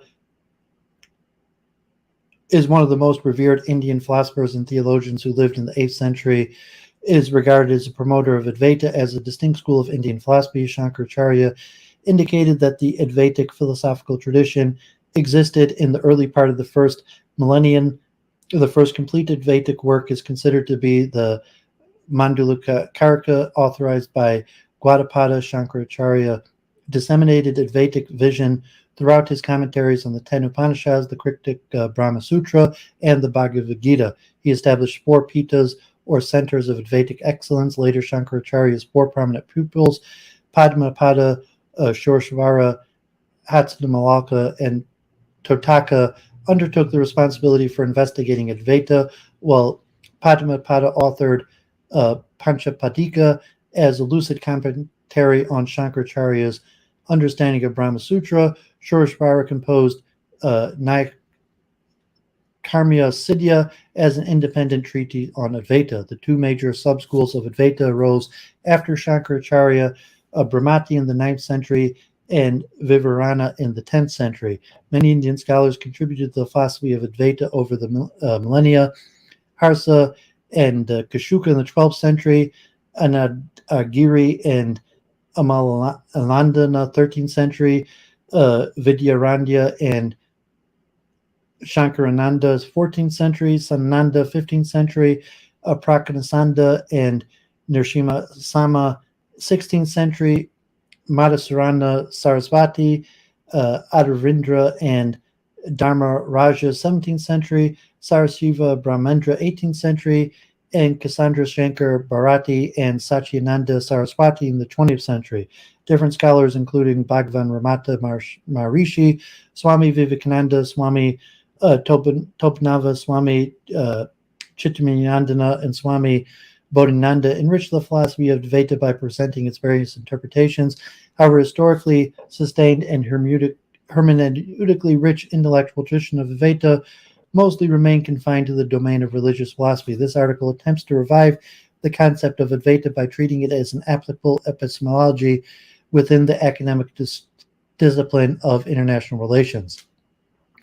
Endeavor to release the concept from its historical, geocultural, and philosophical context of emergence necessarily involves a conscious yet inherent dose of anachronism, a very tension of relocating an ancient concept into an interpretive grid whose coordinates are provided by complementary modern terminology like epistemology and methodology, forces our imagination towards a spatial-temporal reconfiguration of the concept by means of an ex post semantic translation. In addition, a fortiori, this is true when such endeavors aspire to grasp the contemporary relevance of a concept that is supplemented with a complex set of reciprocally interpolating generative notions, such as the case of Advaita. Eventually, the intellectual space to be investigated gets an even more vicious and dicey when the divergent and often conflicting hermeneutical gazes towards Advaita are taken into consideration. Nevertheless, the same complex viscosity nourishes the humans from where post-Western knowledge emerges, provided that a guiding criterion for deriving its conceptual meaning is determined and made explicit. What then should be the guiding criteria for deriving the conceptual meaning of Advaita in international relations? The concept of Advaita must be treated as a fertile ground for IR theorization only to the extent that it enables the non-Eurocentric philosophies to constitute a legitimate plea for non-dualist epistemology. In addition, the plea for non-dualist epistemology has a political value. It obtains its political value not merely from Advaita's non-Western attributes, but also from how these attributes can be operationalized for theory building against the limits of the Eurocentric genealogy of IR as an academic discipline. IR as an academic, cultural, and political praxis mirrors a hierarchical structuration of global power that has long reproduced and still reproduce the Western ideology of superiority, triumphalism, and exceptionalism. One of the basic axioms that provides support for this ideology and the multiple positivism that it endorses is precisely dualism. Broadly conceived, a dualistic epistemology presumes the separation of the subject from the object of the inquiry. Descartes' mechanism in science epistemizes a canonical formulation of the very general principle by separating the subject from the object and by extrapolating the former from the world he observes. A positional and abstracted distance is transformed into ontological difference. This difference is not neutral, rather is articulated into hierarchy, and hierarchy comes to be naturalized. That is how Western modern thinking transmutes history and power into nature and necessity. So why is it important to explicitly specify that Advaita assumes unique conceptual relevance only when one creatively exploits its attribute of non-dualistic understanding of reality and knowledge? Such a specification is necessary to consciously escape the trans-historical and essentialist understanding of Advaita. The conceptual utilization of Advaita for theorizing post-Western IR is not about indulging in investigation into atavistic sources of truth. Conversely, it is about exploring the alternative worldviews that can be rescued from the seemingly denigrated position in the conventional intellectual space of IR theorizing. If not in their own geo-historical site of enunciation, it is assigned that the denigrated intellectual position of these alternative worldviews has been deliberately created by concrete political power configurations in global politics, which in turn depends on historically determined conditions in the lounge d'oeil and not in the inner properties of the concepts, categories, and entire philosophical traditions. So long as the dualism as the intellectual pillar of Western modernity and therefore the overriding way of hierarchical organizing human groups into global politics shapes the dominant Western theoretical discourses on IR, non-dualism, Advaita remains mortified in its ability to shed light upon not only the conventional issues that Western theories claim to explore, but also numerous fresh issues that can be potentially added in order to widen the academic scope of IR. It is the dominance of dualism in IR theorizing that marks the significance of non-dualism or monism as a generative epistemological locus for knowledge production in IR. Against this backdrop, Advaitic monism becomes particularly promising in terms of its capacity to unleash the theoretical perspective that has hitherto remained concealed by the dominance of dualism in IR. As such, the conceptual relevance of Advaita is not buried in its own past, rather it is expectant in our tangible present. Before setting out to touch the radical transformative horizon by revisualizing IR through a monist lens, it is important to delineate the epistemology of monism.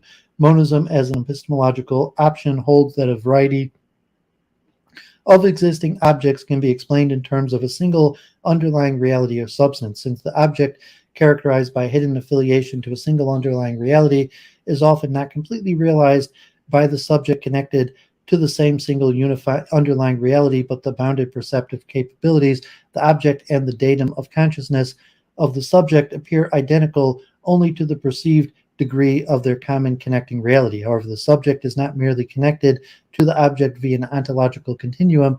They both pertain to the same underlying reality. In addition, this reality is placed at the core level of being. The monist epistemology discloses wide methodological upshots to be explored. Furthermore, given the vastness of the monist epistemological methodological territory, it is indispensable to circumscribe to the IR primarily by getting rid of the already recognized misleading paths. That is what monism in IR is not. Monism is not holism. Holism, broadly conceived, assumes that the parts of a whole are in intimate interconnection such that they cannot exist independently of the whole or cannot be understood without reference to the whole, and the whole is regarded as greater than the sum of the parts. Holism in modern Western thinking is closer to the idea of qualified monism or Vishiddha Dvaita in Indian philosophy. Since the historic period of global exchange and the negotiation of ideas that Karl Jaspers named the axial age, the presence of holism is identifiable in several systems of knowledge production across civilizations. Yet in the academic discipline of IR, the appearance of holism as a theoretical option is historically tied to the hegemony of structural functionism and U.S. social theory. Its genealogy is bound to the geopolitics of Cold War and the way Western theories address the impact of decolonialization on the interstate system. Since the 1960s, some elements of the U.S. sociological explanations peeped out of the field of IR. This contamination was prompted by the growing attention of the process of modernization and its implications for the stability of the interstate system fraught with tumultuous social political transformations in the newly independent countries of the Third World. For a growing body of IR scholars, the international became imaginable as an analogical extension of the Weberian social differentiation within the state. The interstate system consisted of a single stratified hierarchy of societies wherein the state and their political elites were responsible for a variety of regulative functions across the external and internal dimensions of world politics. Against this backdrop, IR scholars began to understand the transformation in power relations as occurring within the boundaries of one world. The emphasis of one world necessitated the methodological task of constructing the imagined integrated wholeness of the world as an adequate unit of analysis. With this intellectual and geopolitical scenario, Parsons' social system offered an authoritative theoretical infrastructure that could meet both the need to reframe the agency of the state as a realm of politics within a more complex network of intersocietal relations and the call to replace the nation-state with the world as an appropriate unit of analysis. In the wake of Latin American dependency theories that emerged in the 1970s, there was a departure from modernization theories under the auspices of Brodel's history of the longue durée and Paul Sweezy's neo-Marxist theory of long-distance trade. Thanks to the insights produced by Bertalanffy's general system theory, at last but not least under the hegemony of structural functioning in U.S. sociology, with its reorientation towards the global since 1966, world system analysis champions holism in IR as an explicit theoretical and methodological position. According to Kilbourne Hopkins and Emilian Wallerstein's classical formulation of holism, the arena where social action takes place and social change occurs is not society in the abstract, but in a definite world, a spatial temporal whole whose spatial scope is coextensive with the elementary division of labor among the constitutive regions or parts, and whose temporal scope extends for as long as the elementary division of labor continually approaches the world as a social whole. Holism in IR holds that the whole is determined by the relations between its constitutive parts and not the contrary. So in ontological terms, the relations overdetermine the spatial temporal scope of the world whole. In epistemological terms, the whole overdetermines the spatial temporal scope of the parts. And in methodological terms, the interstate system overdetermines the function of the state. Holism as an approach to IR has two limits. The first is Eurocentrism, and the second is dualism. And they are the two faces of the same coin. It is the Eurocentrism as it presents the origins of interstate systems in Europe, which later diffused to the rest of the world by means of incorporation. The interstate system is maintained, expanded from its center, absorbing new peripheries up to the point that no land, institution, or human group was left outside of it. Yet in this sense, the world became global only when the West managed to incorporate the rest within a single world. The whole world would thus be a historic byproduct of the relative success of the West in imposing its institutions where nothing like a system of international relations of modern state machinery was in place, even though multiple colonial encounters generated multiple modernities. Although relations account for the ultimate ontological ground for reality, thus this self-expanding whole results in separated from what is historically still outside of it, and alterity profoundly asymmetrical. It is narrative of expansion. The whole, the West, is active, transformative, modern. The outside, the rest, is passive, stagnant, traditional. In a sense, the former is subject to the history. The latter is the object of history. The theoretical importance of diffusionism has been mitigated in some Marxist and neo-Marxist approaches by introducing the concept of uneven and combined development. The concept of uneven and combined development ascertains that the origins of the international do indeed lie in the uneven and combined character of historical development. Rosenberg calls for the trans-historical applicability of this concept, yet the concept of uneven and combined development is problematic to the extent that it attributes the central role of mode of production, thereby rendering other processes, those of colonization, secondary, however empirically significant they are allowed to be. The narrative of diffusionism applied by the idea of transition to modernity, even though modernity is qualified as capitalistic, remains intact in uneven and combined development.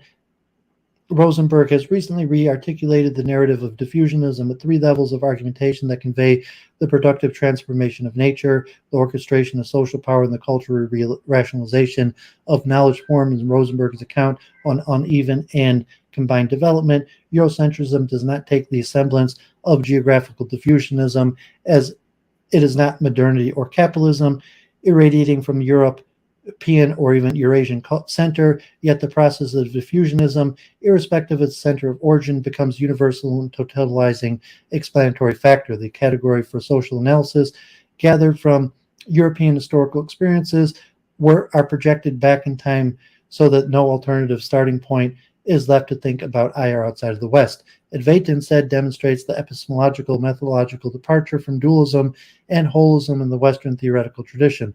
On the one hand, and from Advaita and Vishnudvaita in the Indian philosophical tradition on the other. Unlike the Advaitic subject-object separation and the Vishnudvaitic holistic evaluation of the whole over the constituent part, Advaitic monism believes that the only reality that exists at the core of being is Brahman, a single hidden connectedness. Beneath the experienced objective and subjective diversities across the globe, this does not mean that the world with its compatible and incompatible diversity ceases to exist, but that it has a lower perceived level of ambiguous reality, partial and distorted reality that exists within Brahman, the ultimate core reality, at its roots. Jiva, bodily self, and Atman, auto-reflexive self, constitute the diverse external expressions of the single core reality called Brahman. Advaitic monism asserts that the grounds of all objects, contents and details of both objective and subjective components of a knowledge situation is luminous continuum of the nature of consciousness and or intelligence.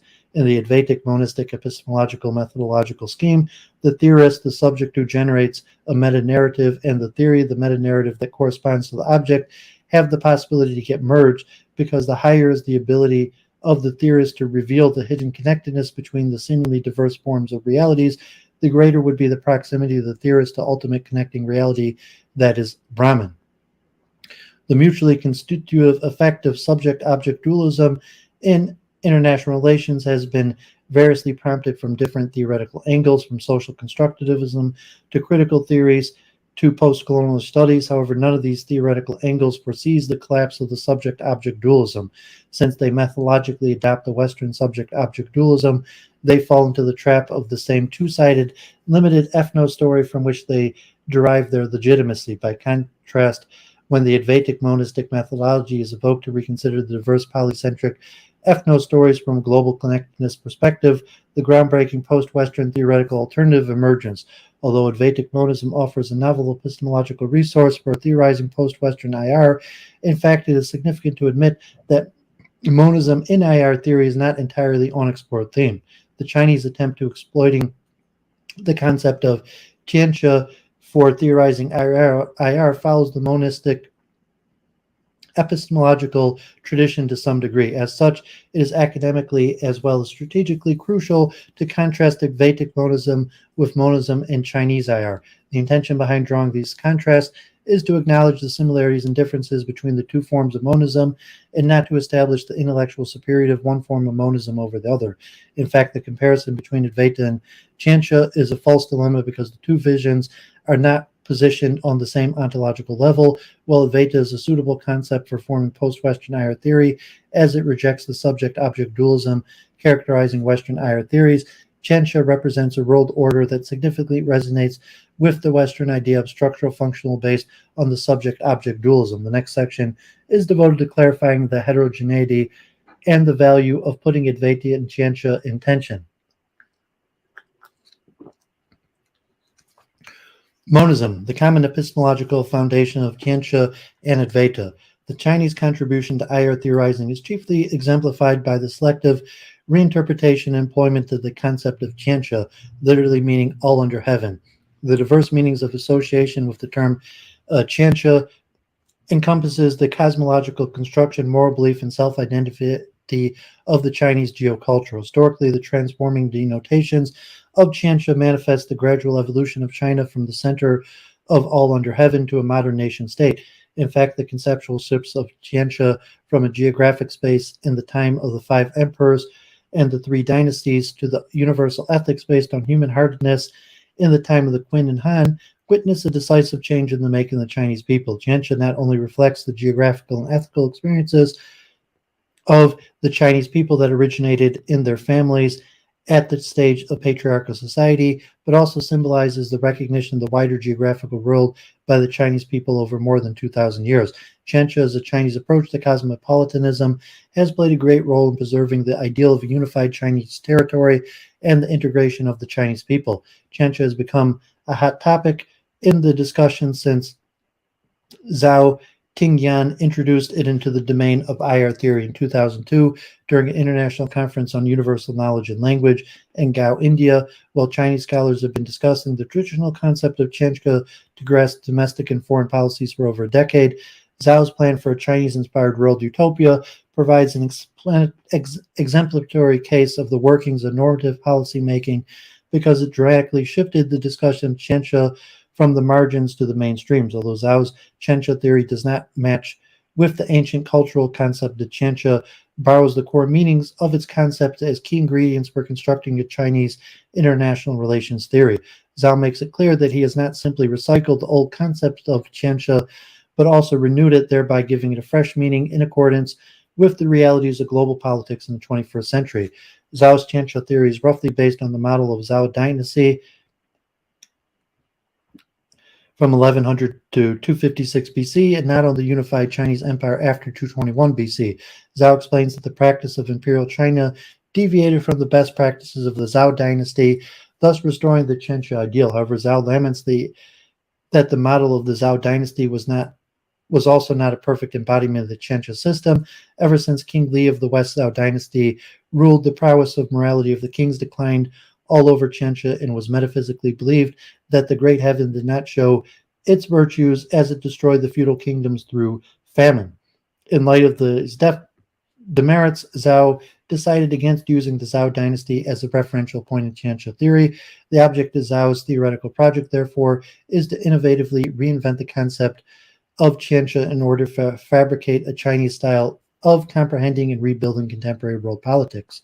Zhao argues to reorder the world, we need to first create a new world concept, which will lead to a new world structures. The concept of all under heaven, Tianxia, means firstly the earth or the whole world under heaven. Its second meaning is the hearts of the peoples or the general will of the people. An emperor does not really enjoy his empire of all under heaven, even if he conquers an extraordinary vastness of land, unless he receives the sincere true support from the people on the land. Its third meaning, the ethical and or political meaning, is a world institution or universal system for the world, a utopia of the world as one family. On the basis of this threefold meaning of Tianxia, Zhao proceeds to formulate the Tianxia theory of international relations. The theoretical proposition of Tianxia in IR can be scrutinized at three levels: structural, functional, and ethical. At the structural level, the Tianxia theory conceptualizes a world that rests on a fundamental unity between the physical, psychological, and political components.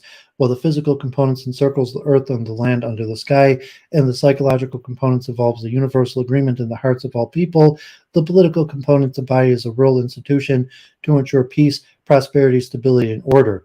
These structural dimensions of Tianxia theory unfold certain functional connotations. At the functional level, the Tianxia theory promises to synchronize the physical, psychological, and institutional aspects of worldly existence through analyzing and measuring the issues and the affairs of the world by a world standard rather than a national standard, and the world context rather than from a local perspective. The principle of the following: the world standard has been identified by Lao Tzu, 500 BC, and from the standard of all under heaven to understand the affairs of all under heaven. The functional principle wherein the world should be seen from a view of world size acquires ethical justification from the value of family ship. At an ethical level, the Tianxia theory proposes a foster of good society based on the ancient Chinese understanding of family ship. As such, the ideal of the good society promoted by Tianxia is nothing but the greatest family. The family ship grants political and ethical consistency as well as transitivity to the good society. It is presumed that the family ship that ethically underpins the structural and functional claims of Tianxia theory essentially reflects the general will of all people. From a formal viewpoint, it is noteworthy that the conscious emphasis on the structural and functional elements of global politics in Tianxia theory echoes the structural functionalist typical of Western theorizing. The formal similarity between Tianxia theory and Western structural functionalism also hints at an analogous way to perceive the historical development of the the intellectual hegemony of Western structural functionalism, to which the emergence of world systems theory is not extraneous, drew its legitimacy from the meta-historical horizon of modernization led by the West. Likewise, Norden opines that the notion of all under heaven is mobilized to buttress the emerging discourse of China's modernization in world politics. She argues discourses of modernization, development, and civilizing missions all perform the same maneuver. Euphemistically renaming the uncivilized as developing does not change the basic move. Others are not simply different, they are just behind. Their future is our past. Eventually they will become like us. The Tianxia ideal is based on the desired application of the Chinese notion of family ship across the globe, appears to move to convert others to the self, yet the Tianxia theory is irreducible to the Western understanding of structural functionalism to the extent that it presumes continuity and fluidity between the different scales that Western structural functionalism considers as discrete entities, that is, the individual, the family, the nation state, and the world. Moreover, Tianxia extends the spatial imagery to the entire cosmos, blurring the micro-macro distinction within the theoretical landscape of Western structural functionalism, separates the scope of sociological systems theories from the scope of functionalist anthropology. The structural, functional, ethical implications of Tianxia theory spring from a specific Chinese epistemology. So what is the epistemological foundation of Tianxia theory? Intriguingly, the epistemological foundation of Tianxia theory is differently identified by different Chinese scholars. While Qin Yaquit calls it holism, Wang Yui calls it monism. Emphasis added. Quinn writes, since Tianxia was a combined whole, the concept of the subjectivity or the subjective I was not conspicuous at all, and therefore existed no dichotomy of the self and the other. As a result, in the Chinese mind, there could be something far away in time and space, but there was nothing never something that was opposite, intolerant, or needed conquering. The faraway was indeed an extension of the self, like great-grandfather and the great-grandson in the temporal framework, or the center of a ripple is gradually spreading circles in the spatial framework. This holist worldview is different from the Western dualistic system of the two opposites, where an inevitable conflict is implied. While Quinn credits the holistic epistemology of Tianxia theory for dissolving the self-other dichotomy, Wang acknowledged the monist epistemology for generating the same effects. Wang states, in international relations, the Chinese perspective tends towards monism, preferring a harmonious world over a dualism or dichotomy rooted in Christianity, a culture prone to dividing the world between good and evil. The thinking frame of the West constitutes people as subjects able to see the world. In this theory of knowledge, every object that cannot be converted is assigned to the absolute God or absolute otherness. God is identified as the source of creation. Others are affirmed as irreconcilable enemies. By contrast, Chinese thought supposes that there is always a method by which otherness can be changed into harmonious coexistence. In other words, all non-harmonious things could be changed from other to us. Although the prospective dissolution of the self-other dichotomy in the Chinese epistemology is elucidated in the writings of Quinn and Wang, evidently distinguish it from Western dualism, it is difficult to automatically infer from this elucidation that the non-dualist Chinese epistemology is holist or monist. From the Indian philosophical standpoint, the epistemological base of Tianxia theory is similar to Advaita or qualified monism, which is closer to holism than Advaitic monism. It is closer to holism for two reasons. First, the whole in the Tianxia theory, which is depicted as all under heaven, or the world is greater than its constitutive part, nation states. In other words, the world is greater than the nation state, and worldism is superior to internationalism. Zhao argues that the world theory of all under heaven, which is the best philosophy for world governance, is more appropriate than international theory in dealing with world problems. Second, the relations overdetermine the spatial temporal scope of all under heaven. The meeting of the human and nature, the ideal and the reality, the moral and the material determines the spatial scope of all under heaven, whereas the amount of time required for realizing familyship based on worldness constitutes the temporal dimensions of all under heaven. Against the spatial temporal framework, the world is a non-world waiting to fully acquire its maturity as a whole. Zhu Bejun clarifies, Zhao argues that the largest political unit in Western political theory is the nation state, while in Chinese theory, the largest political unit is the world or society. Based on the methodology, the conceptual defined empire under heaven does not mean a country at all, but an institutional world instead, and all under heaven is extendedly defined world with harmony, communication, and cooperation between all nations, guaranteed by the commonly agreed upon institutions. Without this thought, we are talking nonsense about the world, for the world has not been fulfilled with its worldness. The wholest insinuation of Tianxia theory is further confirmed by Nolset, who observes that Zhao Tingyang's Tianxia shows parallels to world systems theories and theories of world society, yet officially draws on original Chinese philosophy to develop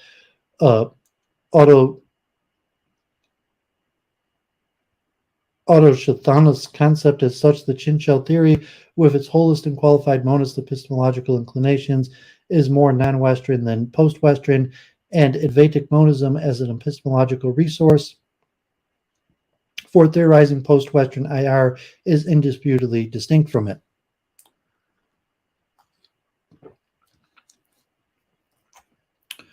Advaitic monism, an untapped resource for theorizing post-Western IR. How could the distinctive epistemologically resource offered by Vedic Monism pave the way for building a post-Western IR theory, while the dualistic or holistic ascent of Western IR theorizations treat the state as the primary unit of analysis and assume the spatial-temporal gap in the evolution of different nation-states as the principal factor in driving international relations? The qualified monist or holist tilt of Chinese IR theorization consider the world as the chief unit of analysis and imagines the spread of the Chinese notion of familyship among different nation states along the lines of diffusionism in the neo-Marxist concept of uneven and compact development as a key factor in the harmonious realization of the world. Differently from the Western Chinese dualist and or holist presumptions, The monist slant of Advaita begins with the visualization of the entire globe as already connected single reality, wherein both the state and the world hold equivalent ontological significance. Given the equivalent ontological status, it is a matter of political motivation choice to give priority to one ontological entity or the other as a dominant unit of analysis. From this perspective, the difference between the state and the world as an analytical category and the perceived evolutionary gap among different nation states in the world is a reflection of the politically motivated choice. The political choice is intellectually explicated and justified according to the predetermined research aim. To the extent that there is no ontological priority of one entity over the other, the historical significance of the world as the space for understanding the international and the state as an entity within the space is transposed onto the level of heuristic. The state and the world serve as a conceptual artifacts whose reality depends on, even if not reduced to, the partial understanding of the single hidden connectedness that only binds the globe comprising individuals, nation states, classes, communities, cultures, peoples, ecology, and the world together, but also finally defines it.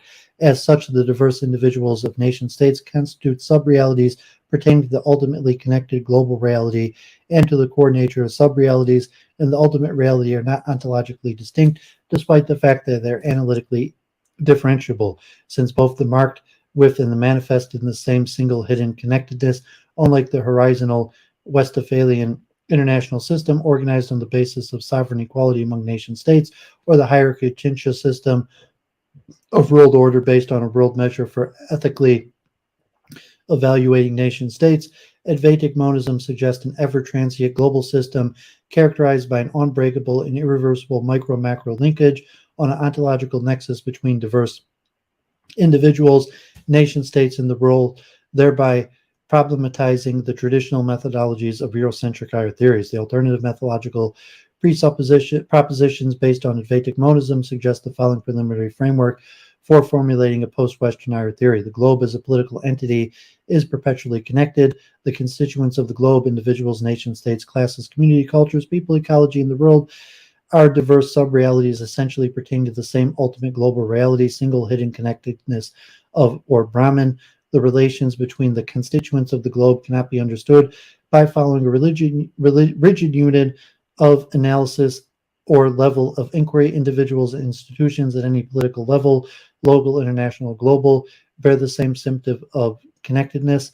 The diversifying among the constituents of the globe is partial reality depending on the analytical priorities and heuristic attitudes, calling for advancement in the intellectual capabilities to reveal the hidden connectedness across diversities. The connected nature of the globe is not an unfulfilled political goal to be realized, but an unrealized intellectual quest to be explored. The intellectual realization of connectedness can make powerful case for reinterpreting diversities in political identities, thereby creating new ethical space for condemning divisive domestic, international, and global politics. Within the terrain of post-Western higher theory, the notion of Brahman or single hidden connectedness offers a peculiar understanding of the global. The inadequacy of holism in conceptualizing the global lies in its assumption that the global is a product of relations. This is why the global could not precede colonial expansion, because the relation of incorporation of the rest within the whole expanded from the West. On the contrary, if we presume the connected nature of the world, the globe is no longer potentially to be translated into actual condition by constituent relations. The globe is connected whole, stays constantly there. It is always already there. There is no relation coming into being since the connectedness exists continuously. Yet the connectedness does not imply a logical jump into a sort of totalizing and paralyzing immanence. Connectedness does not mean that all processes or entities to be analyzed are equivalent or mutually replaceable, or that it is analytically congruent to consider the global as the unavoidable unit of analysis or level of inquiry. The fallacy, in fact, appears if we do not fully take on monism and if we objectify connectedness as if it were simply a function of homologue of relations. Everything is connected, true, yet connectedness does not operate on self-evident level of understanding, not because of deficiency in observation or perception per se, but because the process of observation and perception themselves belong to connectedness as such. Essentially, connectedness is not relationalism. Relationalism and Western thinking conveys two irreconcilable ontological positions, realism and constructivism. For realists, the relations exist in the world out there. They are intrinsic to the object of study. For constructivists, relations are real too, but their status of reality belongs only the only reality conceivable in terms of knowledge, that is the realm of mental representations of subject, the genealogy of the irreconcilability, not the genealogy of the broad ancient controversy around the universals, whose coordinates would need to be addressed from a global historical perspective on philosophical traditions, is eternal to Western modern thinking. So while the Western modern notion of relations oscillates between the two poles defined by the dualism between subject and object, connectedness as a monist ontological position resolves this dualism by affirming the underlying intimate coextensiveness of the process of knowledge production that the Western tradition has generally thought of as a performative operation of a subject over relations as the privileged object of analysis. Yet there is a crucial tie between connectedness and relationalism that needs to be clarified. If connectedness is the ontological condition to think from, it is also true its full understanding is not imaginable. It marks the horizon of possibility for historical and analytical connectedness to be hypothesized, explored, and qualified. Given the theoretical presumption of connectedness, international relations can be alternatively imagined, perceived, and constructed, thereby making the conventional understanding of IR questionable and debatable. The very act of thinking the relations between a monistic frame of thoughts leads to the collapse of the subject-object dualism. Advaitic monism is an epistemological position wherein the subject is perceived as integral to the relation he activates with regard to the object. As Prasad explains, Advaita adds the thesis that the self is never the object of consciousness. Of course, particular states of consciousness can perfectly well become objects of other states as to their contents, but the self is simply always the fact of consciousness, and no matter how focused the point of consciousness, what is objectified in is a particular contentful state, never the conscious entity itself, namely the self. So the most rigorous and abstract way, there is no self-knowledge in Advaita. If by that is meant knowledge of self, what is possible is knowledge only of the states of consciousness of which the self is a subject. The theoretical and practical implications of this collapse of subject-object dualism in IR could form grounds for further research. Concluding remarks. Western IR thinking has constantly restricted the infinite array of generative questions to a limited, however ostensible, large set of grounds to place interrogatives, power, national interest, institutions, military needs, the scarcity of resources, political economy, politicians' ability, or psychology, knowledge production, cultural civilization, identity, and interactions, and so on. Furthermore, it has erected standards of accountability that reproduce these interrogative grounds of ad libitum, giving at the same time the impression of generating infinite numbers of answers. The possible answers, though, are doomed by the way in which the questions are posed. The inherent inability to overcome the limits of dualist scientist epistemology in the West is imposed to understand how different human groups interact and differentiate while conducting international relations via large-scale, long-term social processes. Global connectedness, which Vedic Monism makes foreseeable, instead discloses a new creative space in social sciences where new relations can be constructed as analytical space of inquiry, since every possible choice is grounded ontologically on the assumption that there exist no relations that are more real than others a priori. There is no hierarchy among spaces of inquiry that can be presumed as ex ante conditions of epistemological foundations. It is via intellectual work that both what to study and coextensively how to study has to be produced, both what to validate and confute, and what the standards of validation are for this knowledge to be proven. Far from being an ultra-relativistic position, Advaitic monism, not as a trans-historical notion, but rather as a specific context of the emergence of post-Western categories for knowledge production in IR, claims that those standards of validation are historical, social, and political. The definition of them is thus the dialogical space of tension. Within the space of dialogical tension, the monist epistemological base of post-Western IR theorizations cannot and should not compulsorily suggest that non-Western monism has methodological or analytical edge over Western dualism. Rather, the attempt to rethink IR from a monistic perspective calls for further investigation into two interrelated sources of tension in IR theorization. First, the historical sociological roots of the dialectics between dualistic and non-dualistic epistemological foundations, and second, the periodic reconfiguration of global power relations that grant specific geopolitical meanings to these dialects. The tensions delineate international relations theory as a field of ontological, epistemological, and methodological struggle, and no one is authorized to imagine this struggle as a blitzkrieg. Okay, so yeah, I wanted to cover monism from a different perspective. I thought this international relations was pretty interesting, and the Tianxia, the Chinese possible monism, and the difference, so to say, the Western dualism of separating object and subject. So this was the last paper I wanted to read. So yeah,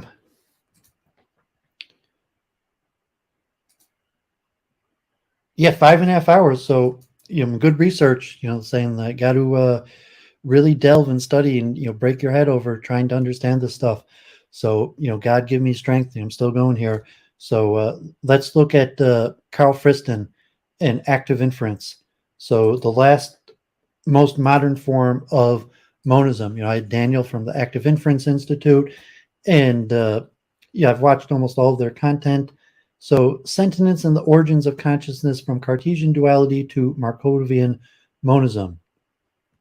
This essay addresses Cartesian duality and how its implicit dialectic might be repaired using physics and information theory. Our agenda is to describe a key distinction in the physical sciences that may provide the foundation for the distinction between mind and matter and between sentient and intentional systems.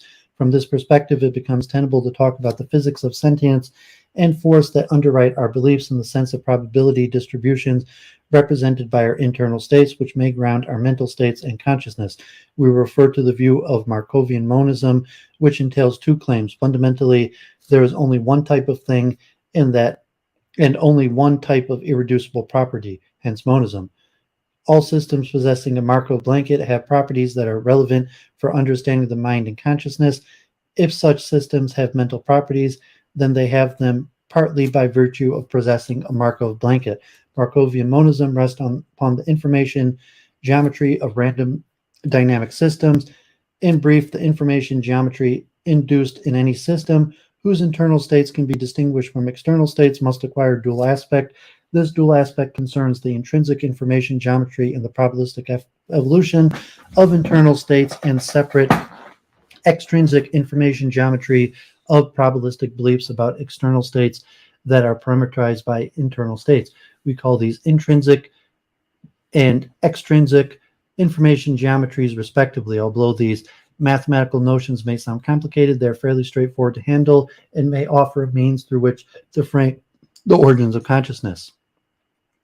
Introduction. The aim of this essay is to emphasize a couple of key technical distinctions that seem especially present for an understanding of the beliefs and intentions that underpin pre-theoretical notions of consciousness. What follows is an attempt to describe constructs from information theory and physics that place certain constraints on the dynamics of self-organizing creatures such as ourself. These constraints lend themselves to an easy interpretation in terms of beliefs and intentions, provided one defines their meanings carefully in relation to the mathematical objects at hand. The benefit of articulating a calculus of beliefs and intentions from the first principles has yet to be demonstrated. However, just having a calculus of this sort may provide useful perspectives on current philosophical debates. Furthermore, trying to articulate pre-theoretical notions in terms of maths should in principle expand the scope of dialogue in this area. To illustrate this, we will try to license talk about physical forces causing beliefs in a non-mysterious way, a way that clearly identifies systems of artifacts that are and are not equipped with processes that can ground mental capacities and consciousness. To make a coherent argument along these lines, it'll be necessary to introduce a few technical concepts. The formal basis of the arguments in this more philosophical treatment of sentience and physics can be found in the current paper starts with where Friston stops, namely to examine the philosophical implications of Markov blankets and the ensuing Bayesian mechanics. For readers who are more technically minded, the derivations and explanations of the equations paper can be found in a certain section. We have attempted to unpack the derivations for non-mathematical readers, but will retain key technical terms so that the lineage of what follows can be read clearly. To avoid cluttering the narrative with definitions, a glossary of terms and expressions is provided at the end of the paper. In brief, we first established the basic setup used to describe physical systems that evince the phenomenology necessary to accommodate pre-theoretical notions of consciousness. This will involve the introduction of Markov blankets and the distinction between the internal and external states of a system or creature. Having established the distinction between the external and internal states, we introduce the notion of information length and information geometry. This is the first key move in the theoretical analysis of offer. Crucially, information geometry allows us to establish a calculus of beliefs in terms of probability distributions. The calculus enables a distinction to be made between the probability distribution about things and the probability distribution of things. The distinction is then treated as one way of describing an account that literally maps belief states onto physical states. Here, beliefs about external states that are parameterized represent encoded or coherent with internal states. We shall call the ensuing views Markovian monism because it is predicated on the existence of the Markov blanket. This brings us to modest representationalism, which allows one to talk about flows, energy gradients, and forces that shape the dynamics of internal states and necessarily the beliefs they parameterize. The next section considers the nature of these beliefs, and in particular beliefs about how internal states couple to external states, namely beliefs about action upon the world out there.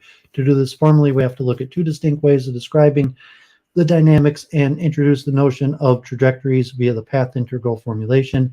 Having done this, we can then associate intentions with beliefs about action that in turn depend upon beliefs about the consequences of action. At this point, we can make a distinction between systems that have a rudimentary information geometry or reflexive instantaneous sort and systems that hold beliefs about the future. And this quantitative distinction that may provide a spectrum of intention or agential systems ranging from protozoa to people. We conclude with a brief discussion of related formulations and how the central role of sentience observation, measurement, or inference opens the door to further developments of sentient physics. In particular, we will discuss how Markovian monism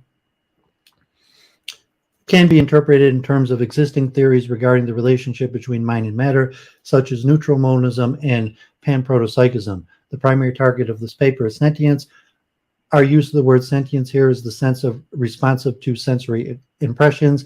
It is not used in the philosophy of mind sense, namely the capacity to perceive or experience subjectively phenomenal consequences or having qualia. Sentience here simply implies the experience of a non-empty subset of systemic states, namely sensory states.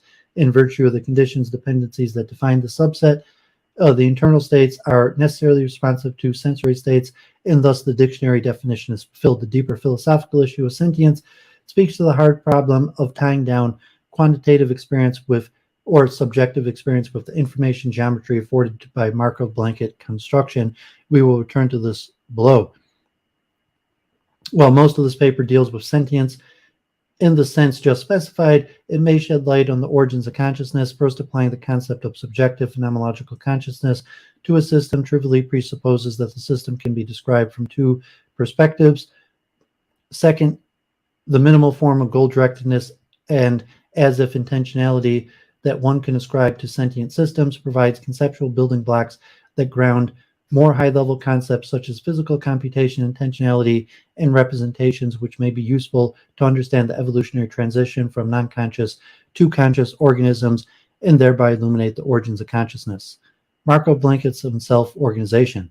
Before we can talk about anything, we have to consider what distinguishes a thing from everything else. Mathematically, this requires the existence of a particular partition of all states a system could be into external Markov blanket internal states. A Markov blanket comprises a set of states that render states internal to the blanket condition independent of external states. The term was originally coined by Pearl in context of the Bayesian networks. For a Bayesian network, the Markov blanket comprises the parents' children and the parents of the children of a state or node. For a Markov random field, an undirected graphical model, the Markov blanket comprises the parents and children, its neighbors. For a dependency network, a directed cyclic graphical model, the Markov blanket comprises just the parents. For treatments of Markov blankets in life sciences, see other papers.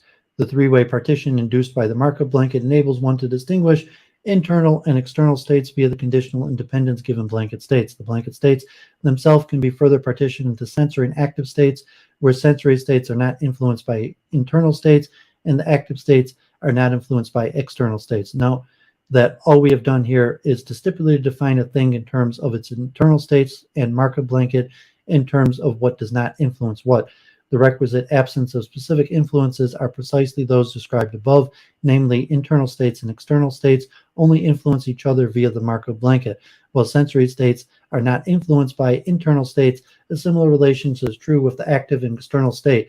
A key insight here is the structural emerges from influence that are not there, much like the sculpture emerges from the material removed. Thus, there are lots of interesting implications of defining things in terms of Markov blankets. However, we will place the notion of a Markov blanket to one side of the moment and consider how systemic states behave in general. After this, we will consider the implications of the generic behavior where there is a Markov blanket play. So let's see figure 1.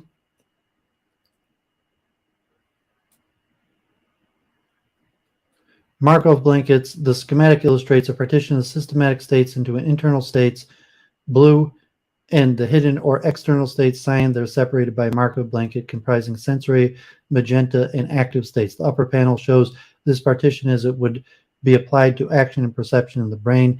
Thus, ensuing self-organization of internal states thus corresponds to perception, while action couples the brain states back to the external states. The lower panel shows the same dependence but rearranged so that the internal states are associated with the intercellular states of the baculus, while the sensory states become the surface states or cell membranes underlie active states.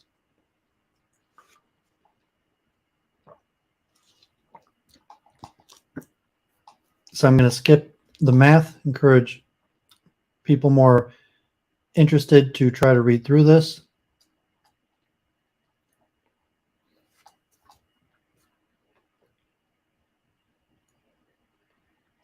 Okay, active inference will become a key aspect of the arguments below when thinking about, I'm sorry, skip a little more of this. So try to finish up. I've been at it almost 6 hours. So just read a little bit more. Markovian monism. Above, we have shown that a duality between two ways in which states of a system can be conceived of already arises at a very fundamental level, namely for all systems that possess the Markov blanket. The internal states can both be associated with an intrinsic and an extrinsic information geometry. What metaphysical implication does this have? Does it follow that all systems with a Markov blanket have a mind because they have probabilistic belief about external states? Are such systems conscious? The formalism itself does not answer these questions. Different metaphysical interpretations of the existence of dual information geometry are possible. In fact, one might ask whether there is any metaphysical significance whatsoever, for the existence of an extrinsic information geometry only means that one can map internal states to conditional probability distributions over external states given blanket states. It does not mean that the resulting descriptions refer to entities that actually exist, just as we can ascribe to a lectern the propositional belief that the best way to persist is to do nothing, which does not mean that the lectern actually has a propositional belief. Hence, any metaphysical conclusions must be drawn with care. In what follows, we will first argue that the formalism speaks in favor of monistic views. If we assume that the existence of the extrinsic information geometry has any relevance for understanding the mind and consciousness in the first place, after that we will discuss the different interpretation of the dual perspective afforded by the two information geometries, panprotopsychism, neutral monism, dual aspect theories, and physicalism. We'll argue that physicalism provides the most plausible interpretation. However, we acknowledge that competing interpretations cannot conclusively be ruled out. Hence, we dub the resulting view Markovian monism. Markovian monism consists of two claims. Fundamentally, there is only one type of thing and only one type of irreducible property. All systems possess a Markov blanket, have properties that are relevant for understanding the mind and consciousness, and such systems have mental properties. And then they have them partly by virtue of possessing a Markov blanket. Why do we rule out dualistic interpretations of the dual information geometry? First, note that dualism is still consistent with the existence of extrinsic information geometry.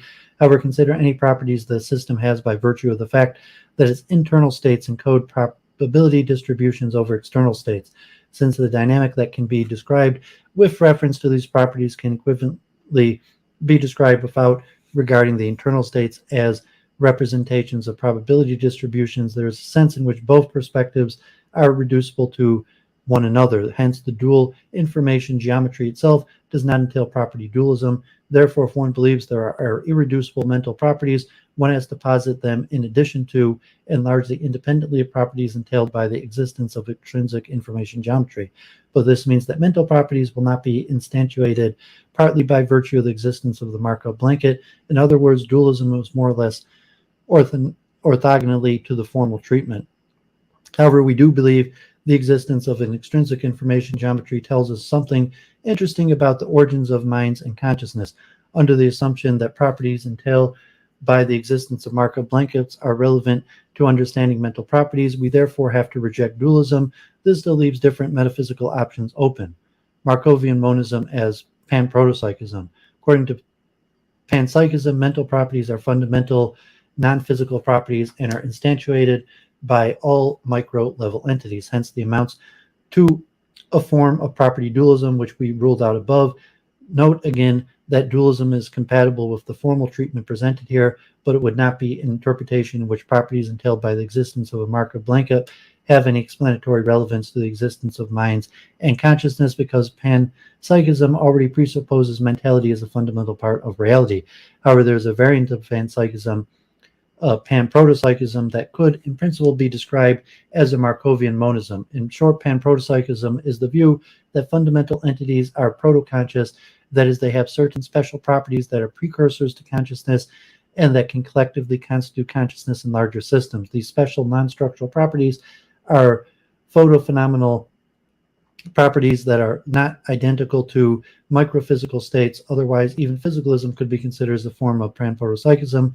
There is nothing it is like to be a system that has just a single proto-phenomenal property. However, the system displays a sufficiently large number of proto-phenomenal properties, or if they are arranged in the right way, then the system will have phenomenal properties which are constituted by collections or proto-phenomenal properties. From this point of view, Markovian monism, one could identify properties entailed by the existence of a Markov blanket with proto-phenomenal properties, an example of a property of encoding a conditioned probability distribution over external states. However, it is unclear to us what extent this could be regarded as a non-structural property. Furthermore, a robust version of pan-protopsychism would have to presuppose that all systems within a Markov blanket actually represent probability distributions, as opposed to just being systems that can be described as if they represented such distributions. Below, we will suggest that a realist interpretation of the descriptions afforded by the extrinsic information geometry should be contingent on further conditions. This is why we would not interpret Markovian monism as a version of pan-protopsychism. Markovian monism as neutral monism. Neutral monism is normally read as a family of views according to which the fundamental layer of reality consists of ontologically neutral entities. Different versions of this theory make different claims about the sense in which basic entities are neutral. The most popular option seems to be view according to which the basic entities are intrinsically neither mental nor physical, or intrinsically both mental and physical. Great advantage of neutral monism is that it solves the mind-body problem without postulating two basic types of entity, mental and physical. The significance of this is that worries about psychophysical interaction that plague Cartesian dualism disappear. The only causal interaction in question involves neutral entities. However, the problem of mental causation may reappear in the sense that macro-level mental properties may still be causally irrelevant. Markovian monism could be specified as a version of neutral monism in which basic entities are intrinsically neither mental nor physical. There are two conjugate ways in which things that exist can be described, either from the perspective of the intrinsic information geometry or from the perspective of the extrinsic information geometry. Under the assumption that neither perspective is privileged, one would have to conclude that reality is fundamentally ontologically neutral. However, this would also presuppose a realist interpretation of descriptions in terms of the extrinsic information geometry. One would have to assume that all systems with the Markov blanket actually represent probability distributions and perform computations. Furthermore, it would have the consequence that even relatively simple systems, such as single-cell organisms, would have a mind.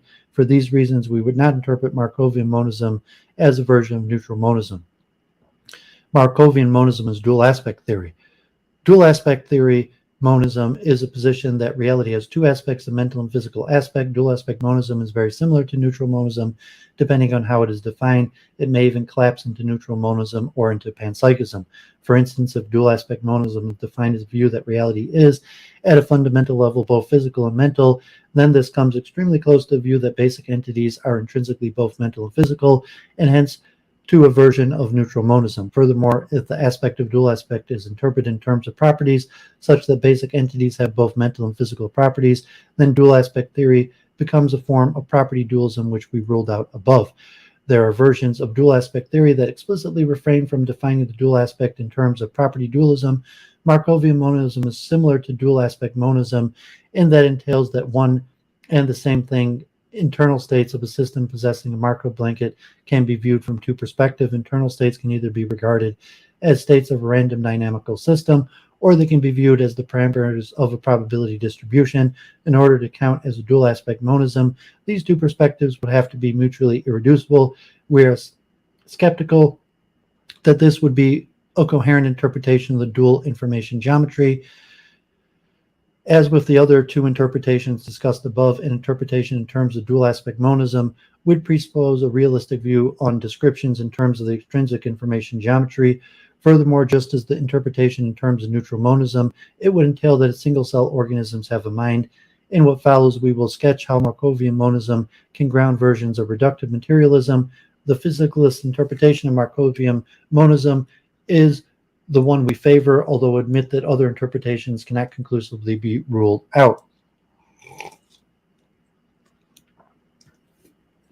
Markovian monism as reductive materialism. Here's what we believe is the most coherent interpretation of the formal treatment: the fact that one can associate two information geometries with systems possessing a Markov blanket reveals a continuity between simple non-conscious systems and more complex conscious systems, such as human beings, due to the extrinsic information geometry. Simple systems can be described as if they had beliefs about external states. For conscious systems, the perspective afforded by such as if descriptions acquire a special status because it will typically abstract away from many of the details inherent in the mechanistic perspective. For instance, the probabilistic beliefs ascribed to explain cognitive phenomena are typically assumed to be represented by the average activities of neuronal populations, which means that any differences between populations with the same average properties will be irrelevant from the perspective of the extrinsic information geometries. This squares well with the idea that causation, including mental causation, is a macroscopic phenomenon. At the same time, these macrostates are always grounded in more fine-grained physical states, and their properties can be reductively explained in terms of physical properties. Furthermore, the computational properties ascribed to conscious systems will be more numerous and more complex than those ascribed to non-conscious systems. There are no additional non-reducible properties which are necessary to explain the mind and consciousness between some non-conscious and conscious systems. There is only a gradual difference. This entails that consciousness is a vague concept. There will be borderline cases in which the concept cannot unequivocally be applied. In particular, the proposal rests upon the distinction between the temporally deep and shallow generative models that accompanies the distinction between conscious and non-conscious interference. The distinction is vague in the sense that any generative model of dynamics has, to a certain extent, temporal depth. For example, predictive coding, homeostasis, and thermostats can also be articulated in terms of perceptual control and a reflexive form of active inference using generative models based upon differential equations. The fact that a generative model entails differential equations means that there is some inference over time. The distinction between deep and shallow then becomes a quantitative issue. Perhaps a better distinction would be between generative models that insert in a single trajectory into the future versus multiple counterfactual action-dependent trajectories that incur a selection problem, namely choosing an action or planning.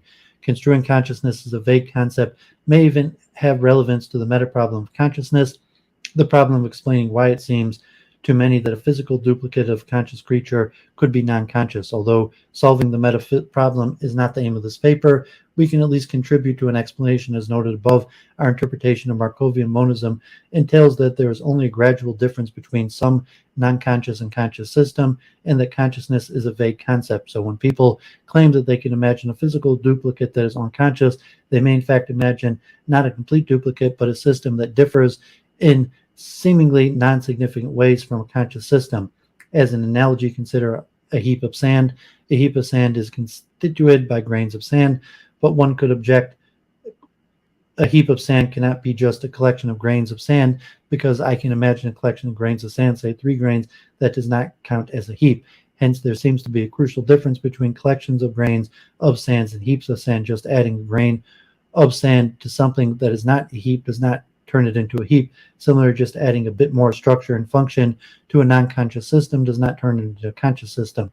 Hence, it would seem as if consciousness requires more than just right structure and function as the heart problem arises. But if consciousness is a vague concept, as suggested by our interpretation of Markovian monism, then the right structure and function can be metaphysically sufficient for consciousness, even if adding just a bit of structure and function to any uncontroversial non-conscious system does not make it conscious. Furthermore, the very existence of the meta-problem implies a certain kind of Bayesian belief that entails some puzzlement about our capacity to have subjective experience or a quantitative sort. But quality and accompanying puzzlement are just Bayesian beliefs that imply the extrinsic information geometry. So is there anything special about Bayesian beliefs Bayesian beliefs? The answer is yes. Beliefs about beliefs in a mathematical sense require a hierarchical generative model, but a hierarchical generative model requires a hierarchical deployed Markov blanket to introduce the necessary conditional interdependencies which make it hierarchical. We therefore conclude that phenomenally conscious systems for which a hard problem exists must possess a certain kind of statistical structure, namely Markov blankets within Markov blankets.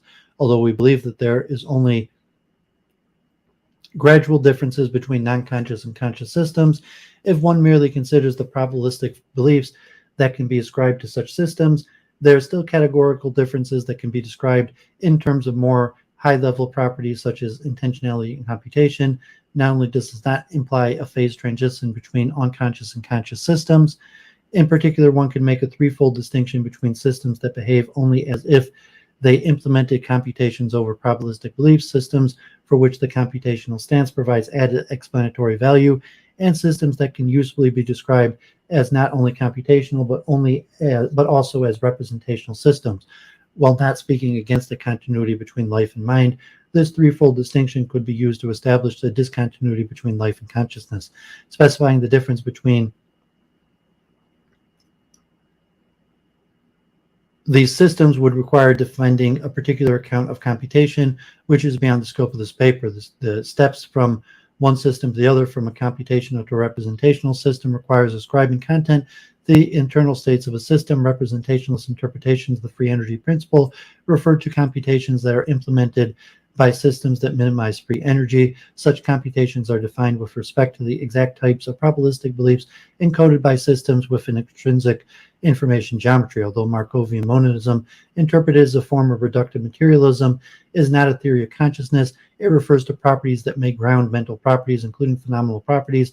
As such, it provides a foundation of the various physicalist approaches to consciousness and to mind, most notably representationalism and computational functionalism. Consciousness and integrated information. There have been previous attempts to use information theory to describe conscious processing. Perhaps the most notable is integrated information theory. One might ask about the relationship between the free energy principle and integrated information theory. At the time of writing, there is a gap between these theoretical approaches. First, the free energy principle is a first principle account that uses variational principles to build upon the Langevin formulation of random dynamical systems. In contrast, IET is an axiomatic approach that starts with some assumptions about what information processing must look like to be a contender for explaining conscious experience. The formal distinction between the free energy principle and IET is that the free energy principle is articulated in terms of probabilistic beliefs about some external things, while integrated information theory deals with probability distributions over the states of some systems. In other words, IT does not commit to an intrinsic information geometry The geometry of integrated information is an intrinsic information geometry. This is not necessarily a problem insofar as IT offers a normative, measurable, and principled description of a system that comply with axioms which inherit pre-theoretical notions of consciousness. On the other hand, both the free energy principle and IIT can be cast in terms of information theory, in particular functionals, variational free energy, and phi. Furthermore, they both rest upon partitions, Markov blankets that separate internal from external states and complexes that constitute conscious entities and can be distinguished from other entities. This speaks to the possibility of at least numerical analysis that show that minimizing variational free energy maximizes phi and vice versa. Although integrated information theory does not commit to a Markovian information geometry of experience, conscious or unconscious inference about something, it is possible to establish some kind of construct validity between the free energy principle and IET in terms of the axioms upon which IET is predicated. In other words, one can establish at least heuristically that the free energy principle features the essential properties of experience that constitute the axiomatic basis of IET. There are 5 axioms, namely intrinsic experience, composition, information, integration, and exclusion. In brief, intrinsic experience, consciousness exists. Each experience is actual and exists from its own intrinsic perspective. This is a necessary consequence of Bayesian mechanics under the free energy principle because the dynamics underlying inference are physically realized and are by construction intrinsic in the sense of pertaining to intrinsic state. Composition, consciousness is structured with multiple phenomenal distinctions. Again, this is a necessary aspect of Bayesian mechanics, which is defined in terms of the structure implicit in conditional interdependencies. Indeed, from a statistical perspective, minimizing variational free energy is synonymous with structural learning.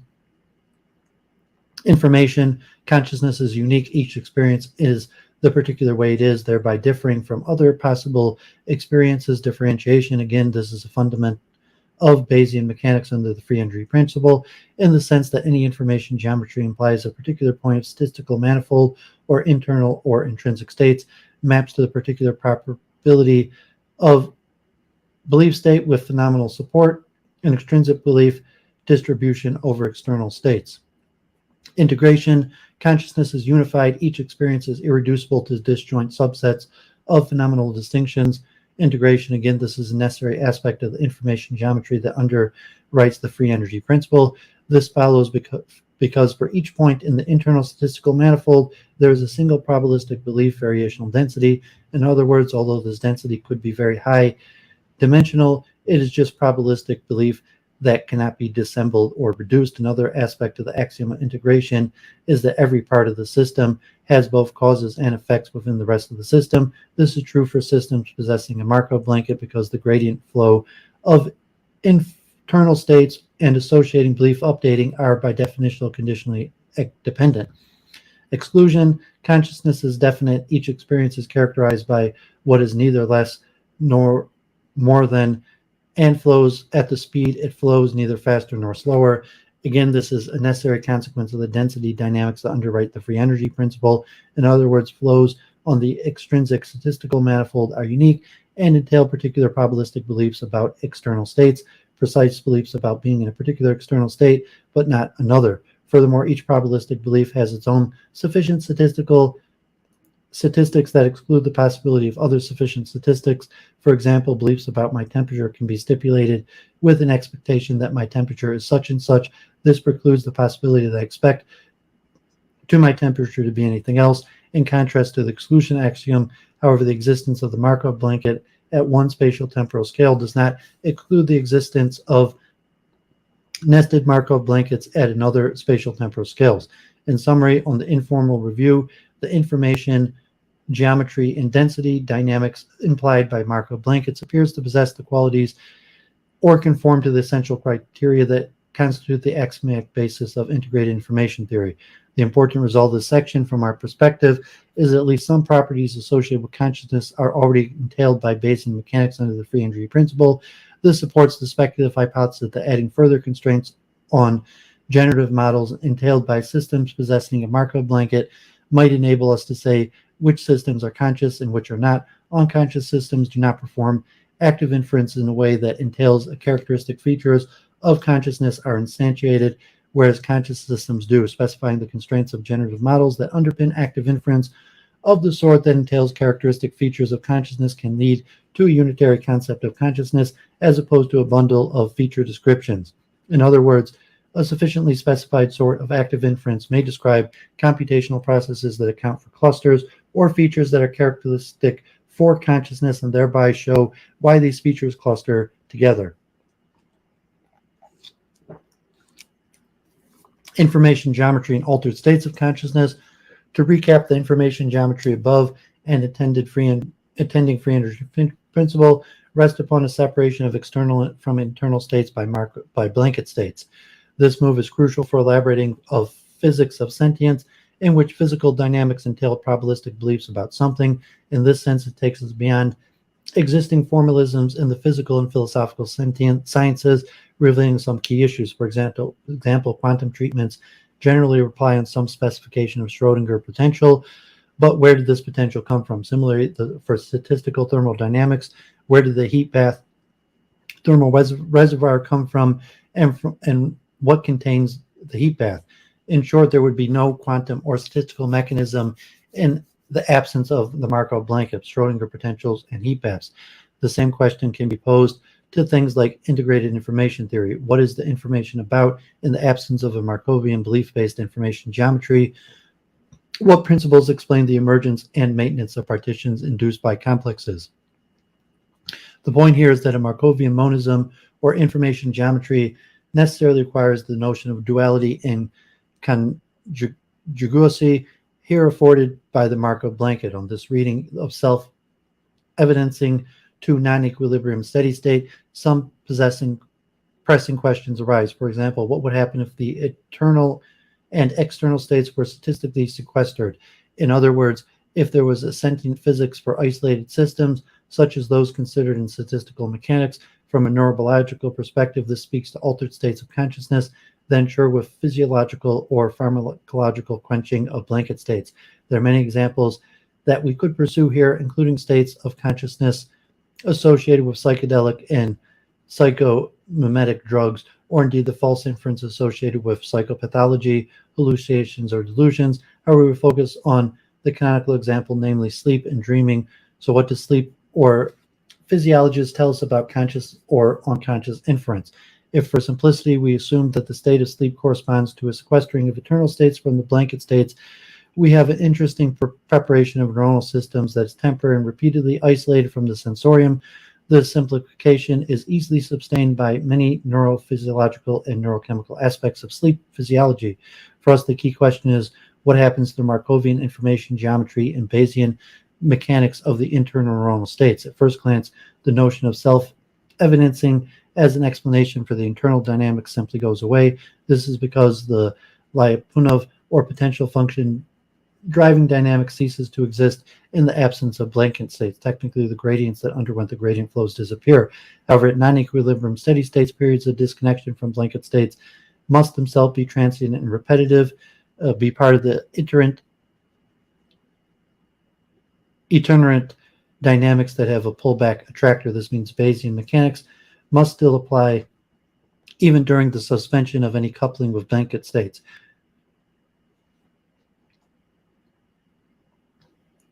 So in summary, an intrinsic information geometry can exist in the temporary absence of blanket states in virtue of prior beliefs held by internal states.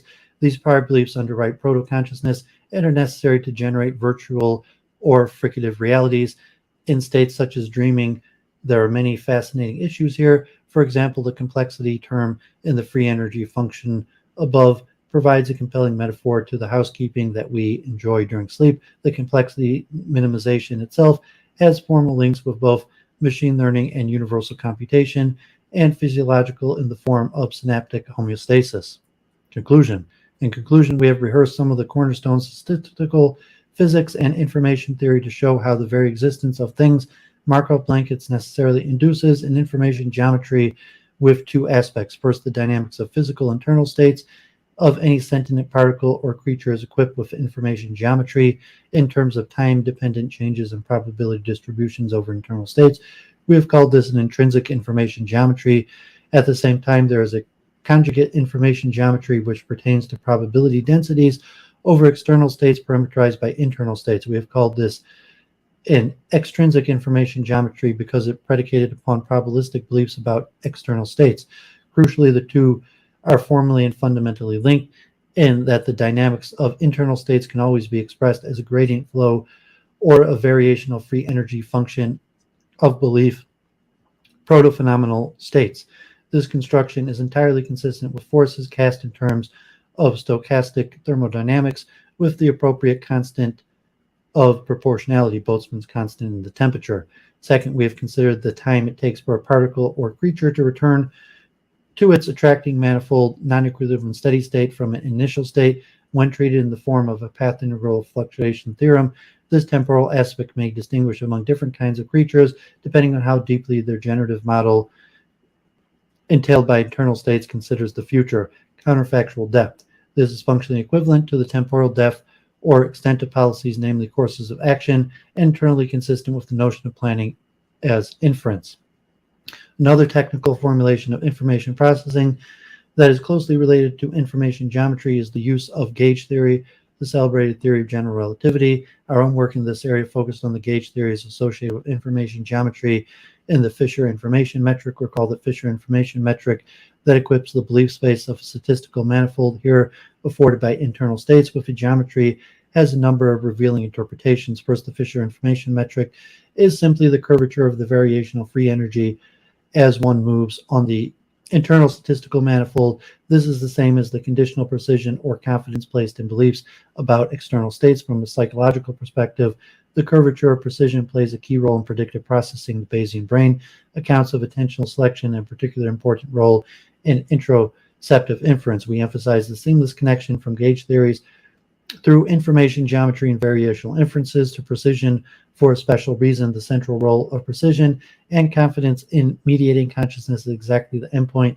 of the phenomenological and neuropsychological analysis of consciousness, processing, and selfhood offered by Mark Solms. Furthermore, the paper trail from gauge theory to attention endorses pre-theoretical notions about the intimate relationship.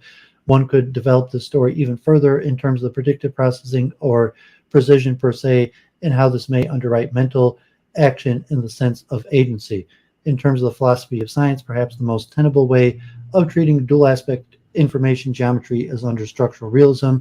We mean this in the sense that there is mathematical and geometric form structure afforded by the mathematical analysis above, allows one to say something about the relationship between probabilistic beliefs and the statistical physics of internal states that hold and represent those beliefs. Structural realism takes the pressure off any strong ontological commitments to the mapping between information structures and their content. However, this information structure implies a lawful dependency of probabilistic beliefs about external states and parameterized probability distributions over internal states in the following sense. Any movement on the internal statistical manifold will necessarily be accompanied by movement in belief space as measured by the information length or distance between the beliefs that are parameterized by expected internal states. Furthermore, because these internal states lie upon a statistical manifold of conditioned expectations, they must play the role of thermodynamic variables. It follows that belief updating and statistical thermodynamics both supervene on the same internal manifold. Note the claim here is that physics, statistical thermodynamics supervenes on the same statistical manifold as belief updating. This supervenience on the same statistical manifold from which both information geometries inherit their structure could be read as the philosophical formulation of the mathematical conjugacy implied by the intrinsic and extrinsic information geometries.